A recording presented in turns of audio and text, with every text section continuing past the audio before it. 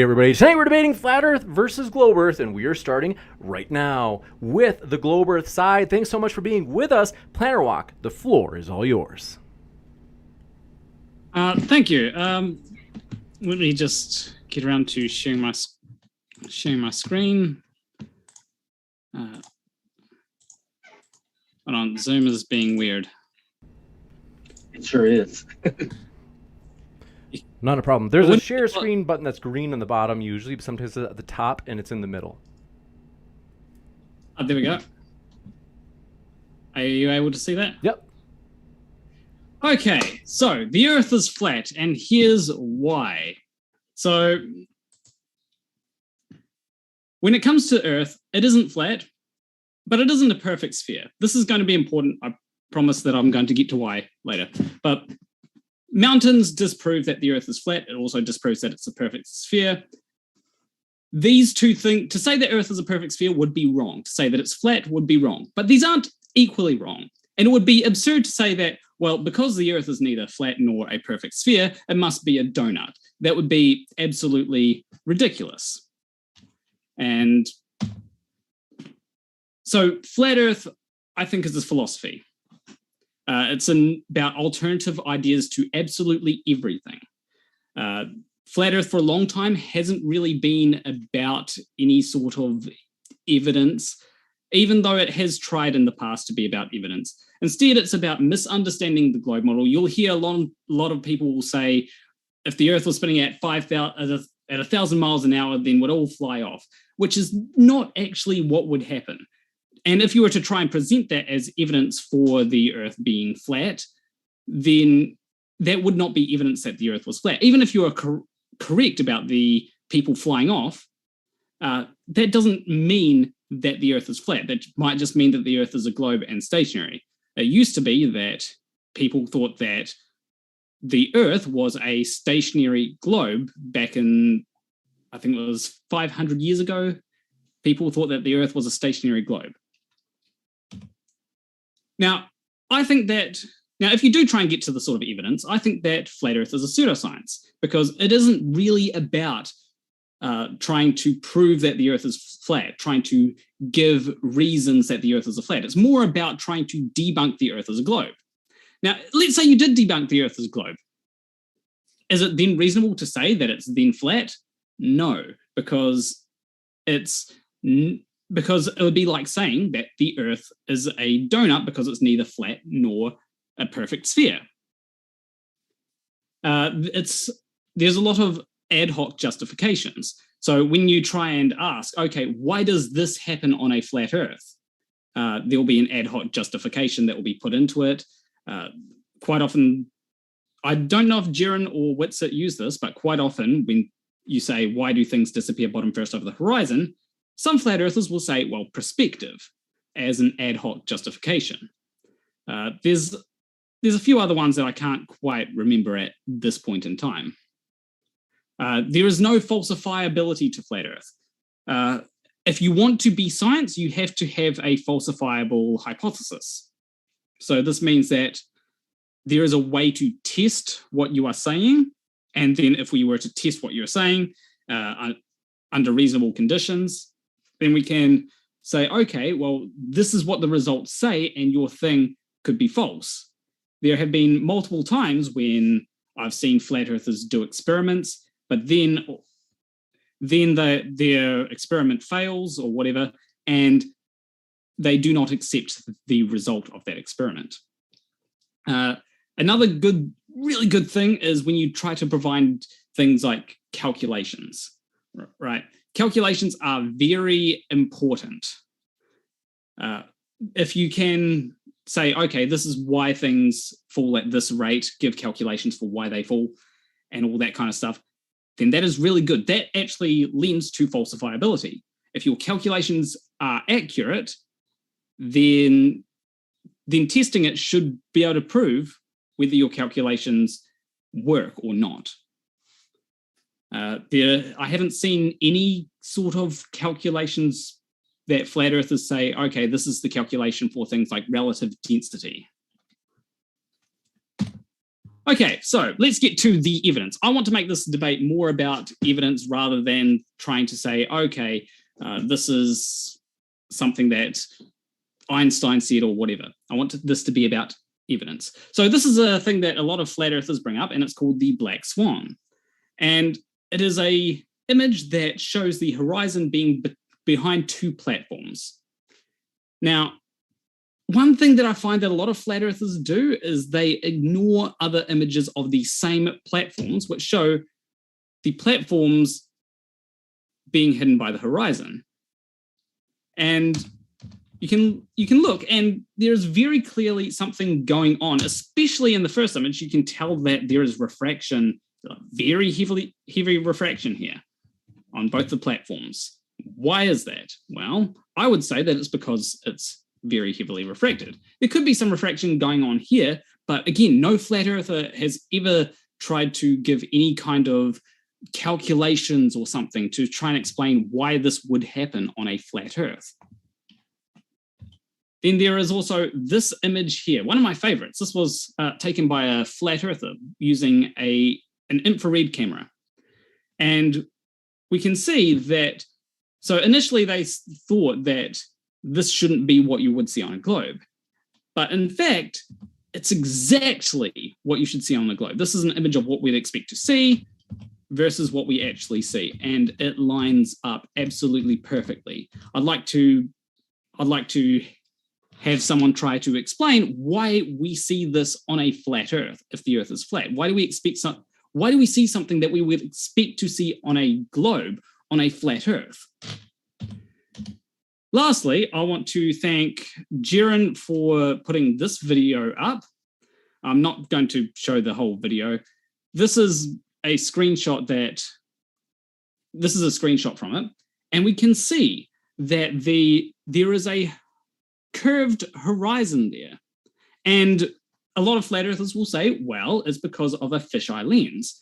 Well, if it were from a fisheye lens, then why is it that when the horizon is below the center of the camera, that it's curved in a way that wouldn't be possible if this were a fisheye lens? Whether it's above or below the camera, it still curves in the same way. Why is that? And my last bit of evidence is just James. So, David, if you want to take over. Okay, thank you. All right, well, guys, thanks for having me on. So the Earth is a globe, and let's just cut to it. Some of what Planarwalk has stated is clear. Mountains can certainly be used. The measurement of the height of mountains relative to another person's elevation can clarify that you're seeing mountains that are at a distance, are angled away from the person's line of sight, and the height of that mountain does not match the elevation. The height of that mountain as it's seen from the observer from such a far distance does not match the elevation. That's because the mountain is at an angle that is on a curved surface. But more than that, we have a lot of things that can justify and prove that the Earth is a sphere, and when used in tandem, they are irrefutable. But what flat earthers will do is misuse the concept of perspective. To simply say that perspective is a way to prove that something that is further away looks like it's larger than it is, or that something is higher than it is and lower than it is. There is nothing measurable behind that explanation. And the lack of a measurable way of explaining one's position means that you do not understand the concept and that you are simply ad hocing it. A big problem is that flat earthers ignore the effect of gravity, but then try to explain the effect without acknowledging the fullness of that effect. So, things fall, they fall downward. There's a reason that those, objects fall downward. And outside of declaring that it is because it is, which means nothing, they will try to redefine the concept of gravity, essentially making it into a game of semantics, speaking about relative density or localized gravity or something else which can be easily clarified and therefore debunking their position. I've heard some very illogical fallacies, basically using the concept of logical fallacies, but incorrectly. There's the sense of a necessary antecedent to say that there has to be something to cover up the atmosphere so that the air around us has a container. That is not necessary. And the assuming that it is necessary is a logical fallacy. The aspect of personifying things to say that water finds its own level, or the horizon finds its own level, or something to that effect, that's also a logical fallacy. The concept of water finding anything. Water doesn't find anything. And the analogy is to say that water settles into a position, and that we assume that position is infinitely on the same plane on the surface is wrong. There's no flat earther that has ever shown water along a plane, the surface of the water along a plane, and you can see that beyond a certain distance. And that distance is always less than what it would take to easily discern the surface of the Earth at 24,000 miles of circumference. Sometimes I hear some flat earthers use the concept of reification to say that, we're speaking about concepts that are not really anchored in reality or physically tangible. That's not true. The issue is that we are comparing the scale of the Earth, which is 24,000 miles in circumference, and we're using measurements that are not, the flat earthers are using measurements and then like trying to compare those measurements for shorter distances, and then making, extrapolating those shorter distances to say, oh, well, hey, it's flat from here to here. You don't see a measurement. You don't see a measurable curve. So you can't see a measurable curve further along the distance. That's absurd. And for me, one thing I noticed that is quite funny is how flat earthers will use a definition. They'll show a definition and the word has like 4 definitions, but they'll point to the definition of the 4 that justifies their position and say, oh yeah, what does the word level mean? Well, it means this. See, definition number 1 says it does, but definition number 2 does not. Definition number 2 speaks of something else, which applies to debunking their position. And then there are other things. I don't know if I've gone over my time, but I'll just stop there. Thank you very much for that opening from the globe side. We're going to kick it over to the flat earth side. Want to let you know, folks, if it's your first time here at Modern Day Debate, we are a neutral platform hosting debates on science, religion, and politics. We hope you feel welcome, no matter what walk of life you are from, globe earth, flat earth, you name it. Thrilled to have you here. And if you haven't seen it, as you can see at the bottom right of your screen, RN Raw and Perfect Dawa face off on whether or not there is evidence for Islam next weekend. You don't want to miss it. Hit that subscribe button so you don't miss it. And with that, thank you very much for being with us. Witsit and Jeranism, the floor is all yours. Jeranism. Thank you. Happy to be here, James. Thanks for having me. Awesome to finally get to debate here. Although I want to see Alex Stein here. So is he coming back soon? I hope so. It is Make soon. Sure. Good. I don't like debates a lot because I don't think that they're really fair when you're going against somebody who gets to use the entire body of science and call that fact. So you won't hear us really using that. We've got to actually battle uphill, which I think is a lot more difficult. And also pointing out that we are what scientific defines, which is being skeptical.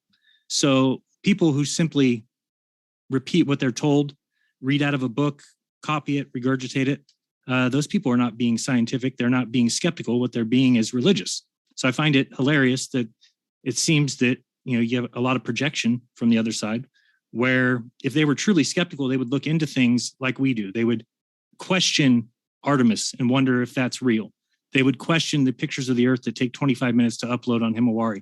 They would be skeptical and not just say, no, if it's coming from our government or it's coming from NASA, it must be true. That is the complete opposite of being skeptical and therefore not scientific at all. When we say it's flat, we certainly never mean it's 2D. So if you hear that, you're taking it the wrong way. When we say flat, we just mean it's a level plane. And when we say level, yes, there's mountains, there's valleys, there's ridges, there's oceans.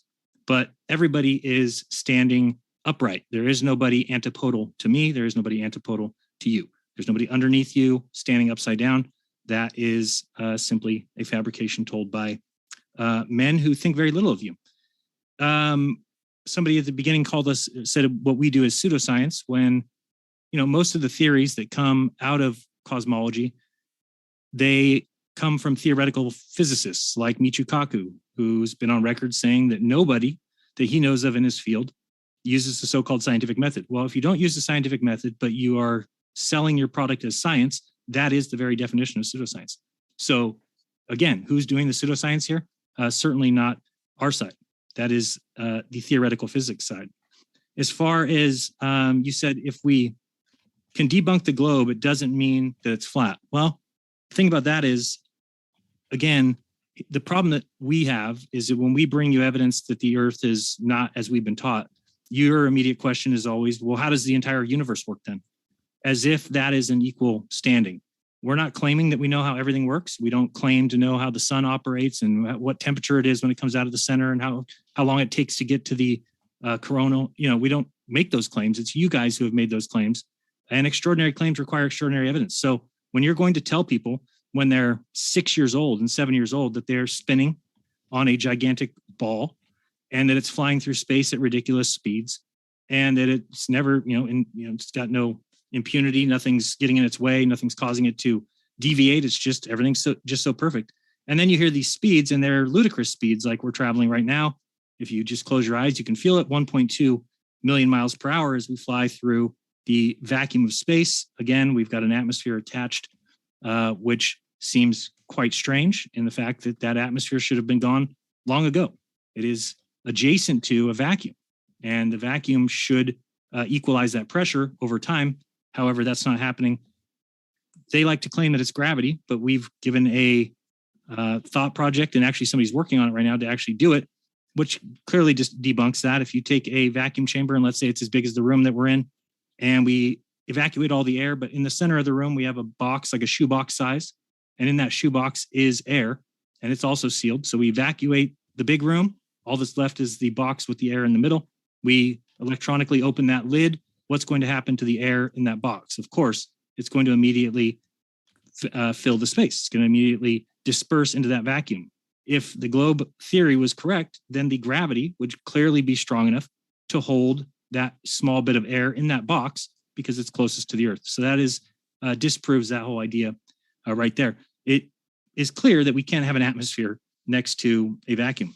As far as ad hoc justifications, we can go back and start with where I did with Edwin Hubble and understanding that he looked out into the cosmos and saw everything moving away from us and then said that it does make it seem like we are the center of the universe, that we are central.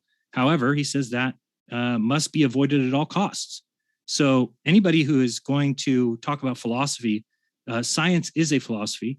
It is the philosophy that there is no God, there is no creator, that the smartest people here are the men who are here who can rewind sky clocks, and they can, the giant ball Earth that we're told that we're just like little fleas on this gigantic rock and we would never see curve because it's so, well, if that's the case, but then you also believe that these same men, these same little fleas on the Earth, they also learn to polish up their little glass lenses and they put them in a tube and they can magically now see back in time. And they can see just by looking through the tube, 25 trillion miles, which of course is simply ludicrous.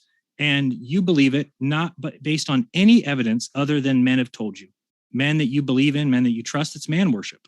Why would you ever believe anybody who told you could see 25 trillion miles? That is the closest star to the Earth, or if you don't count the sun, 25 trillion miles, they tell us. So I'm skeptical of that. And we get yelled at and shouted at and called names and made fun of because we're skeptical of a crazy claim that has really no evidence.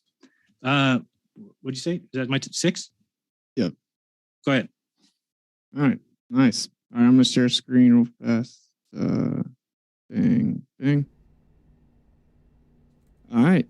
We're good. So let's see this work here. So the debate is the Earth a spinning, tilted, wobbling ball in a vacuum, or is it a stationary topographical plane? This guy strawmanned a 2D Earth and mountains debunk it or whatever. Flat the description of a surface, not a shape. But anyway, this all started with Michelson-Morley. It was supposed to show what's on the right here, where there was a difference in the light, but instead it actually showed that they were together. And so it showed that the Earth was not orbiting. This changed all of physics, and this is when relativity came in to play, basically saying that you could never prove that the Earth is orbiting. Just trust us. I promise it does. Matter contracts in the direction of motion. Time slows down. Just don't worry about it. You can't prove it, but we know it's the case. This is where you have this quote from Einstein explaining that Michelson-Morley led him to relativity. And he said, since then, I've come to believe that the motion of the Earth cannot be detected by any optical experiment, though the Earth is revolving around the sun.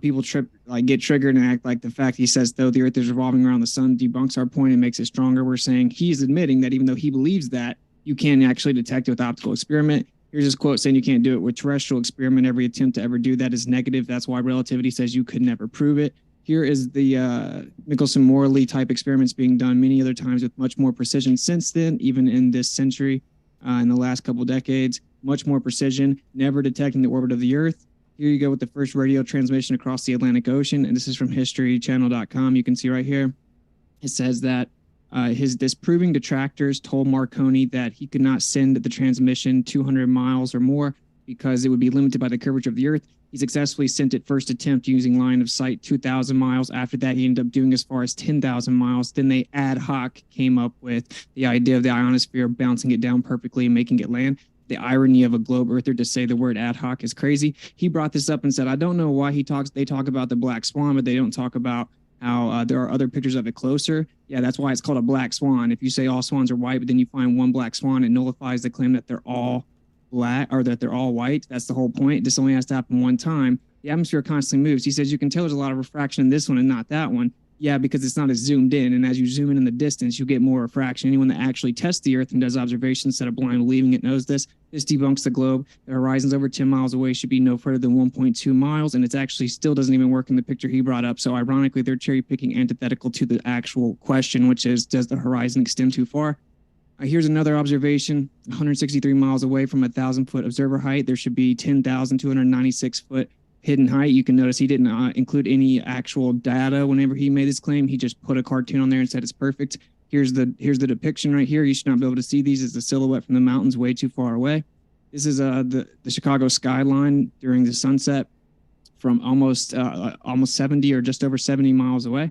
They should be entirely blocked. The curvature of the Earth should be over the tallest building in Chicago, yet you can see it. You can see it at the sunset with the silhouette. And they want us to believe that actually that's not there. The sun's not there either. That's an entire illusion. The sun's already gone, and the buildings are thousands of feet underneath the curvature of the Earth. They just happen to lift up, and the silhouette refracts and makes us think that it's actually there. I talk to locals. You can see it 4 to 5 days a week. This is a very frequent occurrence. Moving on, we have a whole bunch of different other observations here. Here's a laser test. So we shoot laser at very low height over the top of flat water. Fluid dynamics is constantly in motion, attempting to seek its equilibrium. Just saying level means curved around the ball is called begging the question. It's not reality. This is from 16.42 miles away, and we see it too far away. Here are mirror flashes. We also take mirrors, put them on the surface over large bodies of water, and we reflect the light back and forth coming from the sun, which is impossible on a globe, but they'll just say, no, they just say the words refraction and gravity over and over and over. Talk about ad hoc explanations. And then here we go with one of the big quote unquote debunks of flat Earth is the sunset. The sunset. Well, we have water vapor in the air. We know that here you're on side admitting that it acts as a lens of magnification. And then we show right here a depiction of the sun. And people say it should change in angular size. But as you can see, when it has magnification, it doesn't change in angular size. Then it goes down and it disappears from the bottom up, even though it's up above a flat surface. I want everyone to pay attention here. They don't seem to understand it. He said there's no way. They just say perspective. You see the sun disappearing from the bottom up, but if you look at where it's at, it's actually still up above the table. Here's a depiction of, or here's an actual observation of the sun. This is beautiful. This is by Rakia Live. Shout out to him. And watch what the sun does here. Now, they claim that the sun is going, actually the sun's sitting still, and we're falling back away from it, and the curve of the Earth is blocking it. Of course, as you see right here, the sun is disappearing into the vanishing point of the sky up above the horizon. This proves to you the sun can disappear from the bottom up, completely void of physical obstruction. No glober has ever rebutted it. They can't. They just freak out. And then I'm just going to have to run through these, but here are the typical fallacies. I'll pull them up as they're used because it's important to understand you can't use fallacies constantly. Appeal to authority, credentials fallacy, saying that since I don't have credentials, my argument can't be true. poisoning the well, which they did that, just discrediting us before we go. Ad hominem fallacies, which is personal insults as opposed to the attack. Texas sharpshooter fallacy, which is what they do with geodetic surveying, where they say, oh, look, we'll put the circle around where we shot on the wall and claim it was perfect and throw out everything that doesn't match our assumption. False dilemma fallacy or false dichotomy fallacy, where they say it has to be this way or nothing. Appeal to emotion, you will see a lot of that. Shifting the burden of proof because they're making the positive claim that everything's antithetical to observation, but they shift the burden onto us. You have an appeal from incredulity. They can't understand how the sunset would work on a flat earth, therefore it can't be the case. You have argument ad populum. Everyone thinks that the earth is a ball, so it has to be. Then they strawman our position. They divert away from our position with red herrings. Then you have affirming the consequent, begging the question. And of course, this is most important. Sophistry is the use of fallacious arguments, especially with the intention of deceiving. So hopefully we'll have a discussion today that will be fruitful, void of those fallacies, because they seem to be very popular in this discussion. And looking forward to it. Thank you very much for that opening as well. We're going to jump into open conversation and want to let you know, folks, if you happen to have a question, you can feel free to fire it into the old live chat. If you tag me with @ModernDayDebate, that's one way to ask a question, as well as if you do a super chat, we push those to the top of the list as we start reading them during the Q&A. With that, gentlemen, thank you very much. The floor is all yours. I'll just say real quick. So I was just going to say, Planarwalk, real quick, that Austin and I are both open to having conversations with people who believe in the globe. It's unfortunate that most of your compadres like to attack and make fun. They don't really want to have the conversation. It's kind of strange. I'm sure that there are a lot of people that want to have the conversation. That's good. Then let's have the conversation right now. So you guys brought your response. I want to address one of the things in a conversational manner so that we can put an end to that. Extraordinary claims have been met with extraordinary evidence. And the issue here is whether or not you recognize the evidence as being sufficient. When the evidence has been shown to you, you dismiss it or try to re-explain it. And that creates the very problem that you are saying we do. You're creating the very issue of having an honest conversation because you try to re-explain what is clearly evident. Okay, can we get specific here? One of your extraordinary claims is that the earth revolves around the sun. So do you have any extraordinary evidence? Do you have any extraordinary evidence? After I give you my example, then I will address you. So, for example, you spoke about the sun receding, back into the distance and retaining the same size.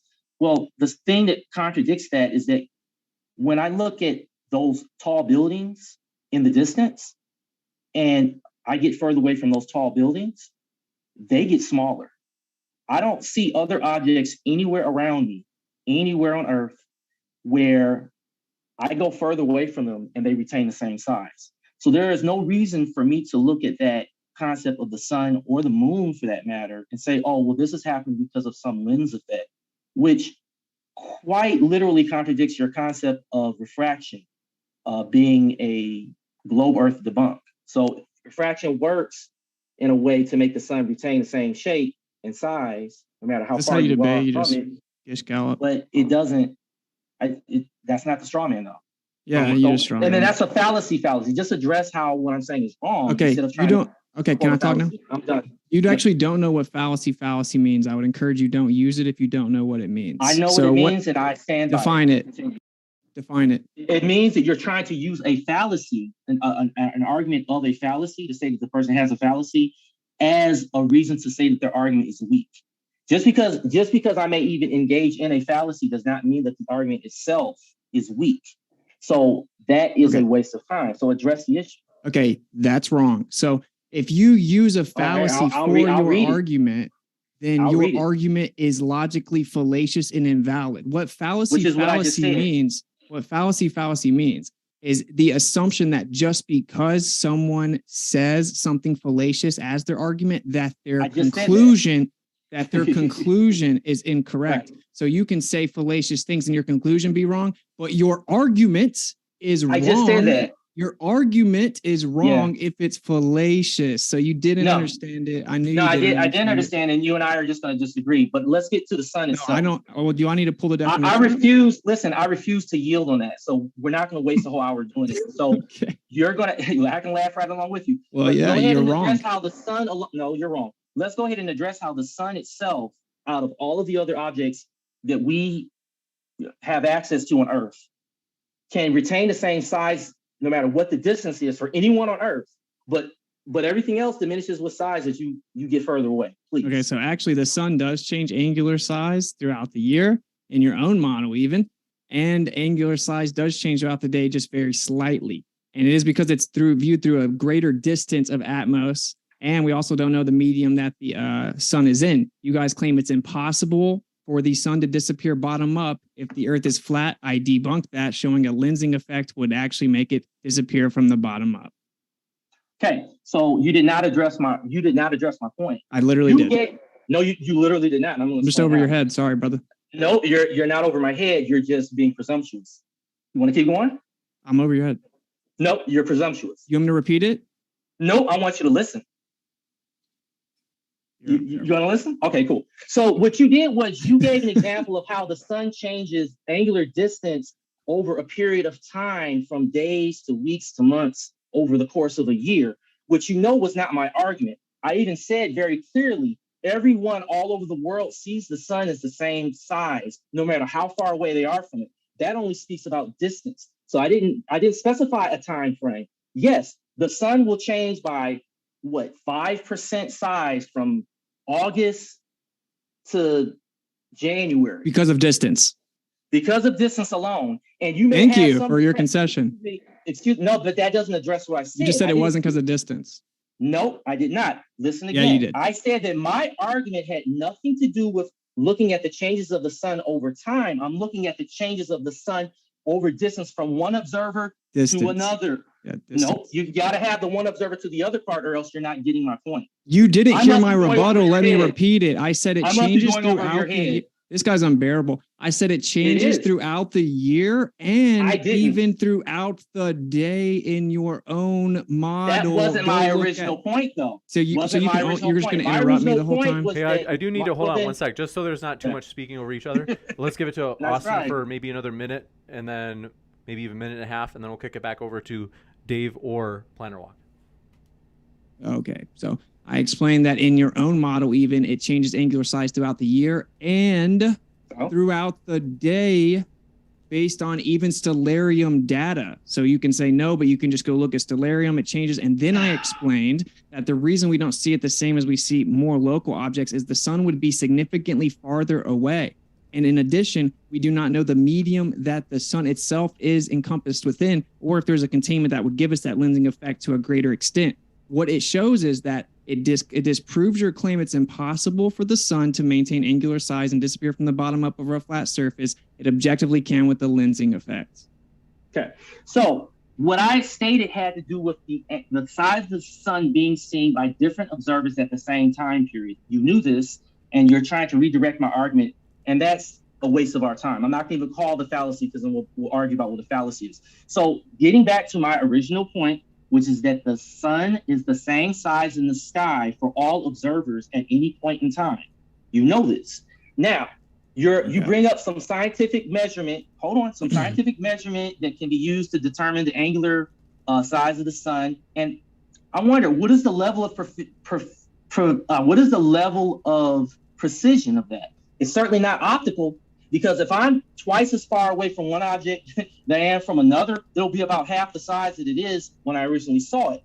Your sun on your flat Earth models can be 3, 4, and 5 times away from one observer to another.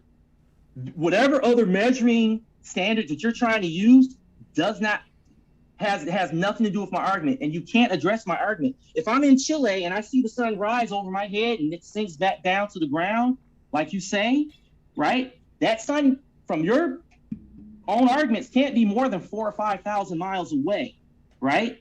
Then someone on the other side of the world sees the sun rising while I'm seeing it setting, and that person on your flat Earth model is 20 to 30,000 miles away. There is absolutely no difference in angular size between those two observers.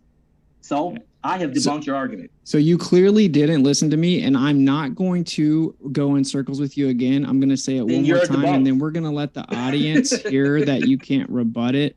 So what I said was, it actually disproves the claim that it's impossible for the sun to maintain angular size and disappear from the bottom up over a flat surface. You can get that very effect with the lensing effect. And I explained that we don't know the medium the sun is within, or if there is containment that would contribute to the lensing effect. And in addition to that, it is further away than something that you see on the ground, like buildings. Those three things objectively refute your position. You've skated past it 3 times. And the actual reason it's shown is because you guys claim that it's impossible when it literally is not impossible. Now I get to ask a question. You said extraordinary claims take extraordinary evidence, and that we deny the extraordinary evidence. You claim that the Earth is a ball that revolves around the sun in orbit. That's an extraordinary claim. Can you provide us with the evidence for that, please? Sure. After I refute the nonsense that you told. So I also want to jump in about. Go ahead, jump in. I'm sorry. Yeah, I want to jump in because there's something I wanted to say about the sun setting thing. Have you done any kind of calculations? Because when it comes to having that lens that you showed in the video, we can do calculations. Snell's law does exist to be able to do that kind of stuff. So have you done any kind of calculation so that we can say, okay, this is what we would expect to see if the Earth were flat, and this is what we would expect to see if the Earth is a globe, so that we can compare the two to work out which one comports most with reality? Have you done that? Your calculations came from making the observations and then making the model after you saw what happens. You have the all that, and then you keep saying you didn't do anything, right? So just like Jaron said in his opener, you just think you have this confidence over here, like we have this amazing model. You have to explain how everything in the universe works, and you can't even do the math for your own model. So the answer is that you made the calculations after the fact, and we don't have to. That we see the observations, we have the same observations. It just moves away in the, actually, if you use magnetic holography, mapping out the Earth or mapping out the sun over the course of a year, we have a model that explains the position of the sun everywhere, maintaining exact angular size, and it's not in any way refutable. It's a magnetic holography projection of the Earth. We mapped it out with tons of data. So yeah, we did do the calculations. We showed exactly where the sun would be, exactly what it'll look like, and exactly how it works on a flat Earth, and it can't be refuted. So can anyone answer my question now, though? Instead of your guys' infatuation with your inability to understand how the sun can work on a flat Earth, can you guys explain to us before we just grant you that we're flying around the sun? Can you show us how you know that? Do you have any evidence that we're actually going in space around the sun, or are we just supposed to believe it? So firstly, I have actually done calculations, and I've actually tried to do calculations to make a flat Earth work. And to make a flat Earth work, there was something that I didn't include in my presentation called the white swan. And to make that image possible on a flat Earth, you would need air to be getting really, really cold, colder than what has ever been measured for it to work. This is going off of what? Yeah, the other, yeah. The other this is the white swan. It was the image that turned Ranty from being a flat earther into a globe earther. Oh, the fake flat earther. That's so bad. And I did calculations on that, and the only way that it would work on a flat Earth is if the air was like extremely cold, colder than what we've ever measured. Strawman fallacy. That's the only way that you can see something in the distance that's lower than something that's closer to you and taller? That's what you're saying? Well, that's the only way that image could actually be taken on a flat Earth. Is well, do you have an alternate saying something is a explanation? strawman fallacy doesn't mean anything. What he's saying is he's building his argument upon a strawman version of what he wants to pin upon us with his own version of a flat Earth due to his misunderstanding. No, he's not. You're trying to dictate and declare things. So are you trying to deny? You're emotional, man. How are you trying to deny? No, you're just manipulative, and I see right through it. What's up, Planarwalk? This was just based on how light works, how light is refracted through air. Are you trying to deny that? How light works? Can I light bends downward as hot air rises through cold air. Am I right? Or sorry, through less dense air rises through denser air. Is that correct or is that incorrect? The light can bend towards the more dense medium. Light bend down. I'm helping you out. I know your religion more than you. Light bends towards the more dense medium. But here's the thing: you're trying. That's called stalling for time. Your sarcasm is a way to stall. It's a way of stalling and running out the clock. No, just do the correction then. Just say, no, it's wrong. This is how it works. I did. No, you didn't. You made some comments that were unnecessary. You're saying that light bends towards the more dense medium and somehow that debunks a flat Earth. The only way that Planarwalk did his math was to assume a refractive rate. Didn't say that. I said light bends downward, not towards the more dense medium or not towards the less. I said light bends downward, and I could be wrong, but I believe that as the hot air rises or the less dense air rises over the more dense air, it causes the light to bend downward. Okay. Now, if I'm wrong, but we know that the density, which is, often caused by how hot air is, can affect how light travels. Okay. That's the bottom line. Wow, so profound. That was good evidence. So, sarcasm means nothing. Yeah, I was saying that's good evidence. No, not you, dude. You're fine. Planarwalk. I'd like to hear your point of view. Well, Planarwalk, I want to get you to go on mute. Planarwalk, I have a question about the Ranty thing, because I thought that was one of the bigger jokes I've ever seen was Ranty leaving for that image, because I guess I don't fully understand your guys' position. Is your position that because the mountain is taller than the tower, that there's no way that you can ever get the tower to look taller than the mountain, even with perspective? Yeah, perspective alone cannot account for that. Okay, so like see this metal box on the side of my house here, the sprinkler box on the left? I'll point it out with my finger here in a second. So to get that item, that little box there, okay? So to get that item above the back fence, which clearly the height of the fence behind there is a lot taller, right? But you just need to lower the camera, and all of a sudden that box now goes above that back fence. So how is that possible? If the back fence is clearly taller than that box, how did it fall behind there? Because he understands. I'm sorry, go ahead. So that we know the observer height, right? So this is just asking about observer height. We know the observer height. I believe the observer height was something like 6 feet in Ranty's image. Correct. So if we account for observer height, we know the observer height. Right. We account for perspective. You still need something like refraction in order to explain how the thing further back is lower than the... He asked you, why did it do it in this video? That's what he asked you. He changed the observer heights. Okay, so why? Explain how that makes it happen. Perspective. Because the less... Oh, it does. It is perspective. That's crazy.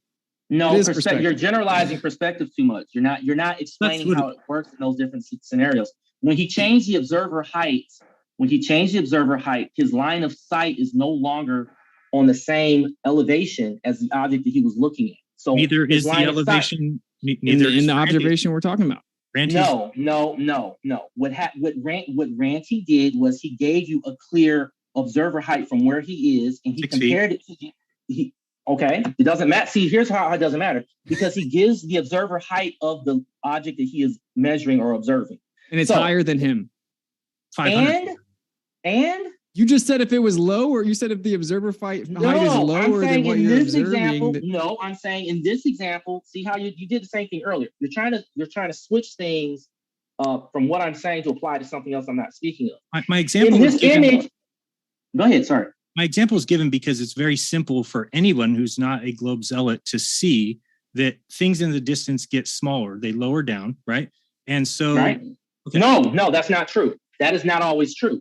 Things that are higher than your elevation, things like let's say I'm 6 feet tall, okay, and let's say I'm looking at something that is 20 feet taller than me, right? Okay. As I get further away, it does appear to get lower, but it doesn't go lower than my line of sight. My line of sight, if still parallel to the horizon, still parallel to like the gravitational force that's keeping me balanced, my line of sight will still be lower. The problem is that the object is so far away that you can't see that distance. You can't see that distance as if it was up close. So you have to zoom in. And if you zoom in, you will still see that it is taller than you. It's still higher than you. It's just, it appears to be angularly shorter. So there's something about the magnification that you have to take into account. I just want to say, when it comes to things like perspective, we do take into account observer height, right? Yep. And that is one of the first things that I made sure to take into account, because if you don't take into account observer height, then where are you starting from, right? Okay, but observer height, as far as, let me explain this real quick, see if this makes sense to you. I'm facing east right now, and the Sierra Nevada mountains are right there, okay? They're about 80 miles from me. And right now, if I were to stand up tall, the mountains would be higher than my computer screen. But by just lowering down like this, now my monitor would be above, my line of sight would be above those mountains. Nothing happened. They didn't fall behind any curve. I just changed my viewer height by a foot. So how can a foot cause a mountain to drop behind my computer monitor and you not understand that that's simply what Ranty was showing in his photograph? Because the scale of distance is important. You're very, very close to the monitor. And so that the distance from you to the monitor is a few feet. The distance from the monitor to the mountains is a whole bunch of miles. So there's a proportion here that you have to take into account. And observer height is only relevant when you're looking at the line of sight that is parallel to the horizon. You can have a line of sight in any direction, but when you're trying to compare objects that are anchored to the ground, like a mountain, you're comparing your observer height to something. If you could see something that was 6 feet tall near that mountain, then you would have a line of sight that is consistently level with the surface of the earth. Yeah, but that mountain's 50 miles away, right? Yeah, but you're not 60 feet tall. The mountain is you're missing the point. No, dude, you don't understand. Also, I want to say, dude. I always, like, whenever I do any kind of calculations, one of the first things that I make sure to take into account is observer height. And you can do this essentially by minusing the observer height from the things that you are looking at. Right. So if the observer height is 6 feet and you take off 6 feet from the tower and from the mountains, well, then you have accounted for observer height. It's very easy to do. Are you using like GeoGebra and drawing straight line observations to see if they're... Yeah, they use Euclidean geometry. Yeah, what are you using for perspective? You said what if there was just another person that was 6 feet tall at the mountain? They won't answer. Do you use Euclidean geometry? Yes or no? So I use trigonometry. Euclidean geometry, and the eyes actually use spherical geometry, as do lenses. So why do you use Euclidean geometry? Because you can use because when it comes to lenses, that is literally using trigonometry. Like, do you know what Snell's law is? Yeah, that's a total non sequitur. So do you understand? Hold on. Do you know what Snell's law uses? Do you know that Snell's law uses? Hey, why are you changing the subject, man? We're talking about how the eyes use spherical geometry to see, yet you're using Euclidean geometry. Your eyes to do map not out use how the spherical Earth. geometry. Do you know eyes, the? I need to ask. Do you know what the calculation for Snell's law is? Snell's law is to calculate refraction. Do you know what that is? Why are you talking about refraction? I thought we were talking about perspective. Because the eyes, the reason why the eyes work is because of refraction. The reason you want to talk about, if you want to talk about Snell, if you want to talk about, spherical geometry, you need to know, and you want to say that the eyes, work because of spherical geometry or whatever. You need to know what Snell's law is. Can you please tell me what Snell's law is? Wait. He's diverting to refraction. No, he's not. If you want to talk about lenses, correct. Aaron was talking about perspective, and then you started telling us what would or wouldn't happen due to perspective, and that you did the math. So then he asked you what type of math you're using, and now you're diverting to Snell's law and refraction, which of course you have to use a differential equation for the Atmos anyway. We're talking about perspective. When you calculated the perspective, did you use Euclidean geometry or spherical geometry? I used trigonometry. Do you know, and you want to say that, if you're using lenses, you need to use spherical geometry. Well, lenses use Snell's law. Can you please tell me Snell's law? Refraction is a red herring fallacy. Do you understand that? If you're going to talk about lenses, if you're going to tell me, if you're going to tell me that I need to know spherical geometry in order to account for lenses or whatever, please tell me Snell's law. Lenses operate off of Snell's law. Hey, what shape is the eye in the lens? It has a lens in it. It has what shape is it?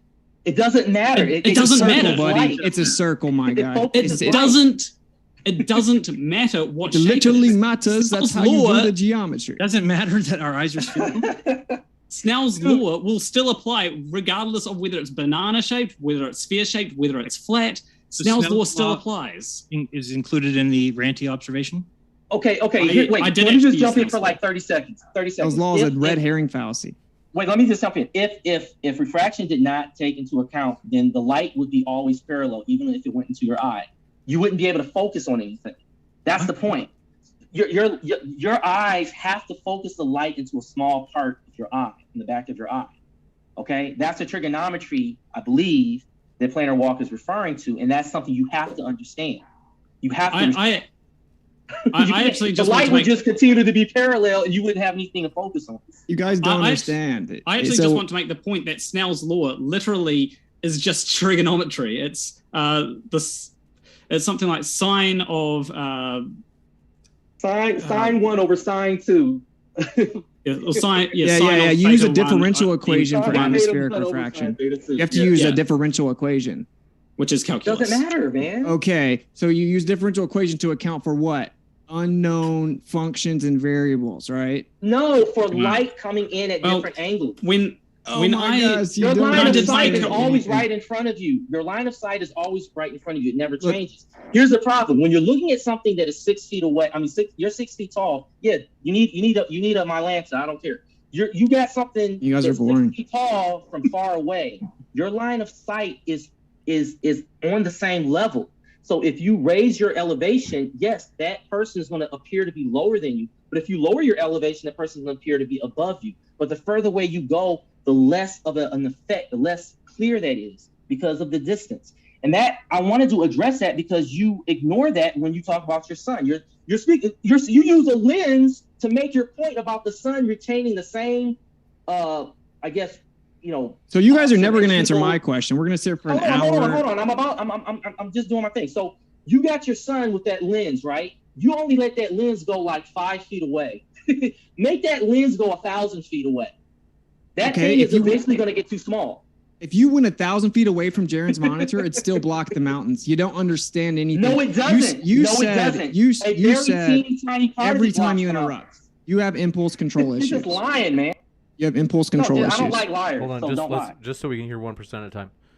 Okay, so first he said that Jaren was wrong, right, about him showing the observation outside of his house, which showed that as he goes lower, then what's taller in the distance will be below what's closer to him. And then he ended up admitting that that's what happens. And then they're just saying, well, it's just different in this other scenario. And then they're dragging us through the weeds about how they think they understand perspective and then conflating it to Snell's law, which is about refraction, which is light's path from one medium to another, which is completely non sequitur to perspective math. Okay, so you guys don't understand how it works. We gave you our answer. Can we move to another subject? You don't understand how it works. I refuse to move to the next subject. When it comes to the thing that I'm talking about, right? So I have done the calculations. If you just try to use perspective alone, which is a simple trigonometry function, then it is the tangent of distance over height, or the arctangent of distance over height. That is the trigonometry function for perspective. Okay, where's Snell's law on that? Well, you were trying to bring up how lenses work. That's why I brought up Snell's law, right? If you didn't bring up lenses, I would not have brought up Snell's law. No, I'm bringing up that you're using the wrong type of math for the eye, and for lenses, you're using Euclidean geometry. It doesn't matter. Hold on, it doesn't matter. If you do GeoGebra and do a side view of this whole scene, you realize that that's not reality. Draw a straight line from the side. It doesn't matter if you use what the shape of the eye is. Perspective still works regardless of what the shape of the eye is. That's weird. You're wrong. No, because as long as you can focus, that's what makes the difference. No, I'll drop some sources for you guys to read. There's a bunch of different mathematicians and PhDs will explain to you. But anyway, can we move on now? You guys said I want to hear what jeranism. They're so scared. They're so scared of it. I want to hear what jeranism has to say. Go at it like 10 more minutes, and then I want to step in. But I want to hear what jeranism. Planarwalk, if you sit up straight and you look off in the distance straight ahead of you, think of the houses that are off in the distance. Will any of those roofs ever eventually go below your eyesight? If I get high enough? No. Sitting right where you're sitting right now. Sit up straight. Yeah. Look off in the distance and think of the roof of the house next to you, and think of the roof of the house after that, and the roof of the house after that. And tell me, if there was just nothing but houses all the way down, would the roofs eventually drop below your eyesight? If on a flat surface, Sure. no. No, they wouldn't. The houses If they're would get smaller if and they're smaller, higher, and they would never get smaller than your eye line. That's what you're saying. no, because to be able to get lower than my eye line, I would have to be at the same height as them. What makes you think that? That is literally one of the things that comes up when you look into trigonometry, the trigonometry for perspective. So rather than your eyesight, rather than actually just going out and testing it and looking at things and taking pictures, we're going to defer to what the math says. Well, it is confusing. unless you have a different calculation for perspective. I don't know if you. I don't need a calculation. I can just do that in my head and realize that, yes, if I look this way, I can even picture the house next to me, and I can picture the house down the end of the street, and I can realize that those houses will eventually fall towards the horizon line, which is below my eye level. No, it's not below your eye level. It's not. That's the thing. Well- If you were to zoom in, you would see that they're still above your eye level until it gets to the part to where they're starting to curve over the horizon.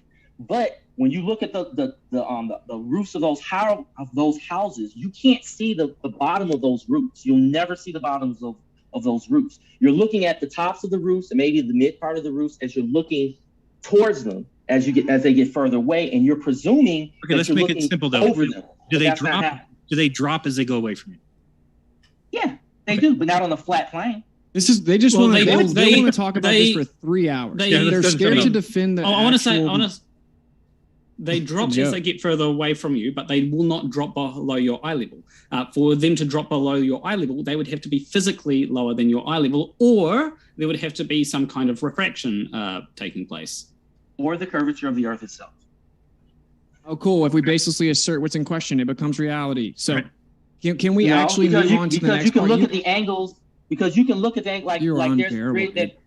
I know, but look, there's that bridge in I forget where it is. It's somewhere in Louisiana, and that bridge was Right. demonstrating the curvature as each one of those elements of the bridge were, being. We know seen more about it further than in you the do, man. distance.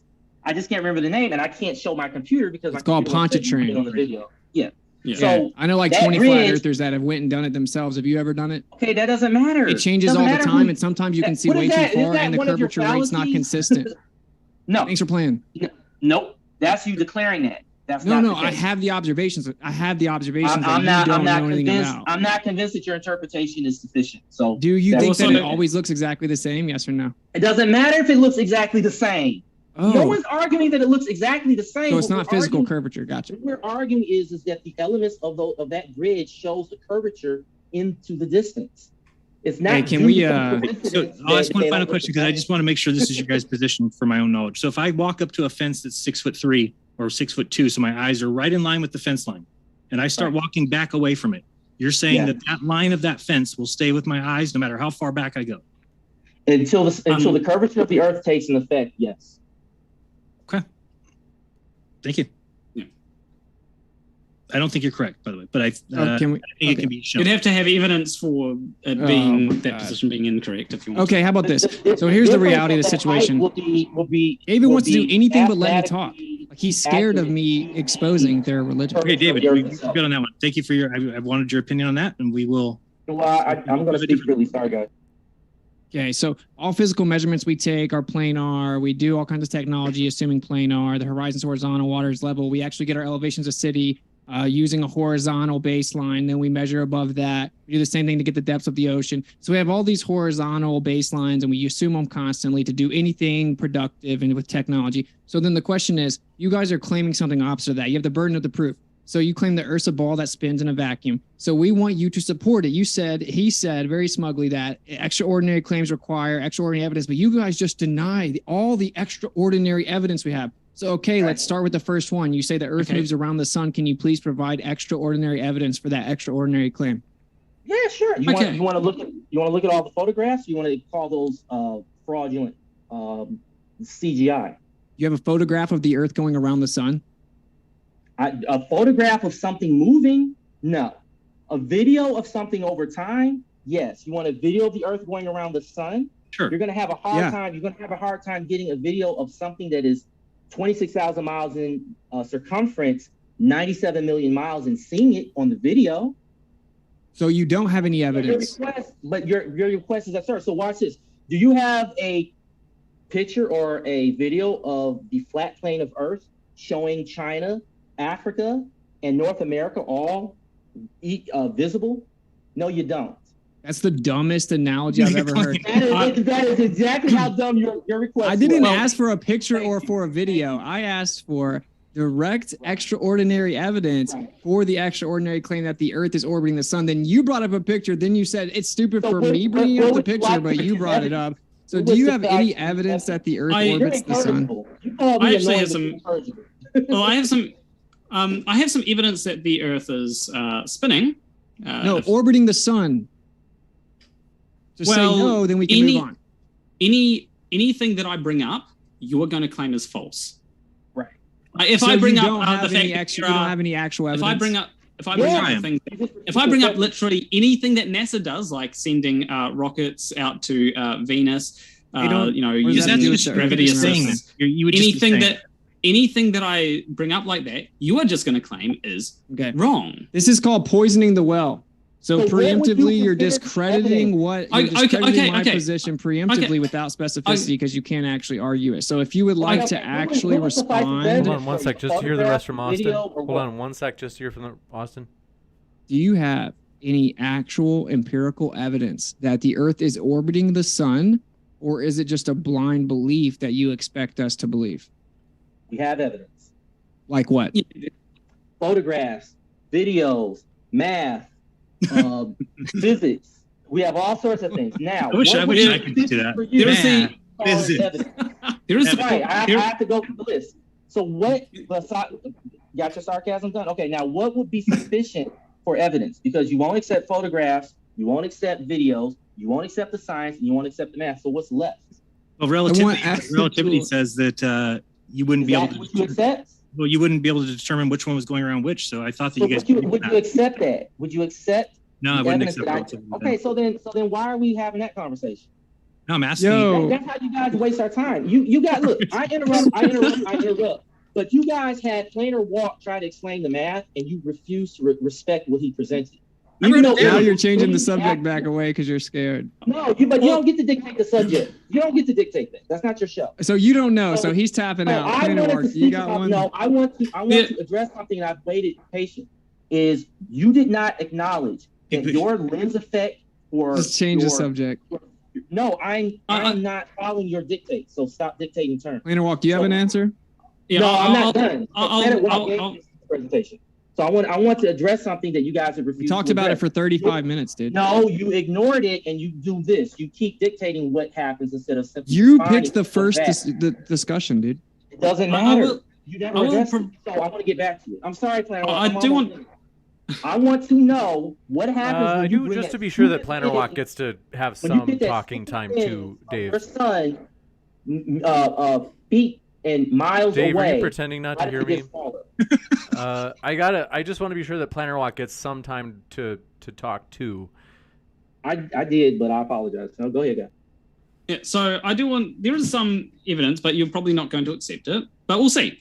So there is things like the planet. So to explain the planets going around to explain the path of the planets through the sky, you would call them wandering stars, I know. To explain them in any kind of geocentric way, you have to have, I can't remember the exact term, maybe someone else here remembers it. Retrograde? But they go, retrograde. That's the term that I was looking for. You need retrograde. If they're going around the sun, then that is far simpler. That just lines up way better. That is how people figured out that we were going around the sun and that the Earth is not the center of the universe. So you just conceded the reason people think that the Earth moves around the sun is because it was easier to do the math. So I can actually quote you many astrophysicists that will tell you that sure, on the surface the math is a little easier, but actually the geocentric model is more elegant and adaptable. So the actual question is, do you have any direct evidence? Like, can you, okay, if I want to decide if my car is moving, I can measure it moving, right? Like I can prove that the car is moving. You're claiming that we're shooting through space around the sun 30 kilometers a second, okay? 30 kilometers every second. Do you have any actual evidence of that? Yes, there is.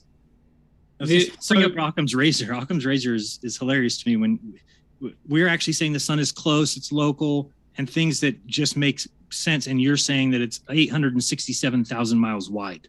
Occam's razor doesn't have to do with whatever makes sense to people. It has to do with whatever requires the least amount of assumptions. When it comes to flat Earth, there are a lot of assumptions that you need to make. There are it comes to there's things like a lens effect on the sun, whereas on Earth, we just have to go. Like we're still though. Doesn't it seem like we're not moving? So that takes the least amount of assumptions. That's if you ignore everything around you, moving around you. Sure. That's what we see, bro. Yeah, we see that. No, you assume that.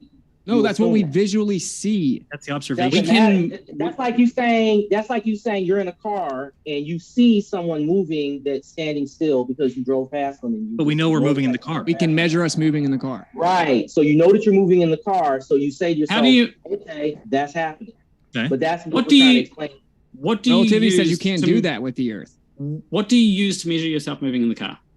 They actually measure the rotational speed of a gear, and then it's translated through an electronic input sent to the computer, and it tells you your speed, and then it changes the gear rate, rotational rate, to give you acceleration and deceleration. Well, when it comes to that gear, it could just be CGI, some CGI, right? Is there anything that you can actually use to check? You guys are falling apart, man. It could just be that the speed that shows up on your dashboard, how do you know that speed that's coming up on your dashboard is correct? Because there's a physical rotational rate of a gear. So what relativity says is when we're in the car. Have you measured that gear yourself? Don't worry, I'll teach you guys what you believe. So the analogy of the car, then the Earth is the car, right? Well, relativity says when you're in the car or on the Earth, you can't actually get that rotational rate of the gear. You can't detect that motion, because matter contracts in the direction of motion and time slows down, so you couldn't use a measuring apparatus to detect it. So the answer is that you cannot detect that the Earth is orbiting. Here's Einstein right here. He says, the struggle so violent in the early days of science between the views of Ptolemy and Copernicus, which is geocentrism or heliocentrism, would be quite meaningless. Either coordinate system could be used with equal justification. The two sentences, the sun is at rest and the Earth moves, or the sun moves and the Earth is at rest, would simply mean two different conventions concerning two different coordinate systems. Okay, this is just basic globe Earth model 101. As long as you exclude a lot of other information, yeah, sure. Name one. Retrograde motion of the stars was just mentioned. I mean, Neotectonic system explains it perfectly. But it doesn't align with your first point. They don't align. You can't use them in tandem, and that's it. Literally does, yeah. No, it doesn't. There you go, declaring again. If retrograde motion can easily be explained. If the Earth is not moving, and the stuff in the sky is moving, why can't we have retrograde? No. You have Mercury and Venus that experience retrograde, right? Why does that debunk the stationary Earth? Because you cannot explain that in a way that works consistently. You have to use what's called epicycles, and that doesn't work. They do work.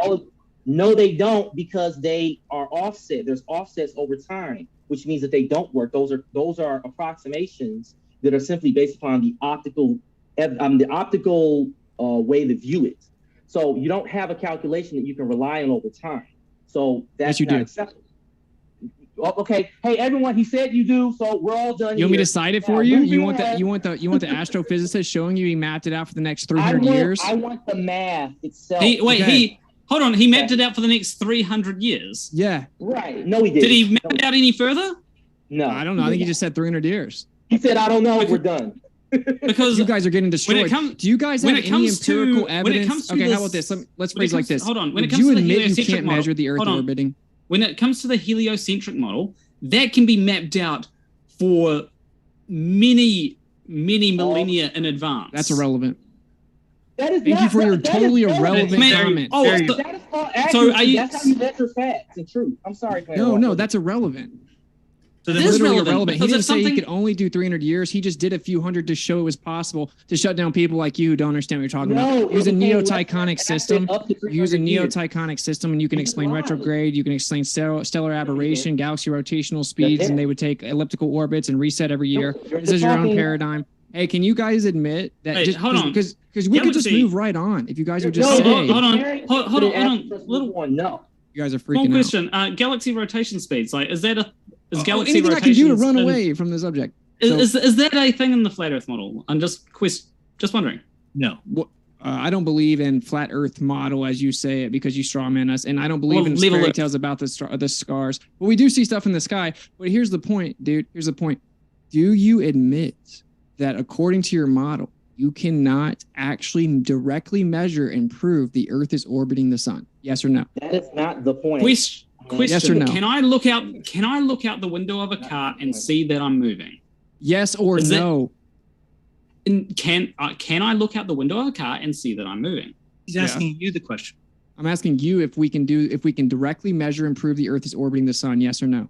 Yes. And I want Yes, to we ask can. if we can look out the window of a car and see that we are moving. Why can't you just answer yes or no?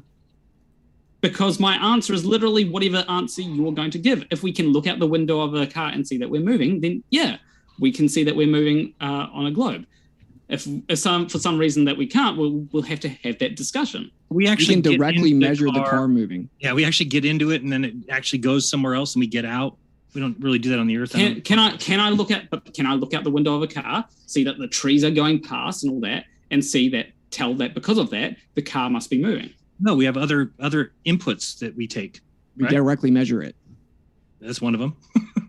Well, you're not directly measuring it. It's some system that someone else has built. We could put a little telling wheel you out how the side of fast the car the- to do it. We could put a wheel out the car and run it along the street and see that we're moving. There's a lot of ways we could. But you have Can you just admit Yeah. that it's not an Hey, it's analogy string because for it.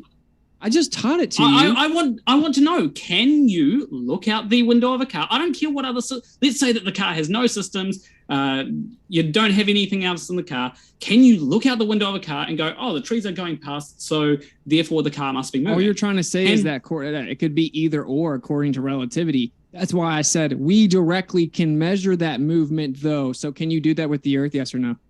But can we look out the window of a car You're talking about and if we tell wake that up in the the car car? is No. moving? Not if we wake up in the car and die in the car. That's the only place we live. Then no, you wouldn't be able to tell which one's moving. But Can I, you can, have I, other can I make So- a small little? Can I make a small little? He point can't here? answer it. It's just soft. So- The concept So of when it movement is based upon the concept of movement is based upon measuring the change in distance from some object, from some distant object. You declare that you're moving based upon whether or not the distance from an object that you are comparing your location to has changed. So out in the depths of space, you have the sun and you have these planets. You have the stars as a reference point because your position relative to the sun and to the stars and to the other planets changes. You are thus moving. Oh my gosh. Okay, so Yeah. yeah, all you Oh my did was God. beg the question Whoa. because I Don't assume beg the that the question. Earth is moving. Then when I No, look out you're and see that comparing this something. every Again, time I start Come on, just talking, to you hear. interrupt me, dude. why don't you make a valid point and stop I got it. Well, let's give Austin a chance to respond. Okay. So basically said, since I believe that the Earth is orbiting the sun, when I look out in the sky and the stuff in the sky that's moving changes how it moves, that proves that I'm moving. That's called a begging the question fallacy. You can't look into the sky and see the stuff in the sky moving and then say, oh, wow, that means that we're moving. The answer, see, this should be like a 5-second that's not thing what I and we can said. move on. Your model not what says I you said. cannot prove the Earth is orbiting the sun. Just say it. But that's not what I said. I said relative to the backdrop of the stars, the sun, and the planets, you are moving. If everything moved exactly the same, be quiet, please. Don't say nothing. If everything was exactly the same, no matter what day, month, or year it was, then I wouldn't be able to make the point that I'm making. But throughout the year, month from month, okay, year to year, you see the other objects in the sky moving in a pattern that is very consistent. That consistency shows a constant rate of motion or a variable rate of motion that follows a tried and true pattern that has been measured. And those measurements you cannot lie about. So you're just going to keep baselessly That's where asserting the laugh- everything. Jaron, do you hear what's going on right here? This guy, I asked for the You measurements can't and he affect loops something back over hundreds and thousands of every years. It doesn't make any time, sense. dude. So This is why are you saying Glovers that are there's no- unbearable. Are you saying that there's no chance? Because here's where we struggle. Like, why can't you just admit what is true and right in front of you? Like, are you saying that there's did. okay? So you're saying that there's, even though we would see the same thing on a flat Earth, you're saying that is impossible? You could never see things Yes, moving it is around impossible you? on a flat Earth to see it like that. It is impossible. What do you mean? It is impossible. You need to learn what relativity means. No, it's not about relativity. It's about Relativity it's says about you what can't determine which one's happening. You just determined it. Relativity saying is that Huh? not one perspective is more valuable than the other. But It says you can't prove it. There is, there is still motion between the two objects. You're saying you're confusing the concept of relativity with the concept of motion itself. Okay, tell me this. But the first Does the sun move? Does the sun move in space? Yes, it does. Relative to whatever other objects you want to compare it to. Because space is space. There's nothing in the depths of space that you can see outside of the stars and the planets and maybe some asteroids. So what are you going to compare your motion to? It's just like with the car. If you didn't know that the car was moving, Hold on. If you were on the sun, if you were on top of the sun, would you? Let me finish my point because I know I interrupt so much. So You do. if you were right. So if you were in the car, right, and let's say you were asleep, and let's say it's an electric car with really good suspension, right, and you're sitting in that car, and the car has already accelerated to 60 miles an hour, and then you wake up. You don't know the car is moving. The only thing you might feel is a little bit of a vibration. You have no idea if that car is moving 1 mile an hour or 60. We already corrected that and said that we have actual physical measurement of the of the car moving. According to relativity, you can't ever get that actual measurement of the Earth moving. The reason relativity matters is because the mainstream model is that the Earth's a spinning ball going around a vacuum in space, and it's all because of relativity. And the reason that this has to be what you believe is because it was the response to Michelson-Morley, which was over 10 times more precise than it needed to be and showed that the Earth wasn't orbiting.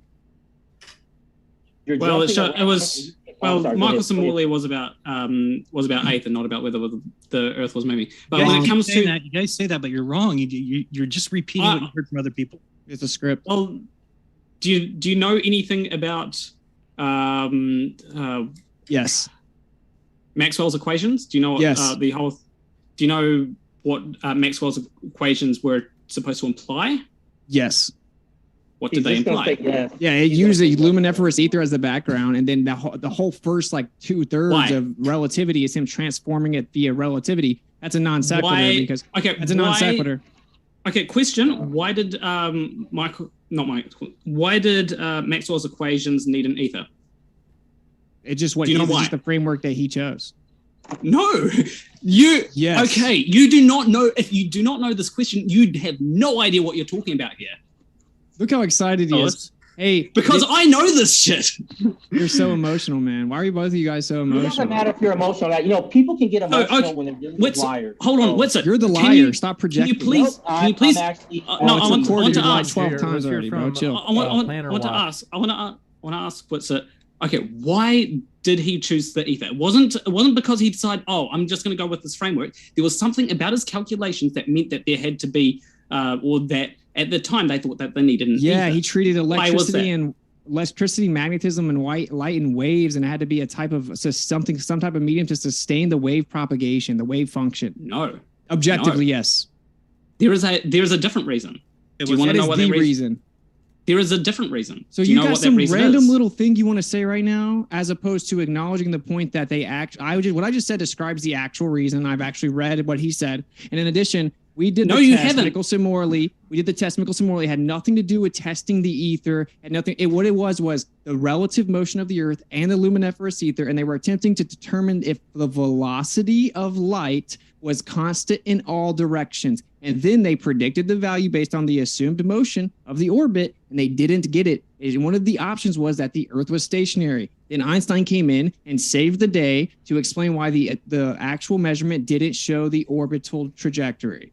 You have no idea what you're talking about right now. When it came to Maxwell's equations, the reason why they needed an ether was actually simply because there was this little value in there called C, right? And C meant that there was some reference frame in which these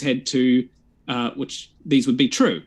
And so when it came to the Michelson-Morley, they're like, okay, well, if we do it this way and then this way, there's obviously we're going to be traveling through the objective reference frame at different speeds, and so we'll get different values. It could have been that the reference frame was moving along with the Earth or something, but it's not likely that will be happening the entire year round. So that's what they did. They checked it, and Wrong. the reference frame. It was about light, bro. You don't even know what you're talking about, bro. Yeah, Like, and that was the speed of light.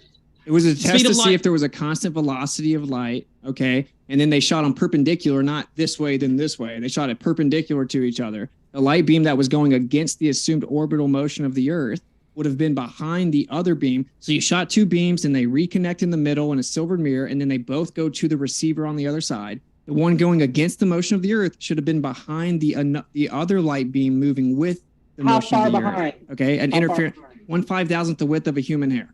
Okay, So- and you think back then they were able to measure that? Yes, No. literally. No.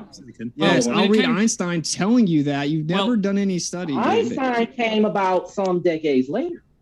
Einstein Yeah. was there when he did Michelson-Morley. He No, said that's what made him Einstein come up did- with special relativity No, in the first No, place. his experiment was in 1885 to 1888. 1887. Okay, great, good job. So, Thank you. So, yeah, Einstein's theory of relativity came some decades later. Yeah, I'm sorry, dude. I know But that, he- dude. The he reason spent that he 20 came up with minutes special trying to explain his relativity, point, and you just say, you don't know "Wrong." anything about Let's this, have a bro. conversation. The reason why Save he him. came up Save him, with Planarwalk. relativity. The reason why he came up with relativity was because Michelson-Morley experiment showed that the Michelson-Morley experiment showed that the speed of light is constant regardless of any type of motion. And when it came to, but the thing that you didn't realize is that the Maxwell's equations assumed that there would be some constant reference frame, and that is why the Michelson-Morley experiment was trying to test for the ether. It was Now, not testing for ether, Planarwalk. I just Yes, told you it that's not was. true. It's called Yes. the relative motion of the Earth and the luminiferous ether. And then Edward Morley and Albert Michelson explained it was to see. Relative motion to what? You said it. Yeah, to the ether. So that's what I just So said. it was testing for the ether. No, you're lost, my guy. It's testing for the difference in the fringe shift of the light based on the assumption the Earth is orbiting through an ether. They were assuming both the motion and the ether. They got a perplexing result where they got no fringe shifts. Okay, they did not get what was predicted. So then Einstein came in after Lorentz proposed a way to fix it. And Einstein took the Lorentz contraction, but threw out the ether. Okay, they still had to explain it with or without the ether. They had to explain why it didn't show a fringe shift if the Earth was orbiting. It was over 10 times more sensitive than it needed to be detected, by the way. Yeah, and Just say you don't know. It was looking for the ether. It was checking for Earth's motion relative to the ether, and essentially the reason for this was because of Maxwell's calculations said that there had to be an object. Well, they assumed that it meant that there had to be an objective reference frame that they assumed would have been the ether. That's why they thought that it was the ether. Do you think that the ether exists? What's it? Stop. Yeah, they thought there was an absolute frame of reference, which was the ether, which sustained the propagation of electricity, magnetism, and light. Okay, but then they went to go test that assumption, which all electrical field theory assumed it. It was what sustains the energy, and then it showed the Earth's not orbiting in the Michelson-Morley. It didn't give us what would have happened if the Earth was orbiting through space. I'm going to interrupt. That's not what happened. So let's stop here. You guys have gone around in circles 5 times trying to equate the test for the ether to something else, and you've wasted our time, and that's why I interrupt. So We're taking notes. It's a test of the ether, right? Gotcha. Yeah, you have no idea what you're talking about. Please teach us. So in any event, we've spent 15 minutes talking about this experiment, and you guys have misrepresented the point. No, you don't understand it. No, I do understand it because it's summarized. Okay. Oh, can I share my screen? You didn't perform the experiment, so stop acting like you have some insight that Can I share lack. my screen? You can describe it though. for you. I watched you guys Alright, go about grab the it. stupid ether experiment for 15 minutes. No one listening is going to be swayed by all of this. No one can read that text on the screen and process it in 5 to 10 minutes. Okay, So this is so a here, pointless exercise, and you know it. And that's part of what I'm trying to get across about flat earthers. You cannot have an honest argument. You cannot make an honest conversation with you guys because this is how you guys operate. ad homs and sophistry. Okay, so the second It's class not of ad homs. He spoke very eloquently about the fact that the way that the eye works requires refraction. You then just dismissed it. You ignored it. Okay? And now you somehow meandered us into talking about relativity and this stupid experiment that does not address the issue at hand, if the Earth is flat or if the Earth is a sphere. Well, the question is the Earth a sphere that spins and revolves around the sun, or is it a stationary topographical Well, actually, plane? So with hold on. Witsit, You love you guys just your both interrupt fallacies so much, man. Hold on, you guys hold are on, losers. Witsit, you love your fallacies, so you did make a black and white fallacy there. So What, it could be that. How so? Because even if, let's say that you disprove that the Earth was spinning, it could still be a geocentric ball. Really? So the Earth can just rotate sitting still, geocentric? How do you explain the observations of the motion in the sky then? How do you explain the difference in sidereal and solar rotation? Didn't you come up with some? Didn't you? How do you come explain up the with difference in some? sidereal and solar rotation then? Yeah. Oh, so are you saying that we need it to be spinning? You need it to be spinning and revolving, or it has to be stationary. Or it could be stationary and a globe. So it could be stationary. Like let's say that it wasn't spinning. It could be stationary and flat, or it could be stationary and a globe. Okay, and so you fact, concede that you can't prove that it's orbiting around the sun, and we can move on. No, I'm not saying that. I'm just saying that you loved your fallacy. So I'm just pointing out that you made a black and white fallacy. No, I didn't. No, you're trying to pigeonhole the guy. Okay. And it's actually called. It's you're talking about like a false dilemma or false binary, false dichotomy fallacy. No, he's not. No, he's not. Yeah, he is, David. You're lost every single time you. No. Off your mic. Okay. First of all, when he makes his argument, how are you going to ignore the fact that the stars are present and rotating? How are you going to ignore the fact that the stars there's two axes of rotation from the point of view of the observer on Earth, the North Pole and the South Pole, right? And you're going to ignore that and talk about how is there a sidereal day? How is there, all that other stuff going on? And you're going to ignore. No, it's not. Listen closely and think about it. You're comparing the motion of the stars over periods of time compared to the motion of the sun, compared to the motion of the planets. But then you're going to ignore the fact that on a stationary flat plane, you got two axes of rotation of those same stars. Okay, can I talk? Go ahead and make a sarcastic comment, please. I need to be entertained. I'm gonna let. I think Jaren's not gonna talk much, and I'm just gonna point out the reason it's important. The only reason I bring that up is it always does turn into like a whole debate thing. It's wild. It's just an intellectual honesty litmus test for the ball earthers, right? It's like if they understood their model and actually were honest, they would say, yeah, relativity says you can't prove the Earth is going around the sun from the Earth, and that a geocentric coordinate system and a heliocentric coordinate system are interchangeable, and we can't prove it. And then we would move on past that. But you guys will fight it too. But relativity is not necessary to settle the matter. Austin. Sorry, go ahead. If you guys would just admit that that's what relativity says. I just pulled up the paper from relativity. You know what I'm saying? Like, just say, yeah, that we can't prove that the Earth orbits around the sun from the Earth. It's assumption that we make. It's philosophical, whatever. And then we can move on to, is it flat or not? But you guys fight every single part of the way. And I'm just telling you, I'm describing because you don't understand model. it. Because you don't understand it. And you don't understand that relativity is not necessary to settle the matter. At home. So substantive specificity, please. I mean, if I were to say that, the Earth, like I gave an example at the start of the debate. If I were to say that the Earth is not flat because there are mountains, right? You would rightly call me out on that, right? You'd say, well, that's not what we mean by flat Earth. But if I were to just continue and say, yeah, well, there are mountains, so therefore it's not flat, and you're wrong, then would be having a pointless discussion because I'd be operating on false knowledge. Right. I'm not doing. You agree with that? Yeah, we'd be. Well, this is what you're doing with relativity. No, it's you not. don't fully understand relativity, and you're using bits that you've cherry picked from it to try and say, well, relativity says this. You're projecting because you don't understand it, and I bet you money you can't name one thing I cherry picked. Winston, why did you just did that? You just did it. He gave an eloquent response, and you're not addressing it. You're I am saying, literally specifically addressing it. No, you're not. Yes, You I are am. saying you are Really saying not. about optical results when it comes to relativity. Yeah. And that's more in reference to things like the Michelson-Morley experiment. Now, if you were to take the solar system, right, and take all the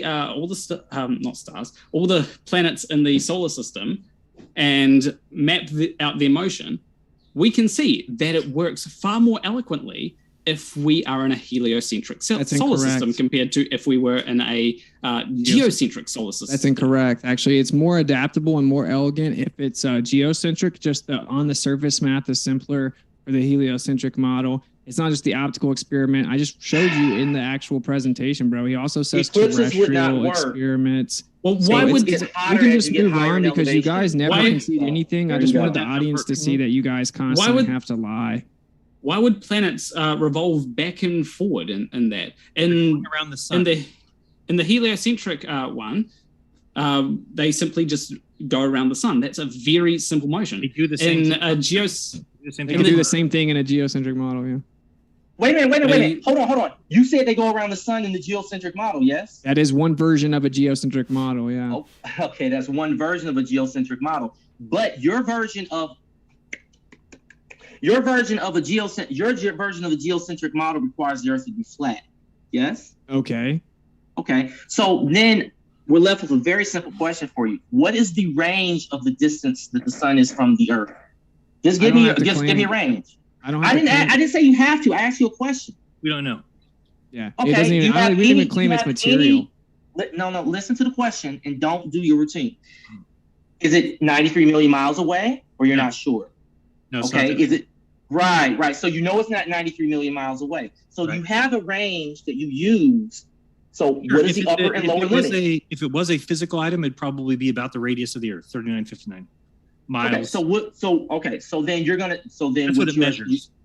Got you. We're So not what you're even saying- claiming it is a physical claiming material it. object. I don't think it is. Okay, Neither. that's fine. The moon. That's Wait, fine. Also The not a moon works. physical material object. That doesn't make any sense. All There's right, surface so- features on the hold moon on. that fit the definition of a physical spherical object. I have a video of someone seeing Mars through the moon. So. So if Mars and all that are going around the sun and it's not a physical object, how are they going around the sun? It just seems What like are a they going gigantic around? holographic light show. And it could also be cymatic patterns like sonoluminescence. Nope. Gigantic vibrational resonance and sonoluminescence. That's not how Do you have sonoluminescence any- works. Sonoluminescence relies on Do sound. you have any to evidence of generate any of the light stuff that you from- believe, or from do you just liquid. want to critique? Well, do you have the any Yes. So I have The more difference evidence is- that it's a there you physical go. object than than it being a holographic I'm projection. going to say one more thing. The difference is we're saying we don't make claims about that. We're not making claims that we can't actually verify, and we would say, well, what do you think it is? So then we speculate, and then you're like, prove it, which is dishonest. And then you guys make definitive claims about it, and then can't prove any of it, and don't even want to actually address what your claim is. So I think that we should let. Okay, Jan so talk you're some left more. with an I don't know, and we're left with here's what works. That's the difference. Your model the says we don't know what difference- 96% of the doesn't mean universe it's is. true, So right? So if they lied to us and gave us something that works, but it's a lie, you're okay with that. You're that's all you need. Lies don't work like that. Yeah, they can. That's not how a They lie can. works. No, a lie. What makes a lie is an inconsistency with the facts. That's why it's a lie. like Okay, dark so- matter and dark energy. No, we're not talking. But we're not having a conversation about dark matter or dark energy. That That's means not that the your claim that the conversation. universe is a General- lie doesn't work with the General- facts. No, that has nothing to do with our conversation. See, you And got wave caught. dismissal. And wave Nope, dismissal. you got caught. No, you're trying to change the subject, and I'm changing it back. You got caught. If I Darren, told you wasn't every our day, subject if I just told you about- every day, if I told you every day that I Planarwalk, was you filling, can An take it from me. I'll opportunity shut to up. go into the Q&A. well, if I told you every day I was filling your gas tank with milk and your car was running, I mean, it's a lie, but your car would still run every day. I just wouldn't be filling it with milk. But milk doesn't allow cars to run every day. That's the point. That's shit. That's the point. But That's does his the car point. run? Even though I say it, even though I told that lie, No, you don't understand. You don't understand. So we know what milk is. Milk comes from cows and from Thank you. goats. where's this going? Right. So what are you talking about? What's I said dark if I matter? lied to you. You're talking about an absurdity, not You said even lies just a lie. don't You're work. just talking about an You said- absurdity. You said lies don't work. Lies can work for No, years they and years don't, and dude. years. No, they don't. Yeah. Yeah, looks No, like that's if your because we have girlfriend lied to information. you It's like- and The your girlfriend thing lied to you about and said that lies she is that the thing about lies is if I were to take the milk and drink it, I would die. is so dumb. So it doesn't No, work. You're not missing the point. If Planarwalk's name was Henry, he could be lying this whole time, and we would just never know that's his real name. It's still he still can operate, still go through. Right, things but that if you were, works. but To be if you fair, were, you don't actually know my real name either. See, well, there you Right. go. That's irrelevant, though. You see his point. You're missing the point, Right. though. No, You're trying no, not to see the point. He's a contrary. No, what you're doing is you're ignoring how to make it work. It's the concept of it working that you measure, that you're looking at, that you're comparing stuff to, and you're simply declaring something to be something different. You're saying, oh, well, this is like this, or I don't know what this is, but I know it's not that. And we're saying, well, but it works if we look at it like that. So where's the lie? Where's the lie of a heliocentric It doesn't model? Where's the necessarily lie mean part? it doesn't mean it's true when you say something works, right? The burden of proof, therefore, is on you. It doesn't work, dude. When they made the The burden claims of of proof the is on you, bro. heliocentric model, For what? okay, and claim as early as Witsit, I annoy you, you annoy me. I'm going to ignore you. as early as the 30s, your model didn't work. Okay, so it's like the galaxy mass has distribution worked was for- off by 97%. It's worked for 13 billion years. Here is a funny my thing God. about dark matter. Let me right? give an So- example. You have something that bends. You call it space-time. Dark matter. Here we go. You say something about space-time. I I just said that you have a physical thing that you think bends and adjusts with. No, there's something that we can measure, that scientists can measure, that can declare that can show the rate of curvature. The rate of curvature follows a workable scientific model that you can't dispute. But there's nothing what there you're to saying curve, right? is you can't physically see it yourself right now in this debate, so No you're one going to can. dismiss it as a lie. It would be No, like some people it would be can. like Some it people would be see like the us. space-time. Well, Okay. this would be like asking what is magnetism, and if someone were to describe it as a moving charge, it's like, okay, well, what is actually moving there to move the objects? That is one way you could describe it. Whether that's actually what is happening or not, it's a little bit unsure. That's Because we totally can't- it still different. You can works. physically manipulate a magnet, and the magnetic field can have physical interactions. It has nothing to do with space and time, two conceptual abstractions, bending and warping. That's False. totally non sequitur, dude. That has False. nothing to do with it. False. False. What are you yelling Uh-uh. false This at? may be I'm saying is that your notion that magnetism has nothing to do with space and time.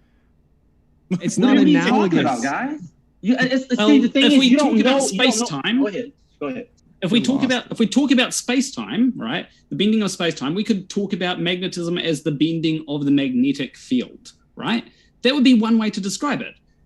Whether that's actually what is going on when you get really deep down to it, you don't really know, but it's a good way to describe it. But I did want to point out something when it comes to dark matter, because there's something actually very interesting that I find because they are searching to see if they can find any kind of dark matter. One of the best hypotheses at the moment is we do these things where we measure use really sensitive equipment. Now, in one place in the Northern Hemisphere, there's this underground lab that's been built, and for half the year they actually have detections running high, and for the other half of the year they have it running low.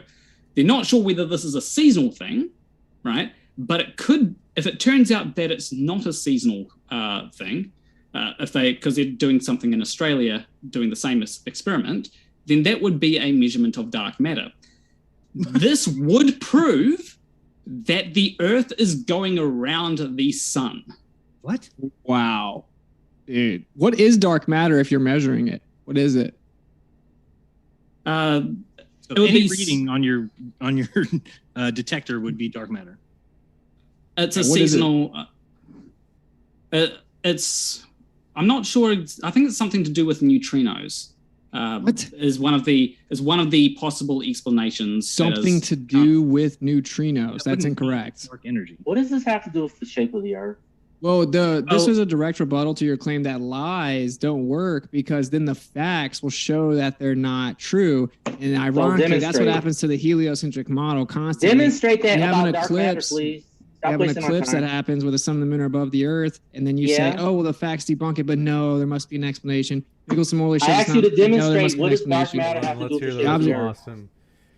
The observations of the sky show that the math doesn't work out with your assumption of relativity in the universe, and you're like, "Oh, that must mean something else is happening." So the truth is, all kinds of evidence constantly contradicts your model. And in science, you have an hypothesis, and if the evidence contradicts the hypothesis, you throw it out. But what you guys do is you take your hypothesis and then start adding to it little band-aids of Yeah. I don't knows. called There ad must hoc. be something Well, else. here's the thing.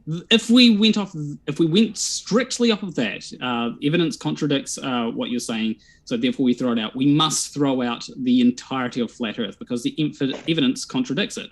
What it is we use what works best, right?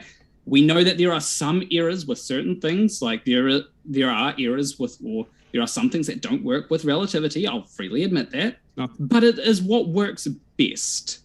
It Okay. is the best way to currently explain the universe. No, But it's then to not. call what the thing you're talking about to be true would be a problem, right? If it's just what works best at the time, that's not really true. It's not really a fact. It's just kind of Right, but it works far better than the Earth. So it's like you saying this is not a sphere, this is flat because of relativity, and You've- relativity you've doesn't had- work. you've That's had- the logic you're using. You've had 300 or 400 Wow. years to build your And we've succeeded. religion. Good for you. And we've succeeded. You didn't do Building anything. already- Stop using the pronoun we. You didn't do anything, dude. And don't say you. Don't say you had 400 years. Yeah, your religion. Then we have succeeded. So We then you're must absorbing your go own to the religion. That's a Q&A. good step. That's fine. It works. Go ahead. It works. Great Works. That's all opportunity. that matters is it works. We don't want to go too long. We're going to get these guys out of here. So we're going to jump Please. into the Q&A, folks. These guys have got busy nights, so we're going to jump right into it. Thank you very much for your first question. Want to remind you, all of our guests are linked in the description. So if you haven't already, check out those links. You can open a second tab while you're still watching this debate so you can hear the questions, and then you can see their content immediately after. Kingo44 says, dialectic plane, domain block wall, Gaussian surfaces, electric gradients, relativity, quantum, Lorentz, contraction, electric potential. All right, I'm reading here, David, please. Says electric Sorry. potential that's thought I was on mute. orders of magnitude stronger than gravity. Witsit, please use the above to explain a sunset. Ding. That's what they say. Why would I use all that to explain the sunset? I already explained it to you, and I showed you a video earlier explaining it. I mean, I guess I can share the screen super fast and show it. I don't want to take too long in this, but just give me this like 10 seconds to show them. This is the sunset. This is a beautiful sunset my boy Rakia took on the ocean. And as you see here, right, the sun is disappearing right here. And it's not disappearing behind the horizon. It's disappearing above the horizon. Okay, that means there's a vanishing point in the atmos, and the sun will disappear into that vanishing point. This officially debunks the claim that it can only be disappearing. Look at that.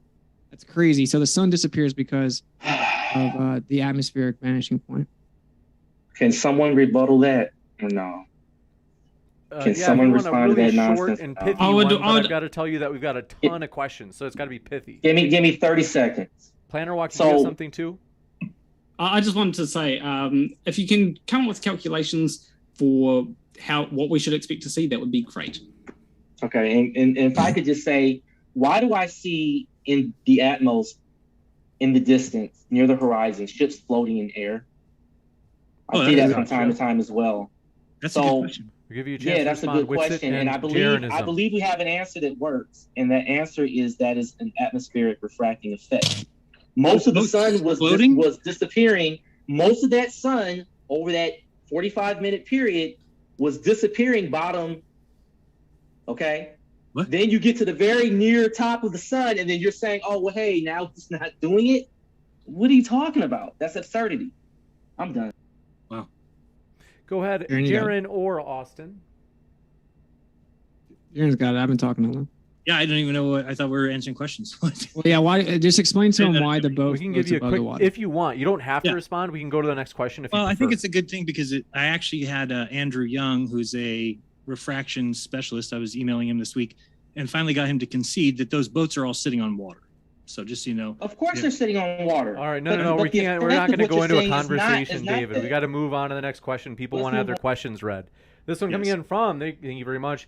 Magellan says, hi, James, appreciate that. Carney Karn says, Witsit will misuse Einstein a lot in this debate. Can you ask him what shape Einstein thought the Earth was and why that's not a problem for him? Because that's called an all or nothing fallacy, right? So if I can invoke a hostile witness to have to correct the Globers because they don't understand their own belief, I have to show them what relativity says. Then they say, no, that's not what it means. So then I have to go pull up Einstein, pull up his quotes, pull them up in context. I didn't take them out of context. It's completely in context. I have to show them what it means so that we can actually begin to have a discussion about their belief. The vast majority of people don't actually understand the heliocentric model and the idea that you could never prove the Earth orbits is what they believe. So I have to teach it to them. This But one coming in from why? I just want to ask, what do you know why the shape of the Earth being round wasn't a problem for Einstein. What was his reasoning? I don't care. This one Debunk. Thought that was Thank you for Okay, debunking okay. yourself. Seems like you weren't listening to what I just did and said. It seems like you just brought up a non sequitur. So we're gonna move on now. This one from the Batman says, time for a major flat smack of the Globies again. Okay, gotcha. This one from Magellan says, Witsit will cherry pick and misunderstand Einstein. I just read that. This one from... I never cherry picked that. They just keep saying it. They're Did goofy. I read that? Yeah, you did. It was like almost duplicate. Just a script. They just repeat script. So I can This tell one I you what thought all the was- super chats are gonna say. Misuse Einstein. This one was a different one. They said, and focus on minutia while falsely claiming endless fallacies from the other side. If the other side's using endless fallacies, then it's not really my fault if I have to call them out. I mean, you can misuse fallacies. I A lot did of it once. flat Name earthers one do time I did. Name one time I did. You misused straw man so many times. No, I didn't. You kept strawmanning a flat Earth. And you claim that a fallacy is sufficient to debunk the argument. I literally said it's. I said it debunks the argument, not the conclusion. Right, and sometimes it's not because you're misusing them. So If the argument's fallacious, then Catch-22. it debunks the validity of the argument, but not necessarily the conclusion. That's what fallacy means. Hey, host, I know I can't respond, so let me not waste our time. Don't worry, you don't get it. Don't worry about it. This No, one I here. get it. Appreciate your question. Carney Karn says, if Witsit said, quote, all or nothing fallacy, what he is doing is selecting the parts that work for him and ignoring the rest. That is cherry picking fallacy. Dude, you know what's funny? No, I'm not ignoring anything. It means the same. Cherry picking's like if you read it in context, it would mean something different. They act like I can't use citations. This is the level of 2022 Globers. They're so remedial that they're acting like I have to either show you the entire 400-page novel every time I bring it up, or I can't bring out a citation. That's not how citations work. In context, it means exactly what I said that it means. It's not cherry picking or quote mining. Try again. This one coming in Why from don't you just pick the parts that are Kano044 says, question for the flat folk. Can you please explain how the super Kamiokande detector in Japan took a photo of the sun through the earth? Or is it part of the conspiracy? They claimed that some detector underneath the surface of the earth looked at neutrinos all the way down their feet through from the other side and made an image. And these people actually believe it's like proof the earth's a ball and that the sun's on the other side of the ball. I believe it. Yeah, This one. totally legit. Coming in from Shrick says, Earth rotates centrifugal centripetal forces act on you. If you weighed 200 pounds at a pole, you'd be 199 pounds at the equator. Flat earthers explain this. Can you first of all, that could be centrifugal effects, but can you even prove that? You guys just say things?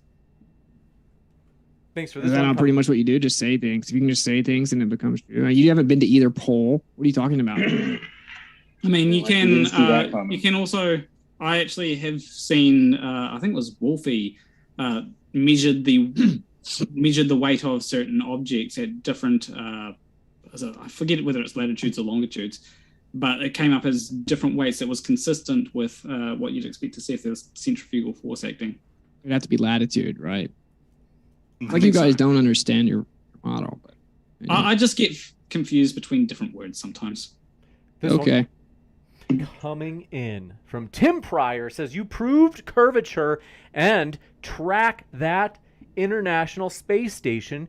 You crack me up. Yes, he's talking to me. Because these guys believe that they ask for every bit of evidence, right? They ask for the humidity, the temperature, what's the refraction. Unless you're in a movie that's a hit piece, clearly, and you say the words interesting, that is sufficient evidence for these guys to run around saying that I proved globe. So that's funny. But what's the other thing he said? I saw the ISS. Yes. If anybody can go do that, you can pull up ISS Transit Finder and you can watch the little TIE fighter go by the moon or sun at the time it says it will go by the moon or sun. I just want to ask. This is not a jab at you, Jaron, but isn't your catchphrase interesting? From watching some of your shows, I'm pretty sure your catchphrase has always been, yeah. Yes, but most people are using that in terms of the proving of the. Yeah, Even Yeah, I know though what they you just paid attention to the movie, they would see that the difference in heights would be 6 feet, and the person held it above his head, which is about 2 feet. And it's not. The evidence is actually leaning towards flat than curved, but I wouldn't claim that because the evidence was right in the middle. The observation showed us the middle result. But closer to flat. And then he said, interesting. And now they say he proved the curve. Think about how dumb that is. And especially because the movie didn't show you that we tried to see it at 23 feet and didn't see it. They cut that out of the movie, and they cut everything that happened after that. So, I mean, people should be asking the question, like, wait a second, if Jaron proved globe right there and there was 25 people there, the great scene would have been what happens next? What's the scene after that where I say interesting and then everybody comes over and says, what happened? Oh man, we just saw the globe. It's globe proof. None of that happened because we were just in the middle of a bunch of observations. And at the end of that night, everybody said, no, nothing was proven here. So how does that work on a flat Earth? What does? Okay, we're done. All right, next question. This one coming in. Work on a flat Earth. Want to remind you folks, if you haven't hit like, it's a way to support our neutral platform. We appreciate that. And this one coming in from Kango44. Question for the flats. Flat earthers always say that water is flat. So the quote-unquote swell of the century in Nazir 2020 produced massive curved waves showing forces can curve water. So can they explain that? Yes, forces can curve water temporarily, and then what happens after the water's done curving? It goes back to its level. Yeah. Like the immensity of the oceans bending around convex on the exterior of a sphere spinning in a vacuum is insane. You can't show that ever happening. So that's not even really relevant to adhering to the exterior of a surface of a sphere that spins. You're monologuing. This one from That was less than 10 seconds. Shrick says, Jaron, those quotes were cherry-picked. It's dishonest. What quotes? I don't know. That's all they say. No, we don't actually cherry pick. That Globers just use scripts. Right. They just have scripts. They're like it's like a cult effect. So you can go look into the quote from Edwin Hubble. You can look into the quote from George Ellis, right, who says that a lot of cosmology is trying to hide that. What are they trying to hide? The fact that they choose their models based on philosophical criteria, and that he could construct a universe for you with the Earth at its center, and you could not disprove him. And he's a mainstream physicist. So where's the quote where he says the Earth is flat? That's called all or nothing fallacy. Try to write it down. I want to know where the quote means. is that he says the Earth is flat. When you keep on using fallacies, you look dumb. Okay, whatever. Where's the quote where any of them say that the Earth is flat? They don't have to. We don't care. We're done. Next question. That's our point, is So that only they if- don't think that. It's called a hostile witness. All right. So we need men in high positions to tell you that they believe it so that you can believe it. All right. But you use those same men in high positions to sow the seeds of doubt into this debate. Yes, And then because when those are your priests, But right? they're using they're warning But they're not you actually. from doing what you're They're doing. not here, are they? It's funny how you guys never get super chats, but think it's your opportunity to just talk the whole time. I don't think it's weird. So like we just answered it. We just answered it. It's a This is the hostile jeranism- witness. this is the You're jeranism defending show, a I guess. model. I don't David, know. no one super chatted you Why is it the my whole show? time. Could care Okay, less. so calm down. Lady He answered your Fire- question, man. Lady Firebrand says, what is your model of a flat Earth? Well, You don't have to- we had 7 years to put something together, so we don't have a perfect working model. There's a lot of people who have different, concoctions and ideas, and we just have to test them. But we don't have money like you guys had from governments, from kings and queens, expeditions, every single thing that was done, mapping the Earth, all that stuff was done with government money. So we have had $0 from the government, in case anybody was That's wondering. not true. What do we have? There are things that I have done which I didn't need money to do. Which What did you do? I'm talking about major happenings. like even if we talk about just components of a model, like how we can see the white swan, right? How we can get that image. Oh I've managed my to God. work out what you'd need to do that on a flat Earth. I didn't need any money. That's not what I'm talking about. I'm talking about the model. If you're talking about a model, your model of You've the had hundreds of years for that model. you didn't contribute hundreds. anything to it. But you Why can. What you can do is you can work out at least work out components. Like that should be the first step. How does this work? How does this part work? How does this part work? Oh, Yeah, you we would be can able do to that Step by first. step. You would have done that with the Earth. If we would have given you the Earth with a blank slate, you would have been able to start to figure out what the temperature of the sun was and how it works and how you would do all that. Huh? No, they did nothing. They've done nothing. We actually do Handed to you. stuff. That's the ironic part. And ironically, the most ironic part is there isn't a working globe model. So like you said, you've had royal families doing expeditions for you, millions of dollars or billions of dollars, millions of people, decades, all of science, all universities, and you still don't have a working model from the core to the layers to the mechanism of gravity to the atmosphere to super rotation at the top of the atmosphere to distribution of mass and expansion rate, and it goes on and on. You don't have a working model, and you have everything on your side. It's hilarious. How about you self-reflect? Well, there are unknowns. There are unknowns. That's why I say, take it one step at a time. Work out, okay, how does this work? Then once you figured out how that works, how does this work? How does this work? How about you come up with your own belief system instead of believing people in lab coats and being in a cult? This one from I mean, I've done my own calculations. Oh, your calculations based on presuppositions. Tim Pryor says, my favorite was when jeranism proved curvature and tracked the International Space Station. See, this is funny to me because it really shows how pathetic globe believers are, that they're so desperate for proof that their proof has to come from me in a movie, which is a hit piece where they misrepresented me and put me at the end of their movie. That's how desperate these people are. It's pretty funny. It was closer to flat Earth. Why do they keep saying that? Because they just are reading off a script. Whatever Simon Dan says, they'll just repeat. MC2 says it, we got to repeat it. This one from... I'm still trying to figure out why when you stood up and that light went through that hole. Like, why did that happen? What do you mean, why Sorry. Are you like incapable of comprehending things? Bye. Next point. You don't get to, okay. Wait. Let me say something. Next free super chat say for you. Something at the end of our super chat and then say bye. I have no respect for you. That's not how it works. Sorry. Well, the whole audience doesn't have respect for you. Let Even the the host Globers saying that you're like a reprimand you. terrible representation for the globe. So. David, I have to that's admit, you interrupt an awful lot. I did. And I appreciate to the point where it's like chill out for a little bit. But I appreciate that you've got passion because it's better than if you were boring. But it is a lot. Shriek says 8 billion people and every single scientist on Earth versus a couple of pseudo-intellectuals. The burden of proof will always be on flat Earth. Yeah, I covered that in my freaking opener. It's called the appeal to majority or argument from ad populum. So basically like, a bunch of people think it, therefore it must be true. And then you're basically saying, these are scientists and they're just pseudo-intellectuals, which is basically an appeal to credentials. Like, you don't have the credentials needed. So you guys are in a religion. It's like someone saying, you can't talk about the Bible. My preacher said this. And thank God there's people outside of that, because if it wasn't for us and the conspiracy theorists that were actually calling these things out, and then they end up being true, and then you guys just adopt them as being true because you're forced at that point. But if it wasn't for us, you would just be hoodwinked the rest of your life. What is a really good flat Earth position that has been Let's hear from proven true? Planarwalk. I do want to humor the globe side just because they don't get much action during the Q&A. So Planarwalk, if you have a quick pithy point or question, I want to give you a chance, and then we'll jump. We'll give you a chance to respond, Witsit and Jaron, and then we got to go to the next question. How long do you think it's going to take for everyone to become a flat earther, or for the majority of people to become a flat earther? Just a question.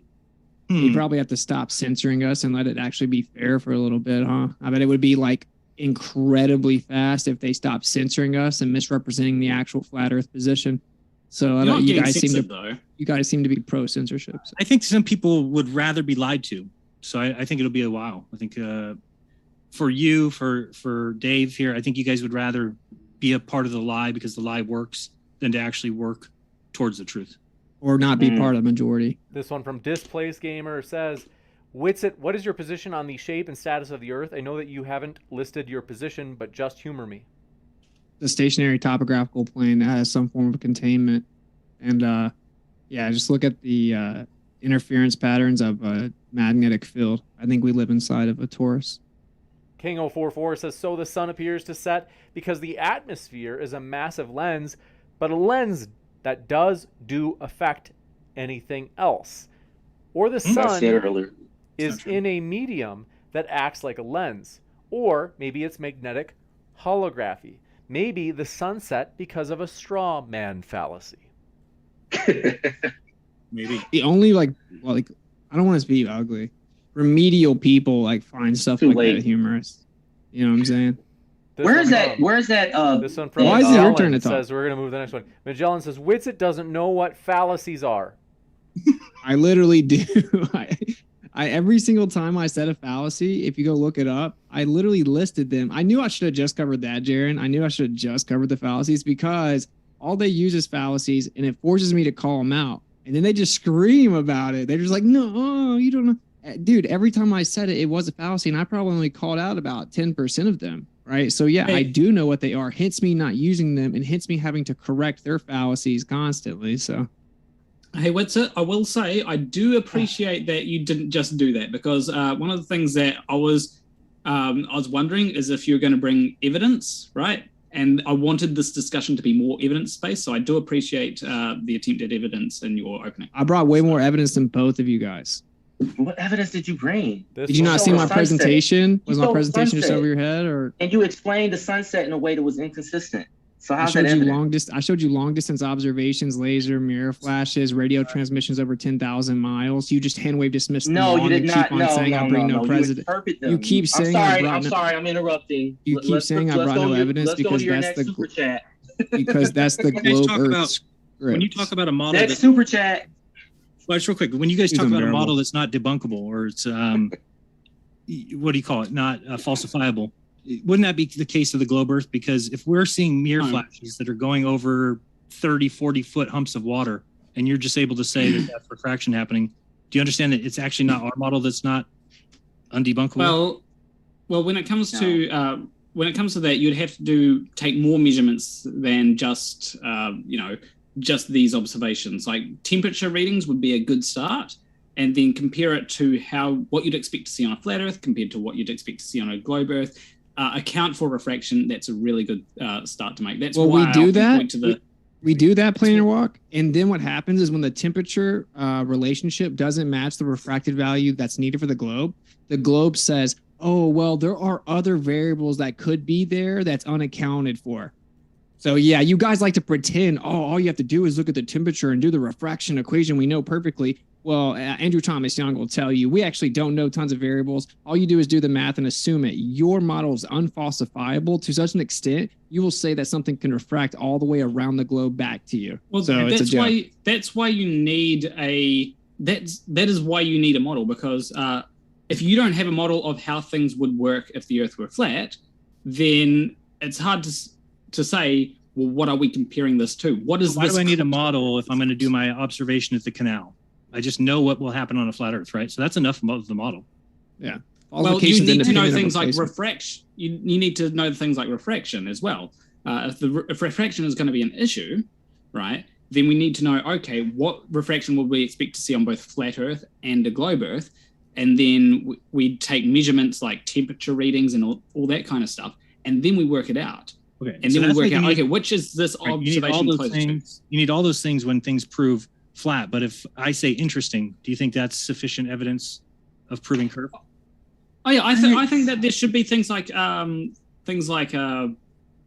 temperature things there as well. Can I ask a question? When you ignore refraction and you recognize when refraction works, I'm talking to you flat earthers, why do you then ignore the effects?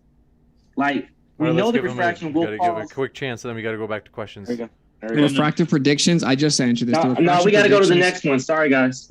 Refraction. Well, you asked your question. We got to go to the next one. Dave, don't be like that. Really. Like, I don't think it's working. This is his show, man. This is his show. You're going to interrupt me now. Jeez, Dave. Really? Yeah. Like, seriously. I don't think this is working for you. But I do want to give a chance. You did ask your question. So, like, did you not ask them a question, Dave? It sounded like you ended with a question there. Yeah. Okay, then it makes sense. We give them a chance to respond, and then we go to the next question from the people that have asked questions in the chat. Very simply, the refraction predictions actually don't always match what we see with the globe. Like if you look at the temperatures and the humidity and stuff and you factor it in, it still doesn't work for the globe. So they have this get out of jail card where they say, oh, well, refraction's not fully understood and there could be other variables that are there that we don't know. And they always just assume it is bending around the globe no matter what. But it's not applicable above water, which would be the only... That wasn't my question. Long distance. That wasn't my question, though. So let's just keep going, guys. It's fine. Wow. That wasn't my question. Let's go. Do you remember what your question was? My question is, when you ignore how refraction works on Earth, you ignore it, and then you sit up here and you guys talk about... This is just telling them what they're doing. Do you remember what you actually ended with in terms of the actual question? I'm just going to move on to the next one. All right. Displaced Gamer says, I think modern day debate needs to phrase the question next time. Is the Earth flat? We need a positive defense on the other side. Maybe we should do that. Magellan says Witsit is a poster child for Dunning-Kruger, and the gap between Witsit's actual IQ and his perception of his IQ could not be greater. That guy should have an IQ contest with Witsit, I think. Yeah. We're gonna make those kind of claims. Perception of IQ. It's whatever. Like I admit what I don't know. The irony is that I point out I don't know a lot about what goes on the earth. And me and Jaron are obviously significantly more humble and honest regarding what we do and do not know about the earth, while you guys don't even understand your own model as much as we do. And then you claim that your model's a fact while we have to teach you about it. So it seems like you may be projecting a bit. This is coming in from. I do have. I just wanted to say there is one thing that I do want to say. I keep on forgetting his name. The guy that did magnetism. In Willer. No. Different person. Did magnetism. Never mind. I forgot the name. It doesn't matter. Okay. Oh, Maxwell? Maxwell's equations. That's all I want to say. Maxwell's equations. Okay, cool. That doesn't help you. Shriek says space tourism will be cheap and available to everyone in the next 10 or 20 years. Take a 20-minute trip, see the curve, come back, and rethink your life choices. Magellan says, got that one actually. Mr. Monster. Okay. Jaron, you answered the ones that are more like open-ended to flat earth, because I do this all the time. I don't know. I just saw today that Tim Dodd is going to be sent to the moon in 2023. I'll be willing to bet anybody that doesn't happen. But no globe earther will bet that because they understand that it's a ridiculous bet anyway. This one coming in from, do appreciate it. Mr. Monster says, so a ship disappears beyond the horizon, starting with the hull of the ship and ending with the mast. Wouldn't this be a good example of flat earth curvature? Flat earth curvature? When you can't see the mast, but you can still see the horizon behind it. He probably mistyped it. He probably just means curvature. No, well, we do see boats that are said to be going over the curve, but there's water behind it. Yeah, like they say that the mask is like disappearing because it's like going behind the curve of the earth. And then when you look at it, the horizon's behind the boat. So they're claiming that the curvature of the earth is blocking the boat. Well, you can literally see the horizon behind the boat. They put that on what, like National Geographic? It's just pathetic. You're right. It's clearly sinking. The boat is clearly sinking. We have to help those people. Do you think that the National Geographic was right when they said the curvature was blocking the front of the boat, but the horizon was behind the boat? It's clearly a refractive artifact. Why would the boat be under the water and visible at the same time? You don't get it. I do get it, and what you're not understanding is that just like with your sun example, you're seeing a refractive artifact. So, for instance, if you were to let the boat continue to go off into the distance, eventually it'll go under the horizon completely. You'll see it either go under the refractive artifact. I've seen like one video of that area, you know. Well, just like I showed you, let's see the boat disappear before before it goes under the horizon. Let's see it disappear even with the level of magnification that you guys are relying on. It happens all the time. What are you talking about? Yeah. Let's see it. Okay. Even your own model claims it happens. Never seen it before. Well, your own model claims it happens. We get it. You don't know anything from about a high enough altitude. What? From a high enough altitude, sure. No. Yes. No, you perceive astronomical sorry, magnification according to your model at the surface. Thanks for playing. It's okay if it's a little, Dave. It's just that sometimes it's like, sometimes it's a lot. That's Can I respectfully give my opinion, like 15 seconds? Sure. It seems that this entire debate was essentially the Witsit show. And when there were some legitimate questions that were asked by Planarwalk, instead of him directly answering them, he went into a monologue about debate tactics. And I found it to be very disrespectful. And I apologize for interrupting. But even in your more elaborate debates, your more elevated debates about social issues, they don't do that. You were clearly the worst behaved person in this debate. So I had to be. The challenge here is, I mean, I really want to get to more people's questions, but I duly noted, I've taken your feedback. I did listen. I hear what you're saying, but I do want to, but instead of me like engaging you on that, it's been heard. You've been able to say it. I want to get to more people's questions because a lot of people put in questions and we got a lot to move through. Kango44 says, quick question for Witsit. What's a differentiable equation? The differential equation just uses like technically, I don't know if this is like meant to be on purpose. They say a differentiable with a B. I don't know if that's something new or if that maybe he's was just making. I don't know. He's trying to act like I said it wrong or something. But like they use a differential equation for Snell's law, which uses like derivatives for different variables, blah blah blah. Because it's actually one singular medium as opposed to two mediums. You have to use a differential equation to apply Snell's law to the Atmos. Okay, I thought you were going to say that Snell's law relies on differential equations, but like, yeah, if you're going to apply it to the atmosphere, you do need. I'm not sure if you need differential equations. I just do a form of calculus because I never learnt calculus in high school.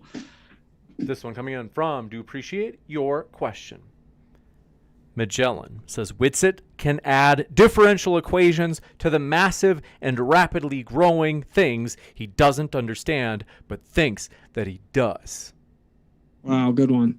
This one from Oliver B. Perez says, Witsit, you have so much chemistry with these questioners, Austin. They say, Witsit, are you not using a genetic fallacy when you won't listen to evidence from NASA or other major sources because the info is from those sources or from NASA? Yeah.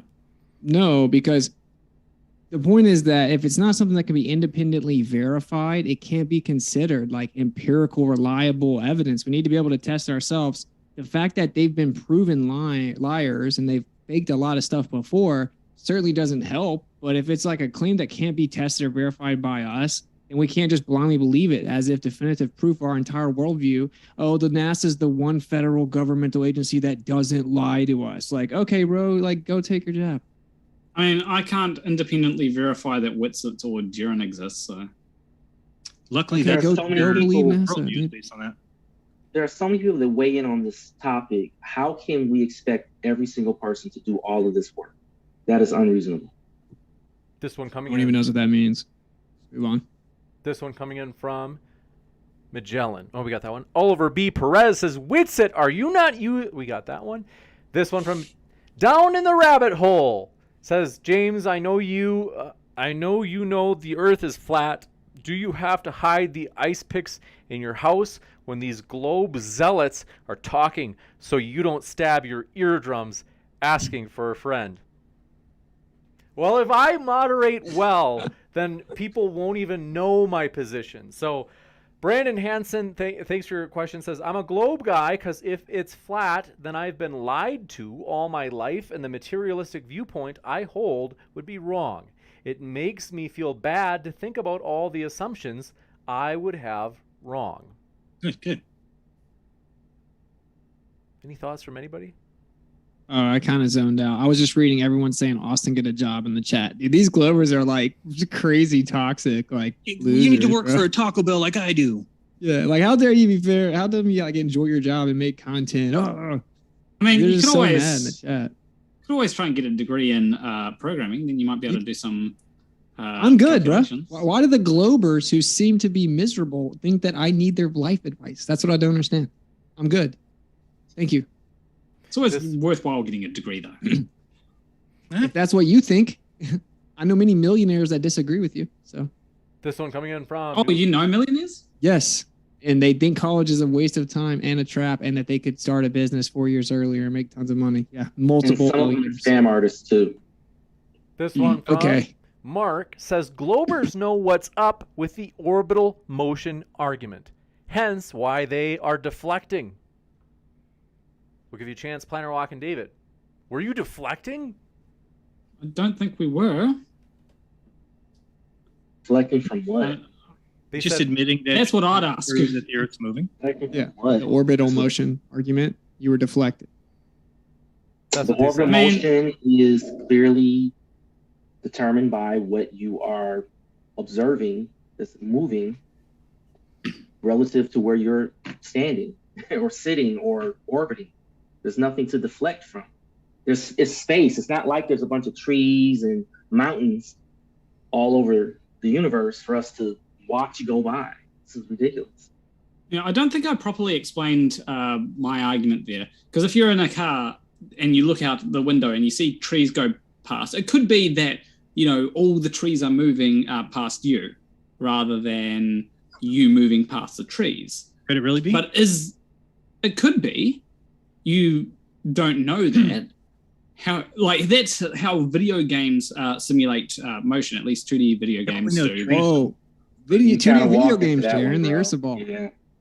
Dude, if you stood in my front yard and we watched the car pass us on the road, we'd be like, oh, look, we're standing still. And that car just passed us on the road. Well, that's what we see. And you guys say that the car is actually stationary and that we are moving in our yard, but we can't feel it. That's what you said. Or measure it or detect it or prove it. Well, no, what I'm saying is that we can tell that something's moving, right? And you can very easily see that there is something that's moving. What it is that is moving is you can't objectively say, oh, this is what is moving, right? But you can say, well, if this thing here is moving, everything makes a whole lot more sense. If the Earth is moving around the sun rather than the sun moving around the Earth, then that makes a lot more sense. Well, it makes a lot more sense when you have an 860 mile wide sun, yes. It doesn't even make more sense, though. Like, their math is completely off, even distribution central to the Earth, or they had to say, well, it just looks like that everywhere, and then expansion rate, and then galaxy distribution. Everything is wrong because of that. You just saying that it makes more sense doesn't mean that. But at least you did admit, 3 hours in, 2.5 hours in, you did admit you can't prove the Earth orbits the sun. So thank you. Witsit, why did you have to have an explanation for the universe just to explain the motion of the Earth? I didn't say that. He said it works better. I explained it actually doesn't work as well. Try to keep up. You're simply pointing out where it may not work precisely. You're pointing out, incorrectly so, that there may be some margin of error, but that margin of error is far less than whatever alternative you provide. No, it goes away with the geocentric Earth. I was specifically naming the problems that come from the heliocentric model. And remember, the geocentric Earth is still a globe. Okay, if that makes you feel better, we falsified that part too, man. This one from King044 says, Jaren, you have proved the curvature of the Earth with your light through the holes experiment, so why are you on the flat Earth side? That's 4 of them so far? Yeah. What's hilarious is if you listen to the show, you would understand that if you went out and did an experiment where you didn't prove anything, and then a movie that shook your hand and told you they were doing it on the up and up and that they were going to be showing people in a positive light, and then they went and lied about you, you too would stay on the side of the one that was lied against. I certainly am not going to go, you know what? These guys had to lie about me to prove the globe. Therefore, I believe in the globe. That would be. So why did the whole? I really should move forward. I hate light? to do this to you, David, but just because we have so many questions still. Shriek says, we got that one. Coffee Mom says, I would like to see the flat Earth model, please. We had kind of the same question coming. I got it. She's 37 weeks pregnant. This one from Shriek says, Witsit. Let's see. Saying you have impulse control issues sounds like something you've been told many times, Austin. It's really specific. Sounds like a projection. This dude was, when people constantly interrupt me, it gets frustrating. So I point out that the way that you describe that behavior is impulse control issues, man. So, I mean, sorry. This one coming in from, do appreciate your question. Chris says, Witsit, your understanding of mathematics, coordinate systems, calculus, geometry is very flawed. Take some math classes. Self-taught isn't your forte. She missed trigonometry. Put that in. Yeah. What's crazy but's funny, and I'm not trying to brag at all because I don't do like math in my current life or anything that much, but I had like an aptitude for math. Like if I sat down with you guys when we were in high school and Algebra 2 honors, I would have smoked you, dude. That's what's so funny. So stop bringing that up. It's called an ad hom, bro. I used to finish long form algebra without showing the work in the first that was done. It doesn't matter. That doesn't mean I'm better than people. That doesn't mean the Earth is flat. It just means that that's a stupid argument that you're saying, and try to grow up and stop ad homing people. It makes the globe look worse. You're actually promoting and recruiting flat Earth. It's okay to say, oh, this flat earther knows math. It's okay to say that. It's not going to kill you to be like, oh, no, only globe believers know math. Anybody who doesn't believe in the globe doesn't know math. King044 says, radar studies of the sun show the Earth orbiting the sun. There are many, many papers on it. Maybe read a book, Witsit. I have read about that. You actually don't get it probably. It's called relativistic Doppler effect. So I actually know exactly what it is. I don't just say, oh, radar measurement. It's called a relativistic Doppler effect. And of course, it actually assumes that the sun is moving. It shows the difference between the sidereal and solar rotation. So by the assumption that it is, in fact, the Earth's orbit causing the difference in the rotations, or the movements between the stars and the sun. They say, oh, look, that's how much it moves. Let's back that into an elliptical orbit that's actually a geodesic free fall through space that we can't tell. So it's basically a straight line in 3D space, blah, blah, blah. This one coming in from Do Appreciate Your Question. Strix says flat earthers using pics and videos as evidence and then claiming, quote, all videos and pictures of the earth are fake. And James loved the channel, by the way. Thank you. Because people can go out and take the same photographs we're talking about. However, you cannot go to space and take the same photograph that Himawari does. It's a big difference. And they admit that it's like not real. This one from Shane Cat says, Planarwalk, there is no terrestrial or optical experiment that can be done to prove motion of the Earth rotation or orbital around the sun. None, brother. Well, there is actually, as was brought up earlier, if you take measurements of the weight of things, you can see that at the equator, things weigh less than at the poles or at different latitudes. See how just to have something that happen, Morpheus assume that means it's a globe is an issue? There could be any number of things that would cause that? Well, it is something that is a natural consequence of a spinning globe. There's also other effects like the Utvush effect. What about barometric pressure? That wouldn't cause a 1 pound difference? Could, right? Why would there consistently be less barometric pressure at the equator? And something like you can get precision scales to measure this. Which one does it weigh less at? It weighs less at the equator. And then it starts weighing more in the south? Starts weighing more in the south and more in the north. At the poles. Then it goes all the way to the... Yeah, they say that. It's like a crazy small amount. They always say it, and you look it up, it's just like anti-flat earthers on YouTube. It's not like universities. Why is that crazy small amount? Actually, I have.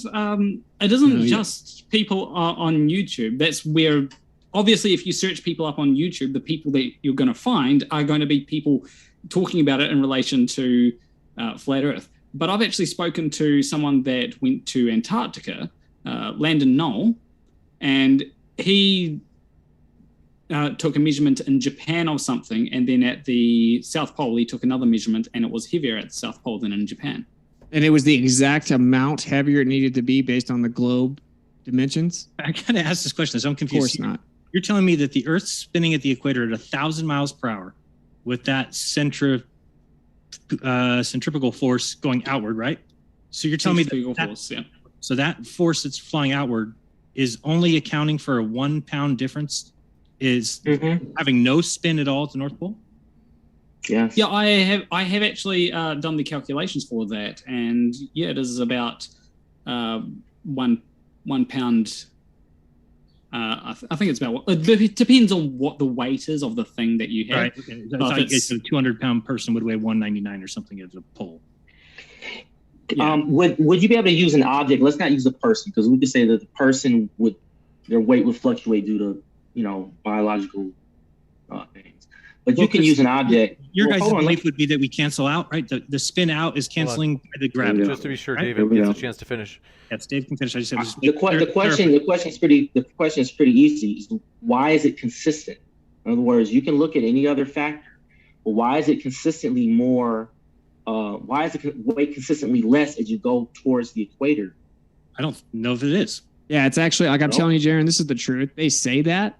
Right. But actually, it's like no universities have done in-depth like latitude correlation measurements or anything. They just say it because it's a global talking point. But secondly, like also centrifugal effect translated from the sky could also explain it if it were true.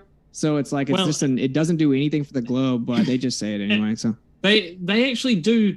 It is something that is well documented that they have to account for. Have you heard of the 1 kilogram mass? Then you're saying the people that mine on the equator and stuff for gold, they're accounting for this, right? Because that would end up translating to millions of dollars. Well, there's this thing called the 1 kilogram mass, right?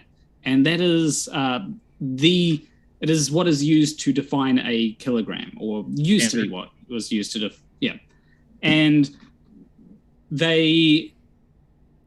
they've had to, I can't remember the exact thing, but if they take it to other places of the world, it doesn't weigh exactly 1 kilogram. It weighs different. So wouldn't you just mine gold and stuff at the equator and then take it north or south before you sold it? Because then you would make millions of dollars as a mining company because it would change weight. They Well, don't. No, that's not how There would also be the cost That's of not how it works, bro. You said that the weight transportation. changed. That is exactly how it would work. And it'd be like also you'd have to go from the equator, like you'd have to find a place on the equator, go all the way north to the North Pole where someone's selling gold or or someone's No, the buying globe gold. claim, you're supposed to claim that it changes all the way up to the North Pole. Yeah, but if you go to like some place in Texas, right, that's only going to be a tiny change compared to the value that you might get. What about when you're talking about a huge amount of gold, though? Gold isn't sold by weight. Ah, What is gold sold by then? carrots. Must jump to the next one. This one coming in from Qualo. I go in and ask for, can I have a 14 karat gold, please? Says clarification, drops of water on a flat surface. They become part of the puddle. Yeah, they flatten out. They take equilibrium once they hit the floor. So This Planarwalk, one. I have one more question about that gravity thing, because I'm just not grasping it. And this is what I mean by be skeptical, because I don't understand how you're not skeptical of this. Gravity is everything pulled towards the center, correct? Okay, so everything on Earth is being pulled towards the center. But on the equator, we're flying 1,000 miles per hour edge rim velocity, right? So Well, that's that at the equator. So that is I've done the calculations, and so gravity is 9.81 meters per second squared acceleration. Right. The calculations at the equator is something like about 3 centimeters per second squared in the opposite direction. That's I'm saying so. The spinning very Earth, big difference. But the spinning Earth, us flying to the outside. If you've ever been on the gravitron at a carnival or something, you understand what it means to be spinning outwards. You have that force that's throwing you out, but there is none of that force at the North Pole. But it only changes the weight of a 200-pound person by 1 pound. Yeah, like it's 15 degrees per hour or 1 rotation per day. A gravitron is much faster than that when it comes to RPM, and that's the main thing that you have to look at, RPM. Yeah, You're not being pulled away at 1,000 miles an hour from the surface of the Earth. That's the mistake that you're making. So if the Earth stopped moving, would you fly in the direction you were to the east at 1,000 miles per hour?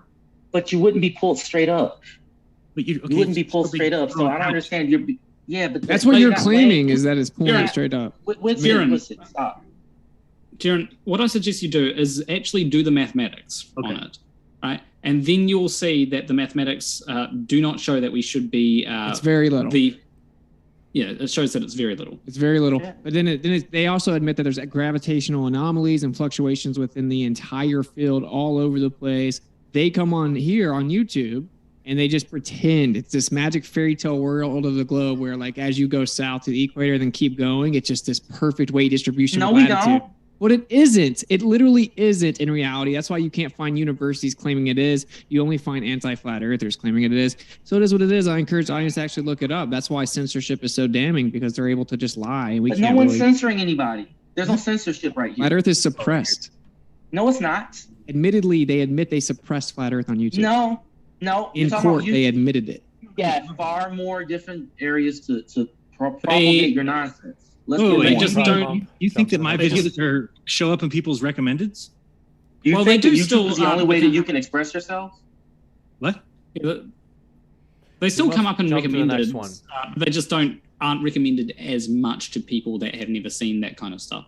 They suppress the content. Cheap Hawk Dopra says, keep it up, thanks for that. And Mark says, Globers can't handle orbital motion argument. Is this true, Globers? I mean, what do they mean? We can't handle orbital motion. They're saying, you're not ready for the argument they're saying. Maybe it's some of the arguments that flat earthers make send me into orbit. or maybe they go round and round in circles with their arguments. Maybe one day you'll learn what it means. Jokes. Great. Appeal to humor. What a great argument. Oh boy. This one coming Appeal to sarcasm. Do appreciate. Remember now why I your don't like debating. question just from exhausting. Chainsaw Cat says, "Love watching NASA fanboys spiral. LOL. Earth is flat."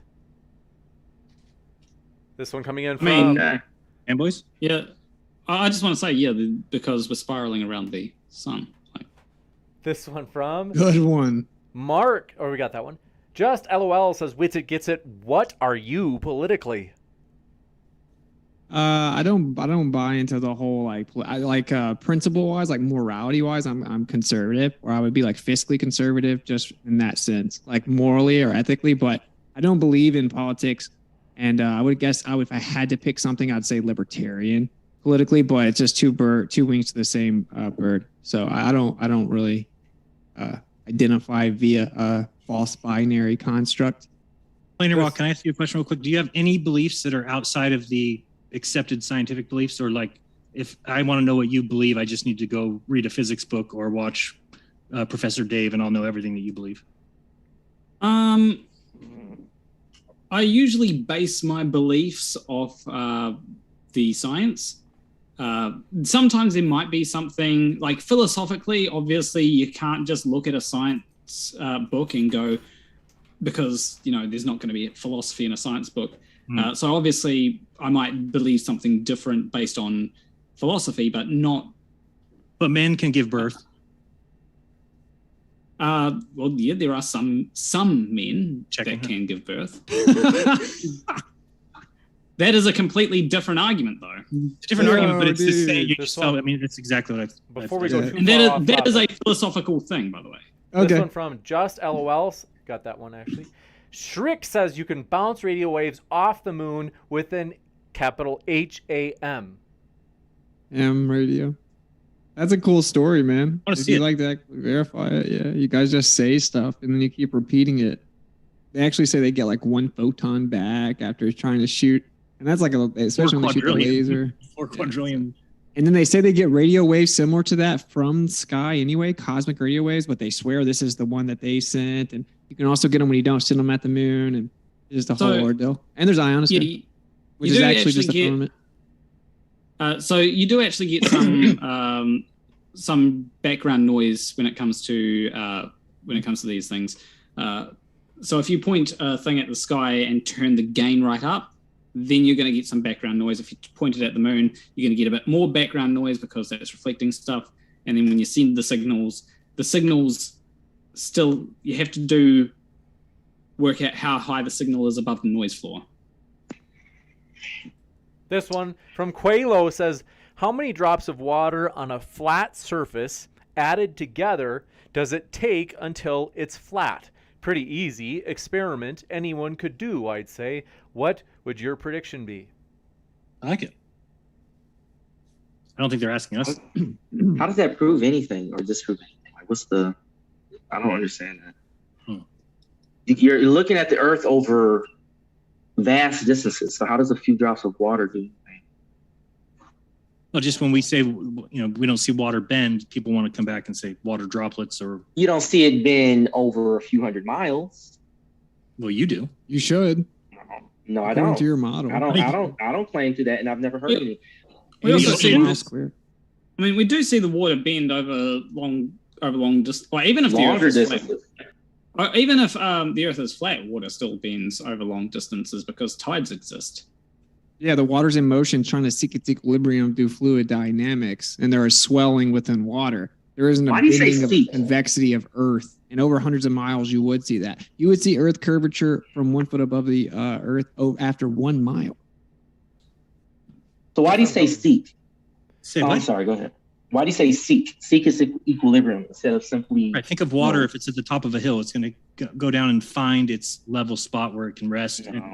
His critique is that forms water's around not its center. sentient. It forms around. Listen, water forms around the forces, or forms due to the forces that influence it, whether it be gravity or magnetism, if it's possible, or like electrostatic forces and things like that. There's no There you go. seeking and finding. Yeah, he's saying that you're using the word seek as if water was sentient. So it's kind of like a semantic. You're trying to make it sound like there's some other philosophical nature of how water does what it Might be. does, and there isn't. There is Well, not. water's very crazy, actually. It changes molecular structure when you talk to it, so One of the most Unrelated to our discussion. it has memory. Oh, Theros Rex no, it says, doesn't. James, That's been disproven. Oh, What? sure, you Theros- think that. You think men can get pregnant. Theros Rex says, James, what, said some what men. does it take Some. to get on this show? Paleontologist here who wants to debate the age of the Earth and or its curvature and evolution, etc.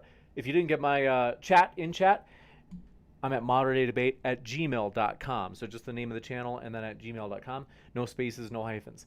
Nominal says the invisible matter that we can't detect is called quote unquote dark matter. This is said by NASA. Mm-hmm. This one from Yeah. Third Let's Rail. say the Globers. All right. Third Rail says, I want to debate a Christian. The crucifixion, facts or fiction. I DM on Twitter, no response. I am behind on our Twitter. We get a ton of Twitter requests, so it's hard to keep up. But moderndebate@gmail.com if you want to come on. Sky Scion says, David, did you have a few brewskis before the debate?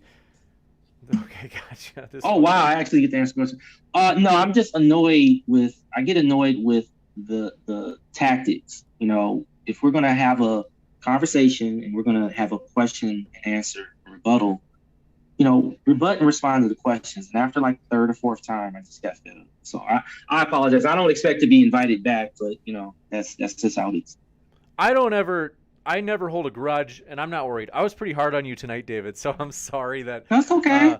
No, I don't I mind. mean, in part, you deserved it, but probably not quite as bad as I was pretty hard on you. Oh, you went easy on him, bro. He totally deserved you it, know- bro. But Yeah, you know what it is that when you're Witsit, when you're responding true enough. I don't want to hold initially on. you weren't- I don't want to. I'm sorry. I hate to. I'm we've got sorry, so go many ahead. more Can I- questions. I hate to do this to you, David. We just got so many questions. I That's gotta okay, I gotta sorry. like speed us through. Sky Scion says, Planarwalk, your nervous energy will not make the Earth a ball. Planarwalk is. I mean, maybe I just need to start curling up into a ball. You know, exude more nervous energy. This one coming in from Dave Hinkle says, Globe Believers, does relativity state that you cannot detect motion of the Earth going around the sun from the Earth? What? I'm gonna try this first. My understanding of relativity is there's two forms of relativity. There's the relativity that is based upon high speed, and there's relativity based upon high amounts of matter in a concentrated volume. Okay, so that's it. Either it's due to a lot of stuff being in one spot, or it's due to some object going very fast.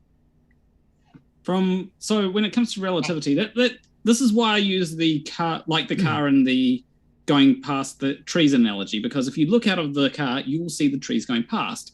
Now you could try and make the argument that it's the trees that are moving and not the car. And relativity says that both reference frames are equally valid, right? However, you can look at more context, right? Like other cars going past, and the other cars going past make it look as though you are the one that's moving compared to those other cars and the trees. The other cars are also moving as well. But you have to have a point of reference. Yeah, that's what I think you're referring to, right, Planner? There's got to be a point of reference, and in space is hard to.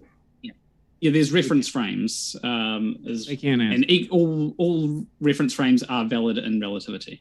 Okay, you guys can't answer the question directly. It's okay. This one coming in from Dave Hinkle says, Globe Believers, does relativity state that you cannot detect motion of the Earth going around the sun from the Earth? I think I think you already asked that, didn't you? That seemed familiar. This is Sky Yeah, that's the Science one says- that they can't just say relativity says you cannot detect it. They can't say that for some reason. But why does that even matter? What does that have to do with the conversation? It's just about being Yeah. intellectually honest, so No, people it's can about being understand familiar with the that. models, man. It's Being about familiar being with that. it's about being more nuanced. You can't just say, "Oh, this says this," and leave it at that, because there is obviously more nuance to that. Otherwise, Einstein would have said that the Earth is motionless.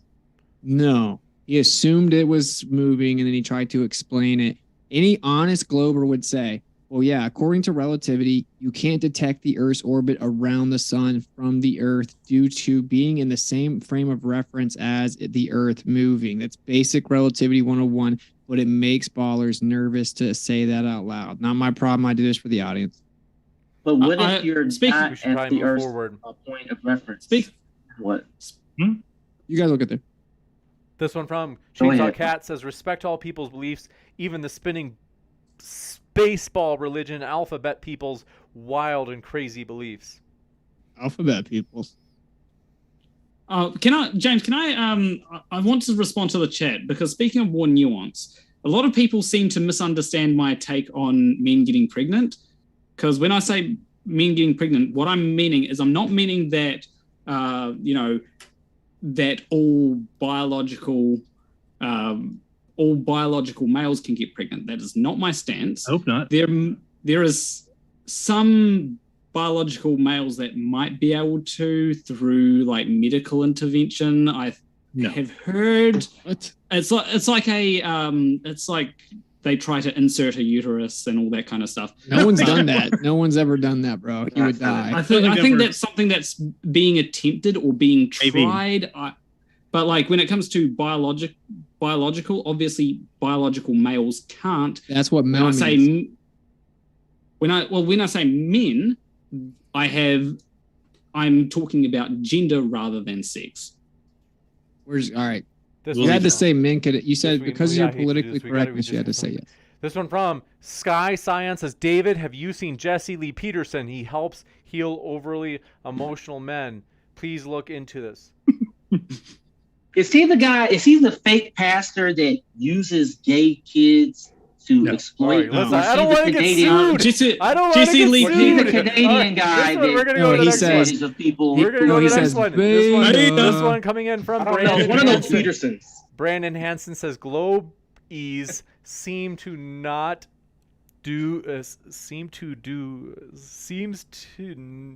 what? Hold You'll on, get I'm it. sorry. These are globies seem to not need Not to laughing know at you, sir. anything about the globe model to be the biggest proponents. Nice win, Austin and Jaron. Okay. Well, I don't know. That's the thing about debates. It's not a win or lose. It's more refining your arguments. People in the audience hopefully are waking up to the deceptions right there in front of them. Yeah, that's why I hate that this conversation was so like the debate was all like in the weeds about perspective and all that stuff, because we could talk about it, but it's like the I agree. overarching idea of the concept, it always gets lost. The only way that someone can really learn is to hear two people have like an honest conversation back and forth, not interrupt each other. And a lot of times Still need debates don't to really come up follow. with. Still need to come up with more calculations. Well, we need to So that's concede like- points that are concession worthy, and that's and you still need to answer. And you still need to answer questions that are asked. This one coming in from, do appreciate it, Kevin Doble says, Jaron and Austin, thank you. We know the game they play. Yeah, This one from yeah. Nominal says, Planarwalk, what percentage of the universe do you believe consists of, quote, the invisible matter that we can't detect, which is called dark matter? I think when it comes to matter, I think it's something like 95%. In fact, one of the interesting things about dark matter is we actually found some of the dark matter because of hydrogen. It was cold hydrogen. And so we found some of that, but there was still a lot more that we couldn't see, which we need. But you need to found account it. What for. was it? Cold hydrogen. I can't remember the exact way that it was found. And that was like a decent amount that they. There's a lot of gas still- clouds. Cold hydrogen, huh? Cold hydrogen is what dark matter is. Yeah, they Well, found it. some of it was. The rest of it is still unaccounted for at this current point in time. There are some ideas as to what it might be, and then there are some theories that are being worked on to try and explain things without the need for dark matter. The dark matter is very useful because it's a placeholder until we work out, okay, what exactly is going on here. That's what I mean about when it comes to using what is the best thing to explain what we see. Which is undefined nothingness. So, okay. No, it's something that affects the motion of galaxies. And we don't know what it is because the matter that we know of doesn't explain those motions. Because your model's predictions were wrong. So one of the options is that Oh. your model's wrong, but you guys don't even consider that option because it's a religion. So then you There we just say, go. oh, there must be Because- something else there. We don't know what it There we is. go. Because Instead the of just question was addressing what we were talking originally about. for Planner, I want to give him the last word, and then we got to go to the next question. Yeah. So it doesn't mean that the model is completely wrong. Like as I said earlier, when it comes to the Earth being flat and the Earth being a sphere, both of those are wrong because of the existence of mountains, but one is more wrong than the other. I heard that. This one coming in from, do appreciate your question. Sky Scion says, James, how can you let David talk over your show like that? Don't be a beta. Thank you for that. Thank you for that feedback. Rad Crab says, what is the flat Earth explanation for stars in the night sky? Did someone just poke a bunch of holes in the dome or something? Dude, Good imagine being so deluded. You think that's a good question when you think that when you look at the stars, you're looking back in time and some of them aren't even there anymore and they're balls of gas giants in a vacuum, or that they're like basically neutron reactors in a vacuum chamber. Like what? They could be sonoluminescence in a fluid-like medium. They are some type of energy moving around us. Well, I don't what? You know that light does take time to travel from its source to you, right? What does that have to do How do you with know that? anything? You Do you said know about what looking causes back in time. sonoluminescence? Yeah, do you think that we're supposed to just believe there's a vacuum of space out there with lights trillions of miles away? Just blindly believe that? I'm sorry, we don't believe. Not blindly. And I don't think light even travels actually. It's instantaneous. So what, if it's not blindly, what is the evidence of it? Well, the evidence is all of the scientific studies and Man, all of I wish I the was- experiments that were done. That's So all you have to for me say to, is just for me to recite them in this debate right now would be Never said that. ridiculous. What's but we can you have couldn't a name conversation one for afterwards. money. You couldn't name What's it- one for money. There is Okay, one you thing can that tell us, though. disproves. There is one thing that disproves light being instantaneous, and that is the fact that radio waves do take time. Like if you were to have a radio wave, send it somewhere, and as soon as you receive that signal, send another radio wave back. That would take time. There would be time in between, Okay. and that Yeah. proves that it's not No, instantaneous. no, it doesn't. No, it doesn't. Actually, How what not? we call the speed of light is nothing more than the rate of perception of illumination, because it's a perturbation of the background medium. So when the background medium is excited, it becomes perceivable and illuminates due to that vibration. We quantify that perception rate and then assume it's traveling when in fact it's already there. We have transmission over 300 meters going 3 times the speed of light through 200-meter coaxial cables. So, I mean, to each their own. No, If you you want to don't. believe that, you can. I know that most people can't think for themselves, so they just believe whatever people say. I'm not Must- like that, though. So, like, must- I disagree with you. We can move on. Must move to the next one. This one, thank you very much for your question. Coming in from Brandon Hansen says, Dave is kind of a whiner. Who let him in? Okay, well, take that, Dave. All right, this one coming in from Question. The answer says, blatant ignorance coupled with confidence is truly disgusting. Earth isn't a spheroid. Drop the ridicule and look deeper. Preach. This one from Kwani Upstate says, I'm a Saudi prince, and I will pay millions of dollars to send the flat earthers to space on an orbital mission. Would they accept is round? It is round if they saw it. I think me and Jaron both agreed that we would go. Hey, put us on a flight. Go ahead. And if they kill us, you guys can just. No, what Stop you that would way. say is Well, hopefully the what you Saudi would say is prince while comes you're in through. there is that the portals are CGI screens. Well, we'd be able That's to what you check would that. We'd be able to check all that. We'd have our own. You know that cameras. planes are, planes have that now, right? There you go. May as well You know go they to the do next have it, question, right? guys. Did you Yeah, answer the next question? question, You know guys. they do have that now, right? Yep. Next question. Yeah. So you blindly Next believe question. anything the authority tells you. It's really weird, man. If they tell you to Right, drink right. Kool-Aid with poison in it, you shouldn't do it, man. You know, Next the, question, guys. the government started one wars from all over the place. I don't Jake. know if you knew they lie a lot. Jakeville says, David, you're embarrassing yourself. This one from Dude, sorry. this is ridiculous. Can I at least respond? Yes, you can. Okay, great. So here's the thing, guys. After the third and fourth time that I forget the guy Witsit, he couldn't seem to just respond to Planarwalk's question. this is more like I don't know how to put it, like a comedy show for Witsit to show off. That's how it feels to me, and I'm just disgusted with it. No offense to the moderator. Just, dude, this is just made for you. This is made for you to promote yourself. That's all. Why are you so triggered, bro? I'm observing what is pretty clear. This is a opportunity for you for self-promotion. That's all it is. All right. All four people get to so talk let's and promote move on. themselves. I mean, it's whatever. To each their own. We did try to give everybody equal time. I got to be honest, Dave, to give you a little friendly pushback, sometimes it almost felt like Planarwalk wasn't getting to talk enough because you were talking so much. So I was so frustrated. I will admit it. I was frustrated. In other words, like, we try to give everybody equal time. But it's true. I think most of the questions tonight have undoubtedly been for Witsit. I mean, I think it's because it's almost like the questions have compounded because they've heard him say things in past debates. Then they say, oh, I've been thinking about this. I want to ask him about that when I see him next time. So I don't know. Whatever reason is, it's true. But long story short, we try to give the last word to the person who received the question just because otherwise, theoretically, like let's say Austin gets a question, he answers it, and then I give Planarwalk the last word. It's kind of like, boom, he got hit with the question.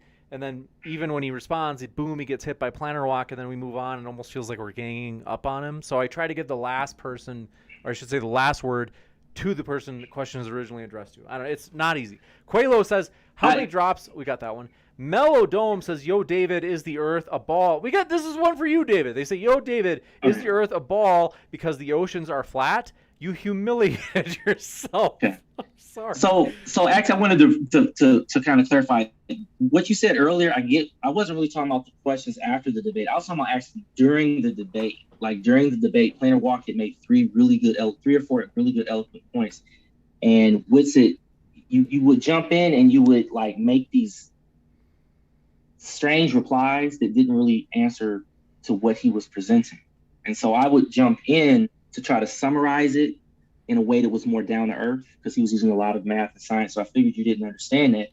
But instead of you addressing the content, you would go into these tirades about logical fallacies. And I just took offense to that. As far as the Earth and the shape of the oceans, the surface of the water is viewed as flat. From our perspective, let's say we're standing 6 feet tall or maybe on top of a building, but the circumference of the Earth being 26,000 miles, you're not going to really notice curvature looking, out.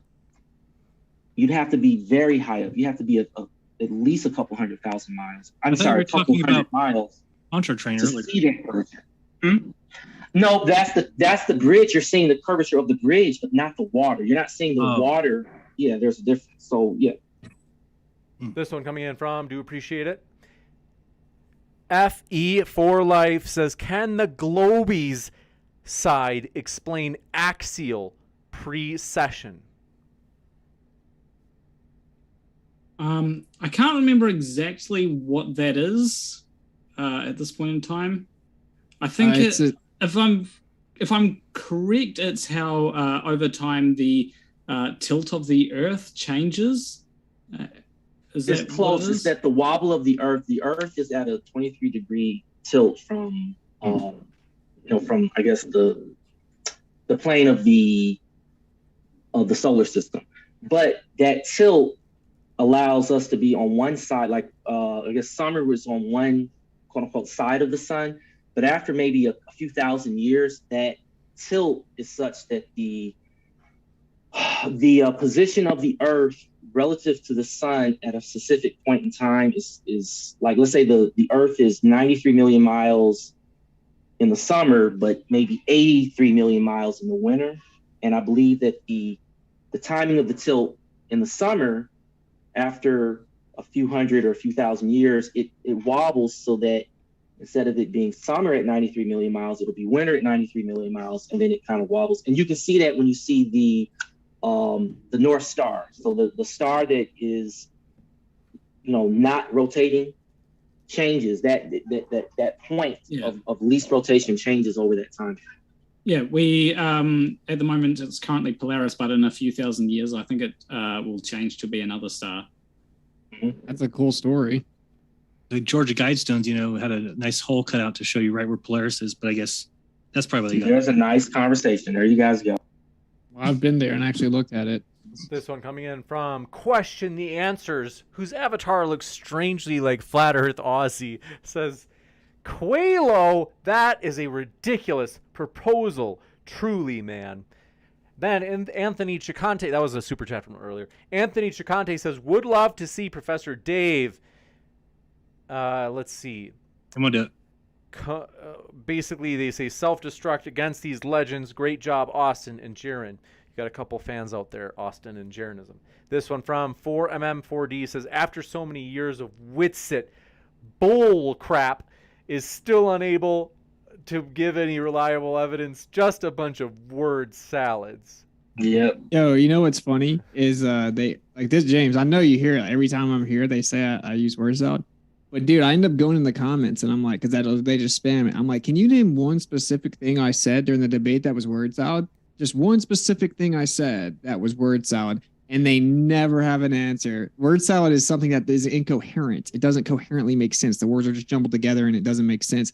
They can never say it. They just say it all the time. And of course, in my actual thing, I showed numerous pieces of positive evidence that the Earth is flat. 10,000-mile radio transmission with line of sight, lasers, mirror flashes, all kinds of things. So it's just a script. They're gonna if I came with 400 pieces of evidence next time, they would say Austin brought no evidence and Austin used word salad. Like, it doesn't matter what happens, they have to say their script. It's a cult. It is literally a cult. You did use some word salad. Name one time. When you were explaining the speed of when you were trying to explain instantaneous light. Yep. So if you don't understand it, you think it's word salad?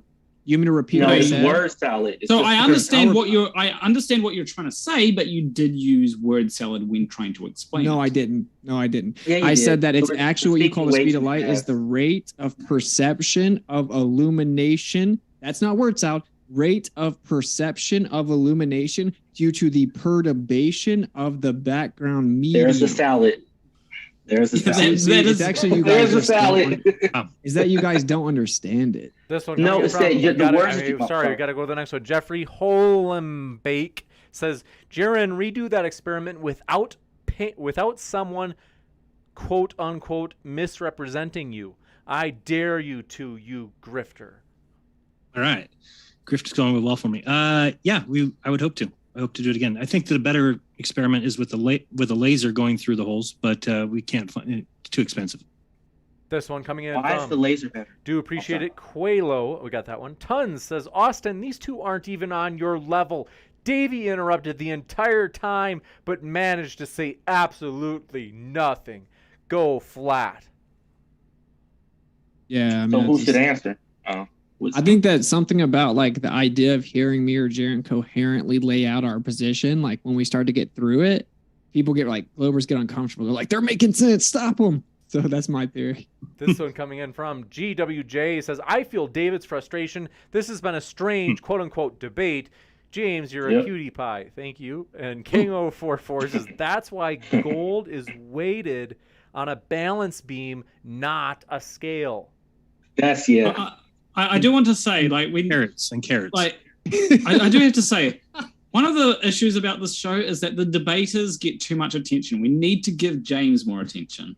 No, that's- Bro, if that's you got a kind crush of on you. him, just say it, bro. I appreciate easier your that kind way. words. Get him pregnant. It'd be fun to watch. King044 Yeah, get James says, pregnant, bro. we got to go to the next one. King044 says that, we got that one.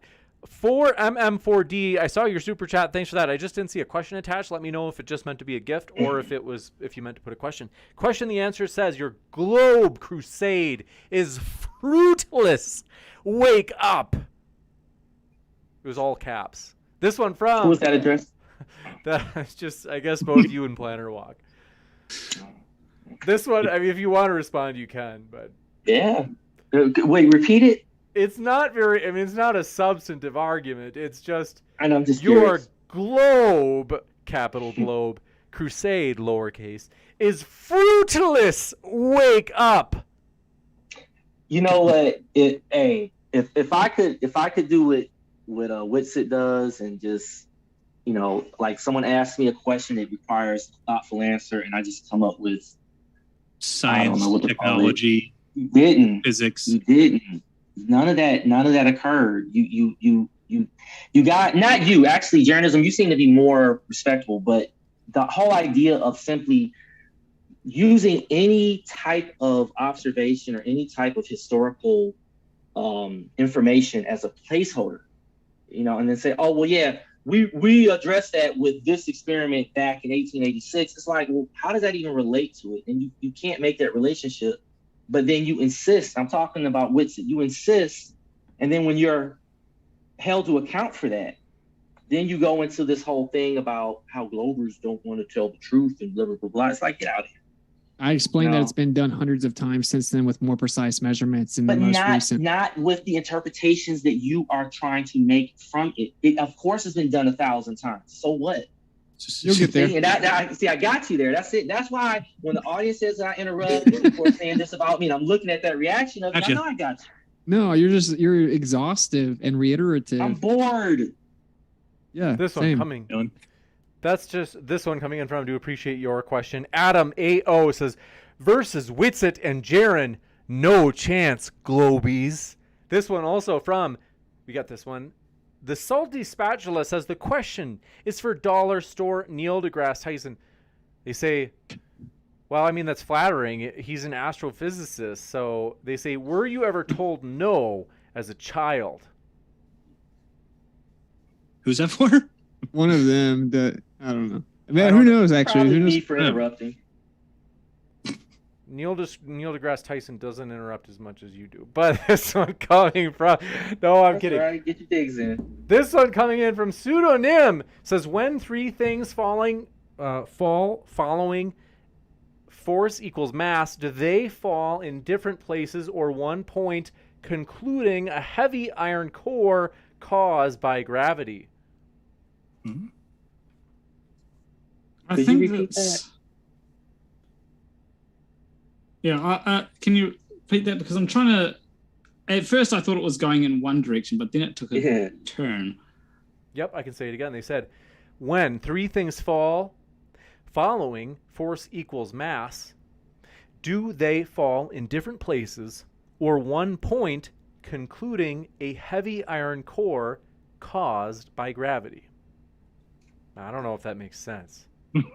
I think they're trying to say that things should sink to the center of the earth or something, which is just not how...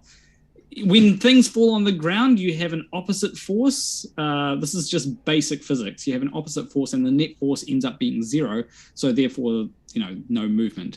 Well, that is when it hits the ground. I think there's another element. There's another aspect to that, is that I think they're making a comment that why don't the objects go through the ground to the core? And I think they have to remember is that objects are repelled by electrostatic forces, and you can't just expect stuff to go through something just because it's denser. The electrons prevent the protons and neutrons from passing each other in compounds. Free space. Oh, wow. Electrostatics is the strongest force that prevents certain things from happening. I didn't say strongest. I didn't imply strongest. Just stronger than gravity. I didn't imply that either. It depends on the circumstances and how we're looking at the effects. 10 to the 39th power stronger than gravity. No, it depends on the circumstances. This one coming in from, appreciate your question. KO Champ FTT says, Witsit said for once, quote, we have a magnetic model. Let's see it. I'm with him on most things except flat Earth. I want to see the magnetic model. Yeah, you said quote unquote because you really want me to say magnetic model. Maybe when it comes to the sun, I said we've modeled out as in like this theoretical representation of how the sun could work based on like a magnetic torus using the data from the sun, and it can't be refuted. So yeah, I'll end up making a video about it.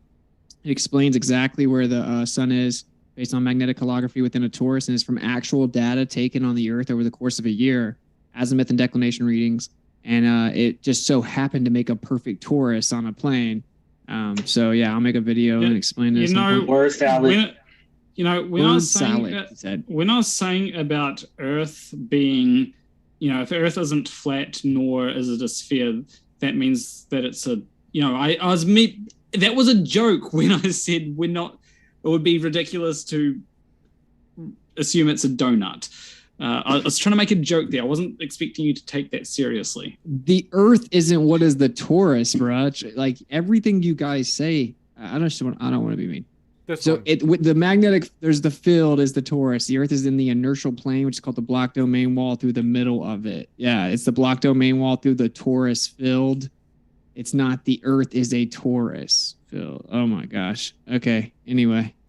This one coming in from, do appreciate your question. Craig Montgomery says, let's see Austin's model. I think that kind of came in earlier. Thunderstorm says, there are a lot of people that ask that, Craig Montgomery, so I'm like, that's the third one, so I just am like, ugh. But Thunderstorm says, hi, no malice, basic question for the flat Earth. Is the Earth tilted and is it spinning? No. Easy enough. This one coming in from, do appreciate your question. Thunderstorm says, we got that one. Justin says, flats. Thousands of ordinary people visit Antarctica every year. It costs less than $8,000 to go there. When are you going to go and document it? So can you document that it's $8,000 to go there? There's no way. It's $20,000 at least is like the running minimum. This one coming in from, do appreciate and it only lets you go where they let you go. So that doesn't count. We want to freely explore it, or it doesn't prove anything to us. This one coming in from, do appreciate your question. Shane Taft says, they call it word salad because they don't understand words. Quite often, respond. This is a comment that I get quite a lot on my videos, especially when I accuse people like Ken Wheeler of using word salad. A lot of people use word salad for different reasons, but essentially it's often used to try and baffle people into thinking that they're brilliant. If someone is using word salad, well, if you think that someone who's being accused of word salad isn't using word salad, then try to explain their point by using different language. That's what I'd say. Yeah, and you guys were just proven wrong about saying that I was using words out about light. So just because something has a bigger vocabulary, that doesn't mean that it doesn't make sense in its word salad. Okay, David, maybe you should open up a thesaurus and read the words before calling it word salad. We'll give David the last word on this one, and then we'll go to the next question. So it's not about the length or the complexity of the words. Witsit, it's about the idea of you bringing up concepts that are not, it's not clear that everyone's familiar with what you're talking about. No one knows everything. And what you know or pretend to know, you bring up in here, and then you are, in a way, ridiculing others for not already being familiar with it as if they are not as intelligent as you. So I see right through that. And that's the word salad. Nice. This one coming in from, do appreciate your question. Brandon Hansen says, David, it feels like Witsit's show because he's a competent debater and you don't have the debate skill set to counter him. Well, I think I just made a good point. I could come in here and talk about a dozen things that no one else in here knows about or is familiar with. And I could mention a dozen people that did experiments that many of you are not familiar with. And you could say that, hey, I'm just playing games. I'm just trying to manipulate the debate. The debate was about whether or not the Earth is flat or whether or not the Earth is a sphere. And we spent so much time with you guys trying to derail it, talking about relativity. Come on. This one coming in from Jeffrey Hollenbake says, 6,000 years ago, that hole didn't look at Polaris. This one from Nominal says, dark matter is unicorn farts. Changed my mind. So there is some evidence for dark matter. It's not, obviously we don't know what it is, and that is the big question. But it is useful. Like if we plug dark matter into the equation, everything works, right? And it's trying to work out, okay, are we just using a quick patch over the hole? And that later, as we figure more things out, we're going to have to get rid of dark matter? Or is it something where there is dark matter there, we just don't know what it is? That's the big question. That's what is trying to be figured out. Or your model's wrong. Hey, Planarwalk, here's a question for you. Isn't there, you said there was a lot of hydrogen found in space. Isn't methane and water also found in large quantities as like gaseous nebulas in space? I'm not too sure. I don't think it was, I think it was just lone hydrogen, and it was dark hydrogen, meaning it didn't emit. It doesn't emit light. It doesn't have any infrared. But, you know, if you have hydrogen, water, and methane, that would be like unicorn farts, wouldn't it? Actually, the fact there's true. so much hydrogen or and helium in there went against the model's predictions. Also, there's yet to come up with an agreed upon explanation why there's so much there. Well, it's one of them things where we managed to find some hydrogen, right? Or and the thing is, it's not just all hydrogen, right? It would have been nice if it was all hydrogen, but it turns out that there's still stuff there that we don't know what. There's more hydrogen there than the model predicted, and there's not an agreed upon explanation why there's that much hydrogen in space. So, and again, the model could just be wrong, but you guys don't even consider that as possible. So don't claim But science. the model is incomplete with it. That's the thing you're doing. Could it be wrong? Well, How can there's a something that's difference not between complete something be right or being wrong?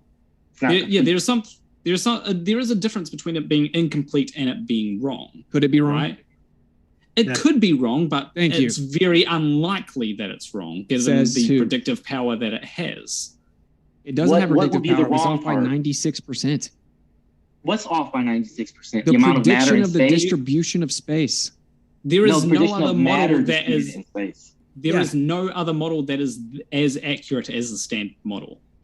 That's not true. Even Edwin Hubble will tell you that if it's a more like a fluid-like, more dense medium, everything's more local. It's a closed system, and we don't have the problem with galaxy formations. There being too many of them than being too formed. The redshift distribution not being equal at the edges. The galaxy distribution of mass. We don't have any of those problems if the Earth is geocentric. Okay, so actually the geocentric model has way better predictive capability and is way more viable. And this is just objective. We don't have the dark matter, dark energy problem with the geocentric Earth. You'll get there. You'll figure it out. Peer-reviewed paper, page, paragraph, citation, please. Okay. Yeah, if the Earth is geocentric, what are galaxies? What are what are nebulas? What are stars? What are all these things? Just much more close and in a dense medium. That's the first step. So. How can you see stuff so far away in a dense medium? That's interesting. How can you? They're far away.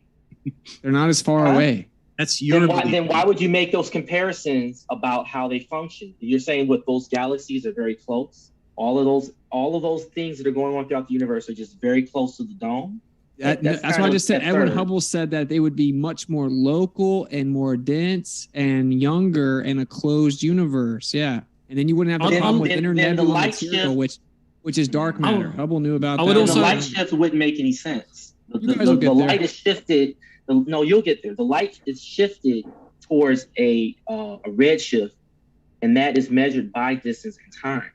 So you can't dismiss that by saying, well, if everything was closer, that would explain the distribution of matter, but it wouldn't explain how light, the light is shifted. Yeah, you can actually show elements you have elements that emit their own light signatures. If those signatures are offset, and that offset is calculated and accurately calculated to be based upon distance and time, you cannot dismiss that. You can have redshift with magnetism, redshift and blue shift, and just like Hubble said, if it's not primarily velocity shifts, then we're wrong. And about you would the see a entire magnetic model. signature that corresponds to that. And you you can literally prove all redshift mainstream and blue shift. physicists are saying that now too. So start looking it up. It's going to come out. Yeah, that redshift predictions are wrong. Page, please. I'll give you a 10. Yeah, you just look it up. Just give one. I did. There's nothing there. What did you search? Redshift anomalies in space. Redshift, close proximity. You have a better search? Let me know. Okay, find it for you. This one coming in Actually, from send it to him, bro, because they won't read it. DL Hill says, David, gold is sold by the troy ounce, which is No, 31.1 grams, not by the carat. Caratage is a measure of the purity. Stop just saying things. Okay, so if I'm wrong, I'm wrong. But my understanding is that the argument was based upon if you were going up to the North Pole and you weighed the gold and there was a different weight than at the equator, you could make a profit. My response to that was that I thought, and I still believe it, that it's measured by the carat to denote purity, and it's compared to like you would weigh it against another object. So if the gold has a certain number of carats in it, or a certain level of purity in it, it's weighed against another object. It's probably weighed on a balance or on some type of scale, and that doesn't change. I mean, you take the object, the scale, and the gold with you, it's going to be relative to the other object. This one It's, from Jason it's measured in Iverson says, please provide open source code and or 3D scene files to prove your model, Witsit. We actually have 3D files. Many terabytes of data was rendered, and that's what gave us the torus field. So like I said, I'll make a video explaining it and dropping the data. And then once we do it and all the math explains it can't be refuted, you guys will just run around crying, claiming it wasn't there, and then coming up with another question you guys don't actually want to know the answer. So that's why I don't really care. Just like You will. One Nominal. David, there's a published paper here. I'll send it to you right now. That's talking about the redshift blunder that has been obstructing cosmology for over a century. And Is it helping you? Is it helping your argument that all of the matter is close and dense, and that the space is not space, but it's dense matter, or is it addressing an entirely unrelated topic? Well, it says here, no theory can be valid if it's based on a false assumption. Thus, all theories that depend on the Doppler redshift misconception are necessarily invalid. These include the Big Bang theory, expansion theory, Hubble's law, dark matter, dark energy. Okay. You're reading the paper. He's trying to censor you because he doesn't want the audience to hear. No, I'm not trying to censor. Don't want to hear that. You can have the discussion with me later and then republish it on your website. The audience heard it already. So Nominal says, David, let's hear one. I don't know what they wanted in terms of let's hear one. The orbital motion measurement, because they couldn't have one. Well, the biggest thing that I was trying to have a conversation with, my only point that I wanted to discuss was, why is the sun the same size and shape? Why is the moon the same size and shape all over the world? Until you get to the horizon, you start to have these effects that you wanted to, I don't think that we understand celestial items. I don't think we understand giant celestial items. No. We have enough of an understanding that when we see an object and it's the same size and it corresponds to a distance that we've measured, that is relevant. That is sufficient. So and for you to say we don't understand. Well, the sun is supposed to be, if you go by Robotham, 32 miles wide. What else do we have that's 32 miles wide to compare? I don't know about it, but you said Robotham, and that doesn't mean anything to me. Okay, you don't understand. You don't listen to the conversation. Go by this in good if you faith. go by that. You don't listen to his point in good You're like faith. so on this the is why debating defensive. you is pointless. Like, yeah, it's like No, I'm just like, dude, you heard something that was valid and relevant, and you're like, oh yeah, but what about this? It's like, what about No, this? he was directly rebutting you, and then you just whistled right You past did it. not and then we directly dismissed rebut me. It's the sun's size and shape is the same for everyone all over the world. You don't have Okay, yeah, you're so good at debating. All right, let's give move David on. 30 seconds, and then we've got to move forward, David. Okay, so the shape of the sun and the size of the sun and the moon are the same size for everyone at any point in time. The moon eclipses, the moon, you have lunar eclipses, okay? So the sun and the moon obviously are not very close to each other. How do we know that? What's obvious about that? Because there's an eclipse, so there has to be some distance from one to the other for the eclipse to be.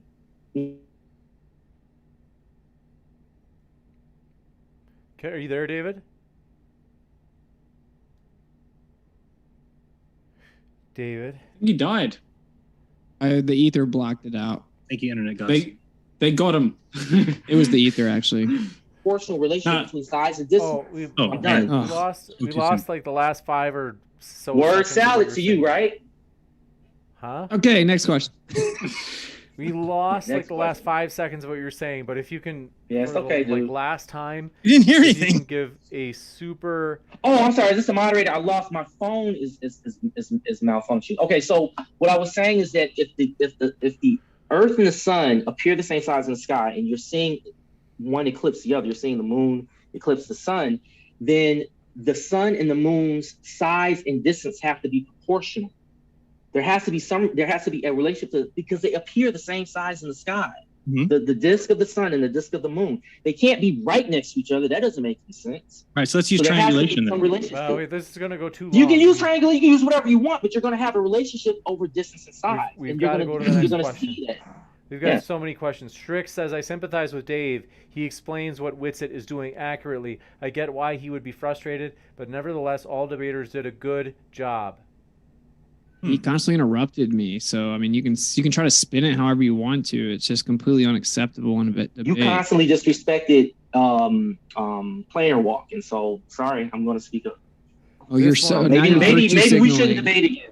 Now you Maybe virtue signal. no, it's not about virtue. See, that's what I'm talking about. You're trying to ignore the fact that you were disrespectful, so you want to make it about me virtue signaling. Take responsibility for what you did. I wasn't. I was respectfully responding to him when No, he you was weren't. done and explaining that he's using Euclidean geometry when in fact the eyes use spherical geometry. So we can move on. You got emotional. You're an No. emotional guy. Still don't know what No, Snell's just law. bored. And then he brings up It's Snell's all- law when we're talking about perspective. Yeah, Let's just move because on. the eye, like when it comes to lenses, it's all to do with Snell's law. Oh, so you used Snell's law for perspective measurements when you looked at the observation. He said no, the then eye. you admitted just no. did it again. You're Let's just being move on. disrespectful, and so I Let's just move interrupt you.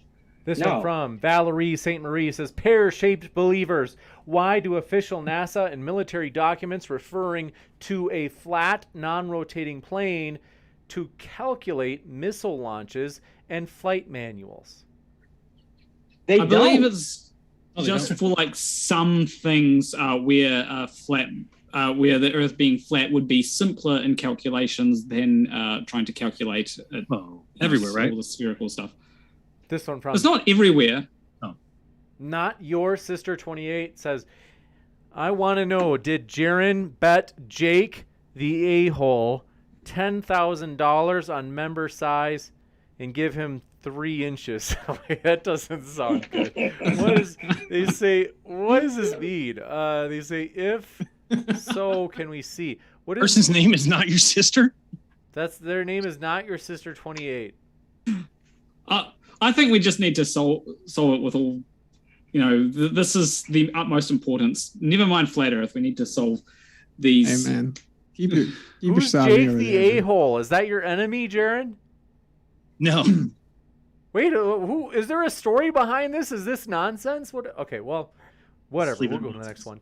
This one says, Shrick says, I sympathize with Dave. He explains what Witsit is doing accurately. I get why. We read that We one. already did that one. Oh, sorry. Okay. Well, bear with me. 4MM4D says, no one is going to point a gun at you from going off route at Antarctica. If you really wanted to see the wall, you'd be able to go towards it and see that it doesn't exist. Well, you have to give a 3-month advance notice, and they say that they'll intercept you if you don't get your route approved. It's easily verifiable. You guys just don't want to know what the truth is. And it's the edge, it's the shoreline of Antarctica. It's not an ice wall, and nobody said you can't get over it. You're talking about movies. Hey, here's the problem though. Whenever you're going northward, whenever you're going, around the coast of Antarctica, Mhm. as you're going, I think west, you Mhm. have to go to port. But on your flat Earth model, you would have to go to starboard, and that's another debunk of the flat Earth. We don't have a model. I don't know That's how. another debunk of the flat Earth, bro. I don't care Oh. if you say you don't have a model or not. No, it's not. Yeah, it is. You can't go That starboard. answers the super chat that I just saw. This one coming in from, do appreciate your question. Nominal says, have you been darted more than once, David? What does it mean to be darted? Tell me this is not dirty. No, that's Um, not. That's just. Is Is this something sexual in nature, No. David? Okay, this one. Actually, I'll use this as an opportunity to kind of. Oh, it's Jaren's question, man. Calm down, man. Oh, it was Jaren's question. I thought he said David. No, it was about whether David had been darted. no, more it's than David once. about being darted. Oh, Yeah, he's asking Jaren, David it's if he not your knows show, what bro. being darted That's is. my name. It's the name that I gave to people who believe in the DART mission. They're Yeah. mentally darted. Because obviously, okay. if you believe in it twice, then you're. You get Well, let me go ahead and Darted. respond. Yeah, let me respond. So, to the moderator, you know what? I looked at the flat Earth debates as like an intro to other types of debates. I thought that this was kind of like a weeding out. right. So that's kind of how I've looked at this. Putting You the got ball on the smoked, key. though, so that backfired. Like I can't debate it about religion, race, and politics if I can't deal with this nonsense. So. Well, guess you need to call it quits. This one coming in from, do appreciate your question. Jeffrey Holenbeek says, Witsit, do you have a model? James, wait for an answer from Austin. If no, every time you refer to a model can be ignored, Austin. Yeah, she's 37 weeks pregnant.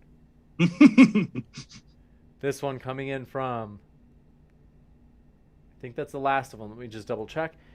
Want to say, it has been lively tonight. I know David has taken a lot of abuse tonight, and some of it was deserved. But at the same time, we want to say, no, of course we wouldn't ban you, David. And I've got to say, I know it's lively sometimes here, folks. Like, it's blood sporty sometimes. But I've got to say, at least it's real. At least it's authentic. And I got to say, we appreciate our guests. We really do. Click on their links, because even if you disagree with them, even if you're like, oh, that Austin, he makes me sick. Well, at least understand his position. At least understand Jaren's and David's and Planarwalk's positions. If you can, there's one thing to be knowledgeable, but wisdom is being able to strong man, to be able to put someone else's argument in the strongest form and way possible. There's something really valuable to that. This last one from Delco says, geocentric is not flat. That is just a lie. Who said No that one it ever. was? Yeah. Like, you guys always have to strawman us. It's weird. If we're so dumb, you wouldn't have to constantly misrepresent our position. That's just about the motion part, because most people don't know that actually relativity says you can't prove it. And it's a philosophy. They taught it to us like it was definitive fact and science. So you should know your belief before you believe it. We're just trying to raise awareness, and most ballers can't even admit what the model says. It's lame. It's weird. Don't make it weird, bro.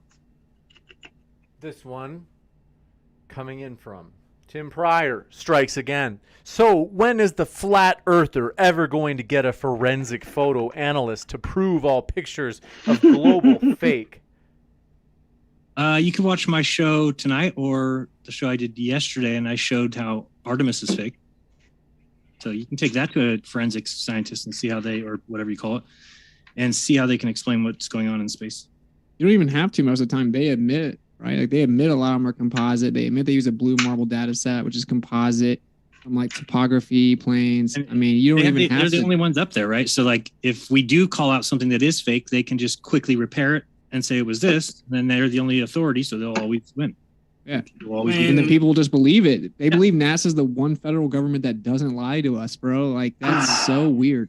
So Planarwalk, if I gave you $80 million today and I said, go better humanity with this 80 million, think of what I would expect from you. If I gave you 80 million one time, NASA gets that every single day, $80 million.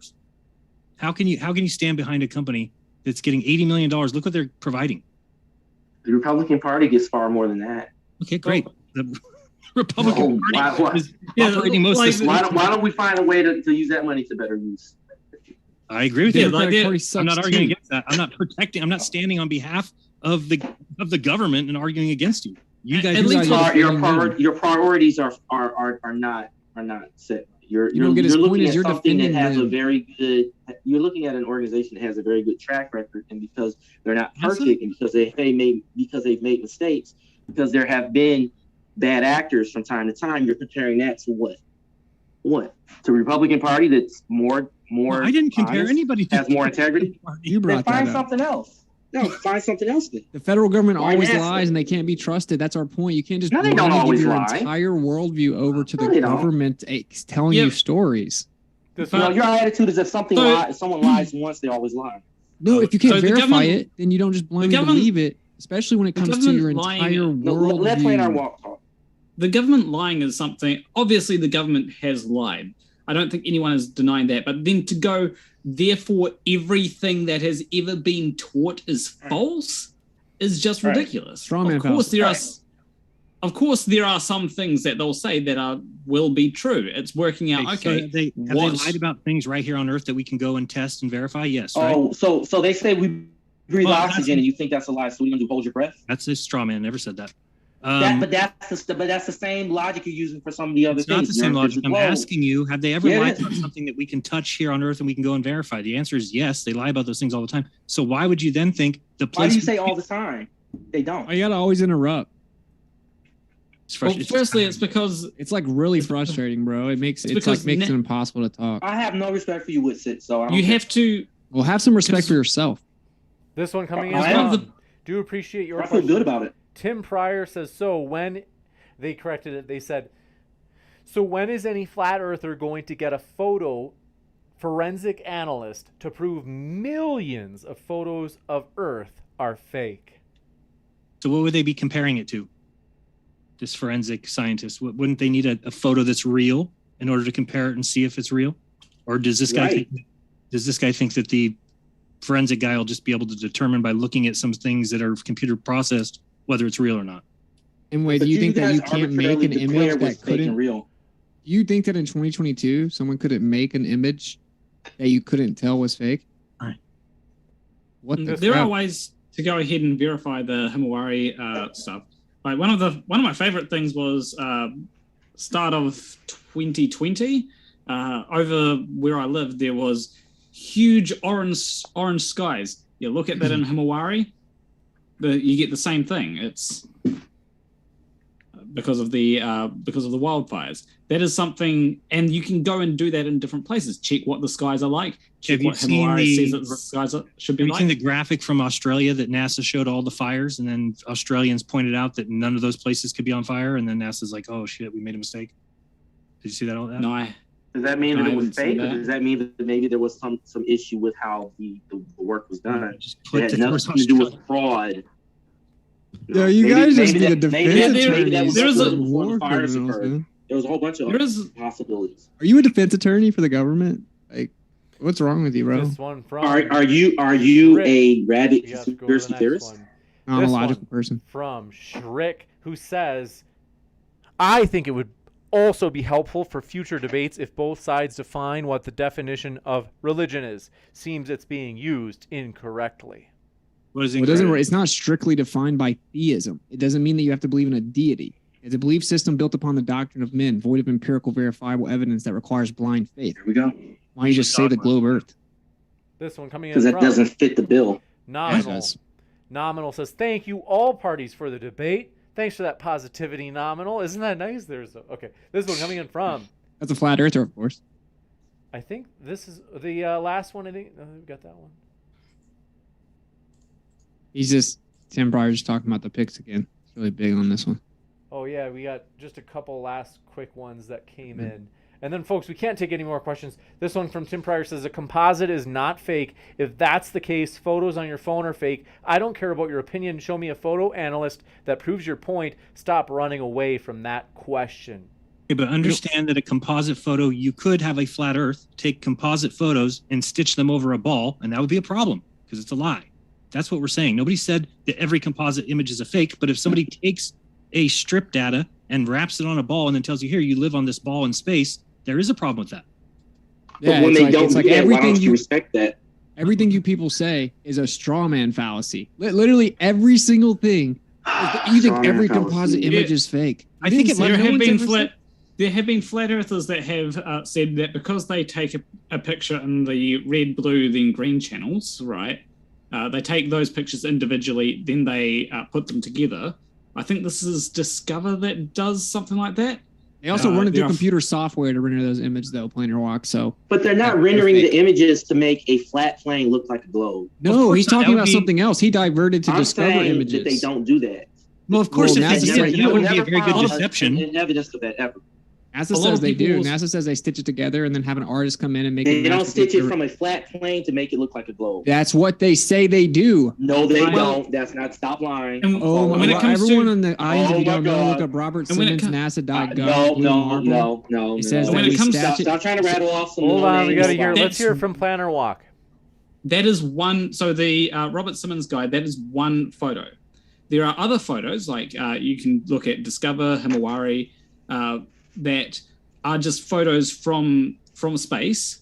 I think Discover is taken on like multiple channels, and then they put those channels, they squash those channels down because a green image wouldn't look very well for most humans, and so they do some stuff like that. But in the same way, your camera, when it takes a photo, it does things like light correction and all that kind of stuff. Right. That are just done in the background to make things look nice. No, they stitch it together, dude. You can zoom in on Himawari. That and see was no on Himawari. Himal- You can zoom in and see the stitched together lines today, right now. Go But it's live. not stitching together a flat plane. It's not taking a flat plane. You're talking about is stitching together small sections that it zoomed in and took the photograph of. That's it. That's different than it taking a whole picture of the Earth. Do you understand what it means, though? Do you understand that it means that when globalizing it. we talk about a deception, do you get what deception means? Yeah, this isn't it. This You're one- you're this one- misrepresenting what they do as a deception, and that's what This I'm one. calling you out on. Okay. No, we know more This one about it than coming you in do. from. I No, need you to do don't. this. We got to go to the next one. This one from Tim Pryor says, then throw away all the technology that NASA came up with that you are using for Name your one. case, Austin. Name one. Name one. We don't have to anyway. This If one. they, have, com- if they made the ballpoint pen, I can still use the ballpoint pen without giving my whole worldview over to people lying about a vacuum. We would still Right. be using rocks on the ground on sidewalks to write if it wasn't for NASA. This is the most everything they say is so fallacious. It's like impressive how everything they say is so fallacious. It's like you know, insane. we learned all the You're same such thing. a We master learned of all the rhetoric. same It's thing. ridiculous. When it comes to, I think the point is that when it comes to these things like ballpoint pens were developed to be able to work in space. When it comes to, otherwise we would still be using pencils. There wouldn't What? have been a need to innovate to ballpoint pens. Oh my goodness. All right, bro. You See, got- that's that disrespect. That's why I would interrupt. Not disrespect. No, That's you're the he most was making- disrespectful making a person I've very ever valid debated, point, and then hands your down. reaction is to laugh. him It's a off. very valid point that we would be using pencils call today me if it wasn't for Similar. I NASA. don't care. He said we'd still be using pencils if we didn't have NASA making the ballpoint This pen one. for space, bro. Come on. This one from Karzan says, why would they, quote unquote, lie about Earth not being flat? Many reasons. If there's more land, that's one.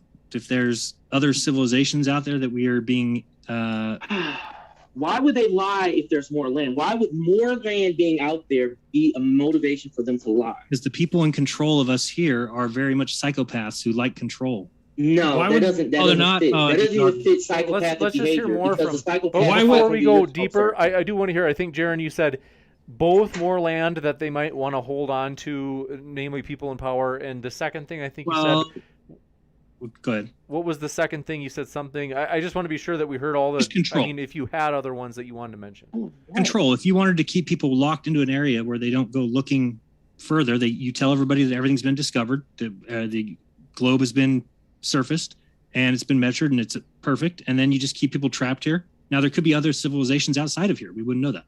Why would they That doesn't. lie? That doesn't make Let's logical hear from sense. Planarwalk once. Sorry. Why would they lie about the shape of the Earth when they didn't even know at a time when they didn't know that Antarctica existed? What? Like why would they lie about the shape of the Earth at a time when they didn't know that there was more land beyond Antarctica? Ooh, Because they didn't that? know Antarctica existed. Who did This is that?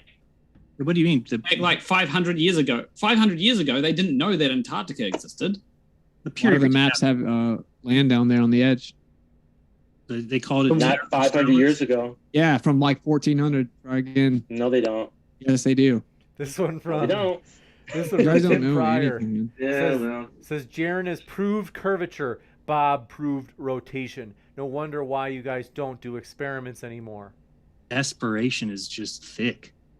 Crazy. This Get a- one from Qualo says, two flat earthers. Would a holographic sun give off heat? Well, that's a reaction within. That's an electric reaction within the atmos. And we don't even know if it could be just the focus point of light, right? If you ever burned ants as a kid with a magnifying glass, you know, that little dot that you make that gets so hot. Imagine picking the magnifying glass up. That dot actually lifts up with it, and it is suspended in the air. That could be what we see and call the sun. Right. There could be a Yeah, source but you would outside. see the light. You would see the light focusing from a particular direction, and we don't. That doesn't make any sense. Yes, we If do. it's a hologram, you would have to pretend that the hologram is being emitted from beyond your so-called dome. Mhm. In which case you could see from a different vantage point where it's holographically being emitted from. If you're going to say this is being emitted from the Earth, then you can certainly find the emitter somewhere around this great Earth. You've never Mars. It seen could do video both. footage It could do of- both. You've never seen video footage of what looks Then like. you would find it. Okay. You would have found it by now. You would have Why said, you "Oh, always look, the interrupt, light bro? beams that are converging to make the sun look like a sun, they're coming from that direction." Did you not hear Jaron in the middle of a sentence? Sorry. Yeah, whatever. This one Whatever. from Rad Crab It's says sentence. if there's more land beyond the wall, that we are not being told about by NASA, why have nations spent so much time fighting over existing land? What? But not over Antarctica. That seems to like contradict your own point. They're not fighting over Antarctica. And they That's the didn't point. fight over land. We literally beat Germany in a war and we gave the land back to Germany. When it came to Antarctica, one of the big reasons why Antarctica hasn't really been fought over is because there isn't. It is very difficult to be able to get any value out of Antarctica except for scientific reasons. But there's a lot of coal there. There's a lot of resources. Cold. Yeah, there may be some resources, but going to Antarctica to get resources when you're in America, it's much easier to go, okay, well, America has some resources, so we'll just get the resources here. That's why we get all of our Saudi oil Arabia. from Saudi Arabia. Talking about Yeah, well, countries Saudi fighting Arabia over hard to get the resources resources in there. those temperatures. So we'll go to Saudi Arabia, Right. rather than going to a place where it's really cold. You'd have to develop new technology just to be able to get the oil there. That's Much incorrect. easier to go to another. There's so much place cold where- there, dude. But whatever. The point is, if there's land outside of there, they may not want you to know about it, and they keep you inside of it, inside this little Why? circle. called That doesn't South make any Latitude. logical sense. If Well, 'cause you you're an don't atheist, want right? to know You're an about it, atheist. flat Earth Doesn't isn't make for any you. logical sense. You should stay in your Hunger Games circle and be a happy slave that goes around and defends the people that are trying to control you. We're just trying to wake up. But people again, that want doesn't to- make any logical sense. Did you know, like, 500 300 years ago, when they were more bloodthirsty, they found land. The Europeans found this land, and they brought more people to colonize it to make more money for them. So it would make more logical sense for them to do that. People were already here. Yeah, and they killed them. Yeah. And so I don't see why us, with our nuclear technology, wouldn't go and do it again. And you're trying to make it seem like they don't Because want us what to if the know people about it. that are- That is what if- ridiculous. What if the people That goes outside against there are human 100 nature. years, 200 years more advanced? We would Then we not would have have known about them. Okay. They would have arrived. They would be here by James, now. I'm Maybe. sorry. James, I'm sorry. You look like you're regretting your life decisions right now. No, it's okay. We've got a few more questions. We've got to do this where it's just rapid fire without a rebuttal to the I'm not going to questions, even talk anymore. David. And so we're going to just go really fast. Tim Pryor says, thanks for proving my point. I'll log off YouTube now, and you guys will no longer exist. Flat Earth means nothing in the real world. Isn't that the guy that backed out of the debate with me last minute? This one from Jeffrey Hollenbake says, flat Earth with an F. It could be. Wow. I don't know what Look, they man, think it's of that. not for everybody. Some people Drop they the like the Matrix, bro. Take your jab. Chris G says, stop saying they. Who? Let's have names. I think they mean like what people in power, like people from the U.S. in particular, or people who are like a global secret elite, or like what level are we talking and who are they? So if we came home and found a bunch of people murdered in our house and we wanted to start talking about they, would we not be allowed to talk about them unless we name them? What if we don't know who they are? We have to call them something. Right. I mean, there are powerful families, and then every country No signed a rebuttals. treaty. But what he just said is a perfect answer. If anyone that's on, honest let's hears go. his answer and thinks it's not a good answer, then they're being dishonest. This one Can we from go to the Box next question? Spring Bandicoot says, Tim Pryor, clearly a genius. LOL. I don't know if that's sincere or sarcastic. Qualo says, hope no one unplugs the holographic projector. Hope nobody unplugs the magic expansion energy that no one can find that keeps everything compressed together. This Is it okay if we need to perform repairs? This is the Like, very maybe we need last. to repair the holographic projector. Good one, bro. Did you or I say that at all, this whole debate? No, they just want to say whatever that This they is think this can make it last look one. stupid. Tim Pryor says, yeah, panoramic pictures on your phone. Stitch things together. It's not fake, and you cannot CGI live feeds, you ding dong. Well, where's our live feed? Go look it up. There's at least 2 satellites that have live feeds at this point. They're only behind by like a minute or 2 minutes or something like Oh, that. yeah. So- Try Good luck. But 25. you'll say that the computer is taking a little bit of time to render. Well, this guy just said flat that there's nerve live globe. streams. The There commenter are. said live. You just said a live stream is not. Yes.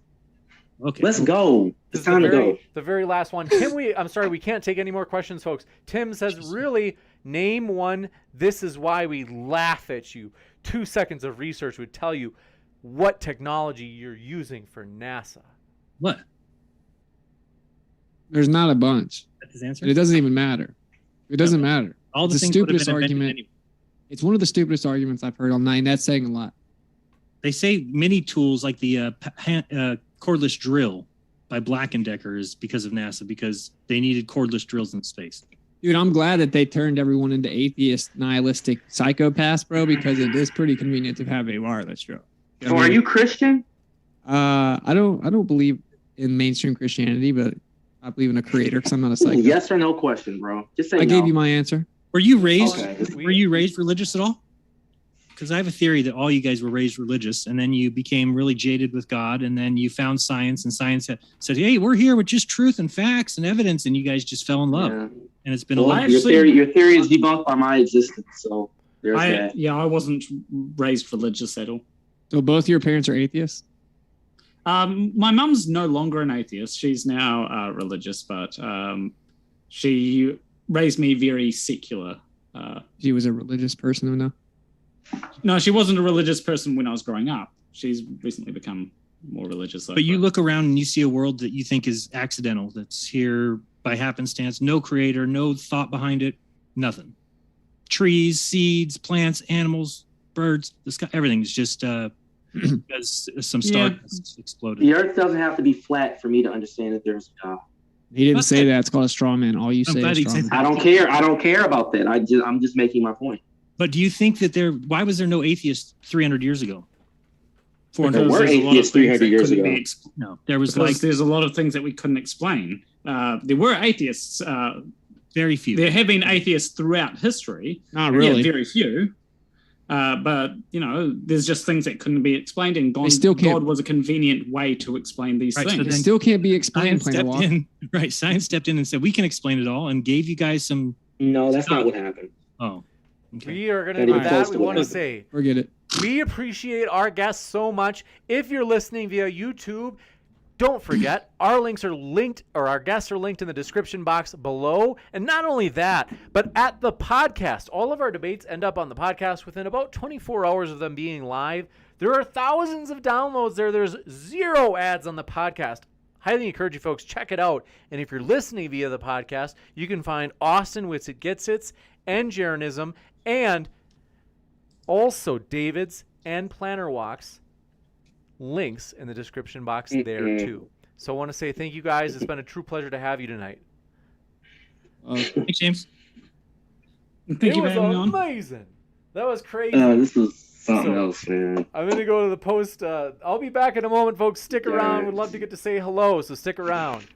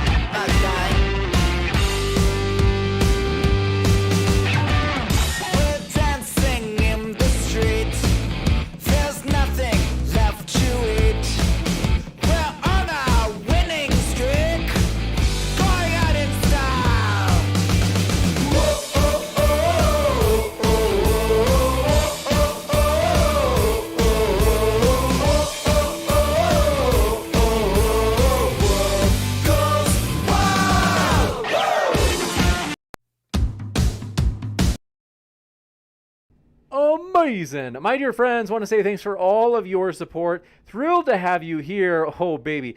Don't worry. My camera's coming back in just a moment. In the meantime, want to say hello to you in the old live chat. Javi Gonzalez, thanks for coming by. Did I say it right? Let me know if I pronounced it right. As well as Coffee Mom, good to see you again. As well as Nanology, glad you are with us. And also, First Last, thanks for dropping in. Glad you are with us. Whew. My dear friends, it has been a wild debate, to be sure. Highly encourage you check out our links of our guests in the description box below. And not only that, if you haven't yet, hit that subscribe button, as we have many more juicy debates coming up on Modern Day Debate. My dear friends, We are excited about the future. Modern Day Debate has been growing insanely, and we want to say thank you for making it grow as it has. Thank you for subscribing. Thank you for hitting like. For real, little things like even just hitting like, that helps us, that boosts us in the algorithm. Also, when you hit subscribe, that also shows YouTube that we're a channel that's attracting new people. And so YouTube is promoting us big time, and it's thanks to you guys. And another way that you guys have helped, for real, I check the stats on our videos. I see a lot of people have shared our videos. So if you're like, man, oh man, I totally thought that, you know, this side got destroyed in this debate, and I've got to get the world to see this side being exposed, and then people share the link, that helps us a ton. So people share it. I see that in where we see like where new people are coming from in the analytics page, it's like Twitter threads, or people are sharing it in Discord, even Reddit, all over the place. So we want to say thank you guys for helping us grow as it has, and join us while we are young, while we are small, because Modern Day Debate has a big, bright future, and it's thanks to, like I said, thank you to you guys for making Modern Day Debate great. It's also thanks to the guests, the speakers that we've had on. They make this channel great. They're the lifeblood of the channel. If it was just me debating myself every night, it'd be very sad. Amanda, thanks for being with us. Says, share with your friends. I agree. If you thought this is a fun debate, or if you're like, man, this is a great debate where people can see this side being exposed and where it's, you know, exposed that it's wrong, hey, it's a great opportunity. Share the link and let the world see it then.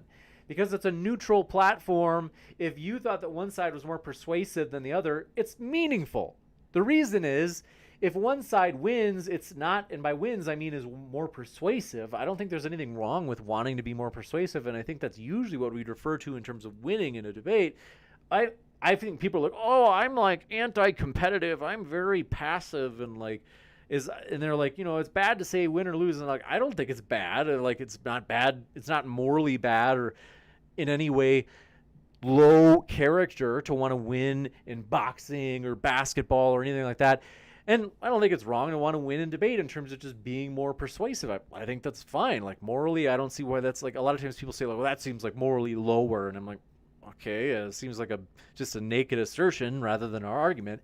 But I want to say, if you thought that one side was more persuasive than another, I highly encourage you, hey, share this debate, as it's meaningful if one side was more persuasive than the other, because it's not because the moderators jumped in and took a side of like, hey, you know, globe earth is true, or hey, flat earth is true. Because here at Modern Day Debate, we don't do that. It's a fully neutral platform. We moderate fairly, and we also only put out debates. We don't have any position videos, such as videos that say, oh, flat earth, you know, is so stupid, or globe earth is so stupid. We don't do that. We let you decide in the comment section, because our vision ultimately is to provide a neutral platform so that everybody can have their chance to hear these debates on a level playing field. That's important to us. And what are our values? Because for us, it's important to us that we stick to our values.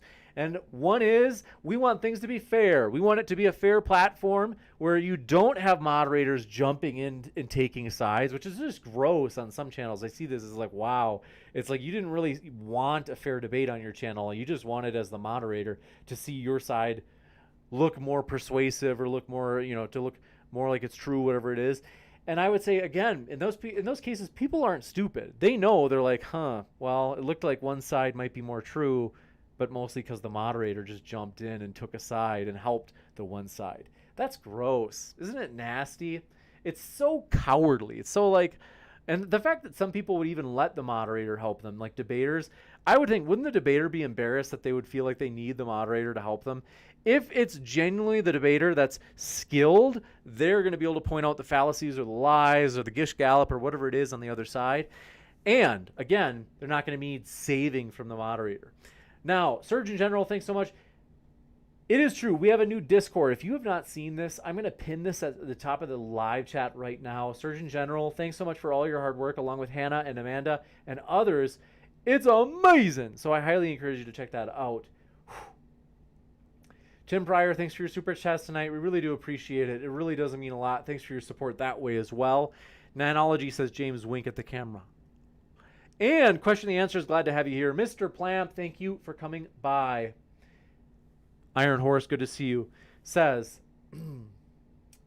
Let's see. Andre Balas, thanks for coming by, as well as Sean Hawkins. Good to see you. And Regis Terslow Bear, glad to have you with us. Sean Hawkins, did I see you recently in an email? Is that you who we were talking? But anyway, Javi Gonzalez, thanks for coming by. We want to welcome you with open arms. Glober Mom, thanks for coming by. Says good night, everyone. Glober Mom, sleep well. We hope it's a great night. As well as Mr. White, thanks for being here. Twellen, thanks for coming by. And I know that if you're in the live chat, you've subscribed because we have live, what is the word I'm looking for? We have subscribers only chat mode on right now. And so I want to say thank you for having subscribed, Intertech. Thanks for being a subscriber, Roman Conan. As well as thanks, JJ Hempcrete Bear. Thanks so much for your subscription to Modern Day Debate. Thanks for your support of us. Big Pine Sailing, thanks for your support as well. You guys have got 511 people. We've got 359 likes. We can easily get to 400 likes. It just jumped up to 360. So we're only 40 likes away. We can easily get 40 more likes to get to 400. So seriously, we appreciate it when you do hit like. That means a lot. Dylan Motes, thanks for being with us. Thanks for helping our channel. Thanks for being a subscriber. Globebusters, thanks for being subscribed. We appreciate your support. It means a lot. Ryan, thanks for dropping in. Thanks for your support. And thanks for being a subscriber. Iron Horse, thanks for being here. Kanye Twitty, thanks for coming by. Appreciate your kind words. Andrew Kroll, good to see you there. Thanks for dropping in. As well as One Neo, glad you are here. And thanks for your kind words, Intertech says, because you're a great moderator, James. Nice job. Thanks for that. That means a lot. Ms. Sweet, thanks for coming by. Thanks for being a subscriber. It means a lot. As well as Nurka13, thanks for being a sub. Appreciate you being a subscriber. It really does mean a lot. Seriously, that really does. You guys, your support, it means more than you know. And like I said, this channel, it can't grow without you. Like, you guys have helped this channel so much. Like, I'm just a guy sending out a few emails and then I host. But this channel is truly a community effort. Seriously. This is not like oh, that's like James's channel. No, like I tell people all the time, it's like, no, Modern Day Debate is not like my channel. I always say, like, at Modern Day Debate, we care about X, Y, and Z. Here are our values, fairness, competition, all these things. Those are important to us. And it's not an I thing, it's a community thing, because for real, you guys support this channel in so many ways. Thanks for your support. Troubling Tribune, good to see you there. Thanks for having been a debater in the past as well, Troubling Tribune. I hope you're doing well. And thanks for your support of Modern Day Debate. Seriously, it means a lot. As well as Angel, let me know if I'm saying this right.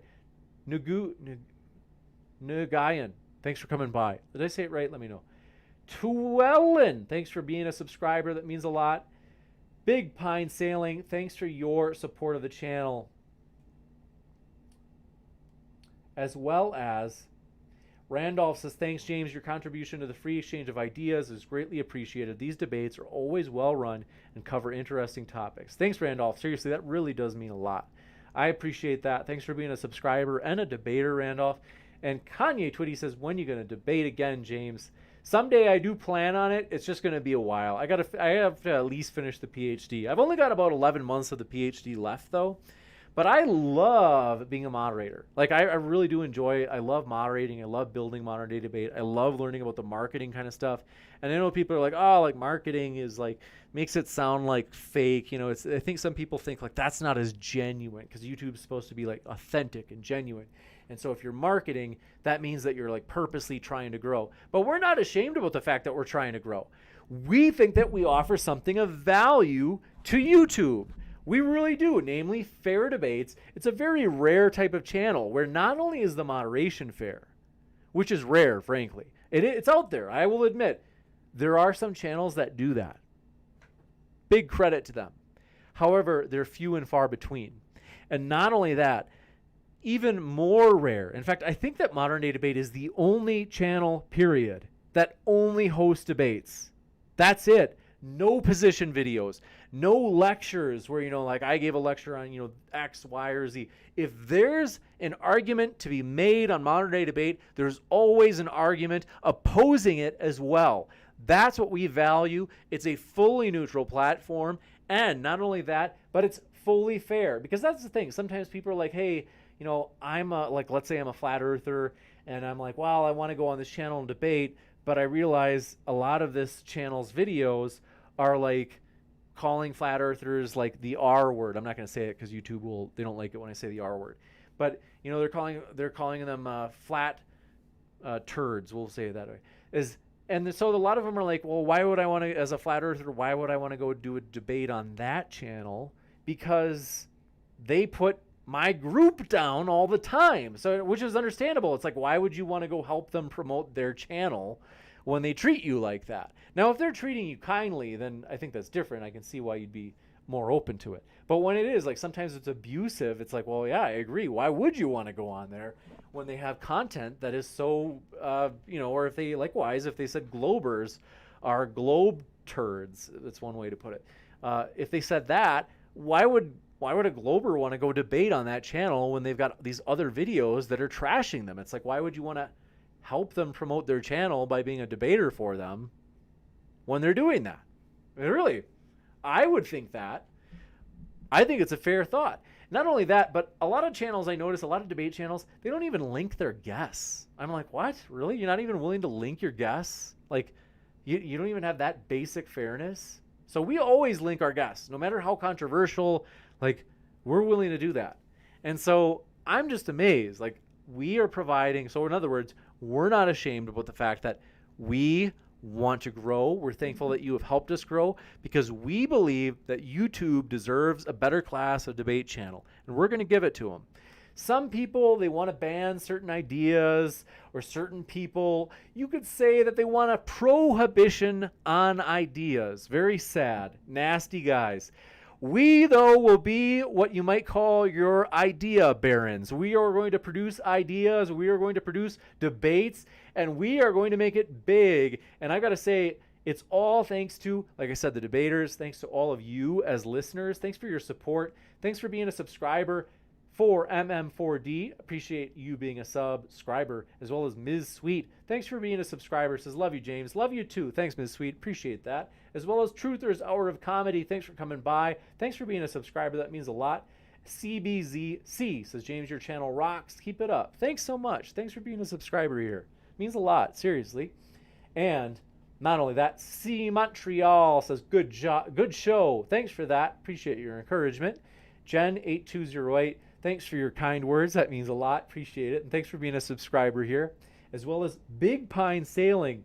Thank you so much. So seriously do appreciate the neutral platform, James. That means a lot, for real. I really do. I really do appreciate that. And thanks for being a supporter and a subscriber. Pure Aussie Gold. Seriously, we really do appreciate you. And Javi Gonzalez says, you deserve it, James. Thank you so much for that.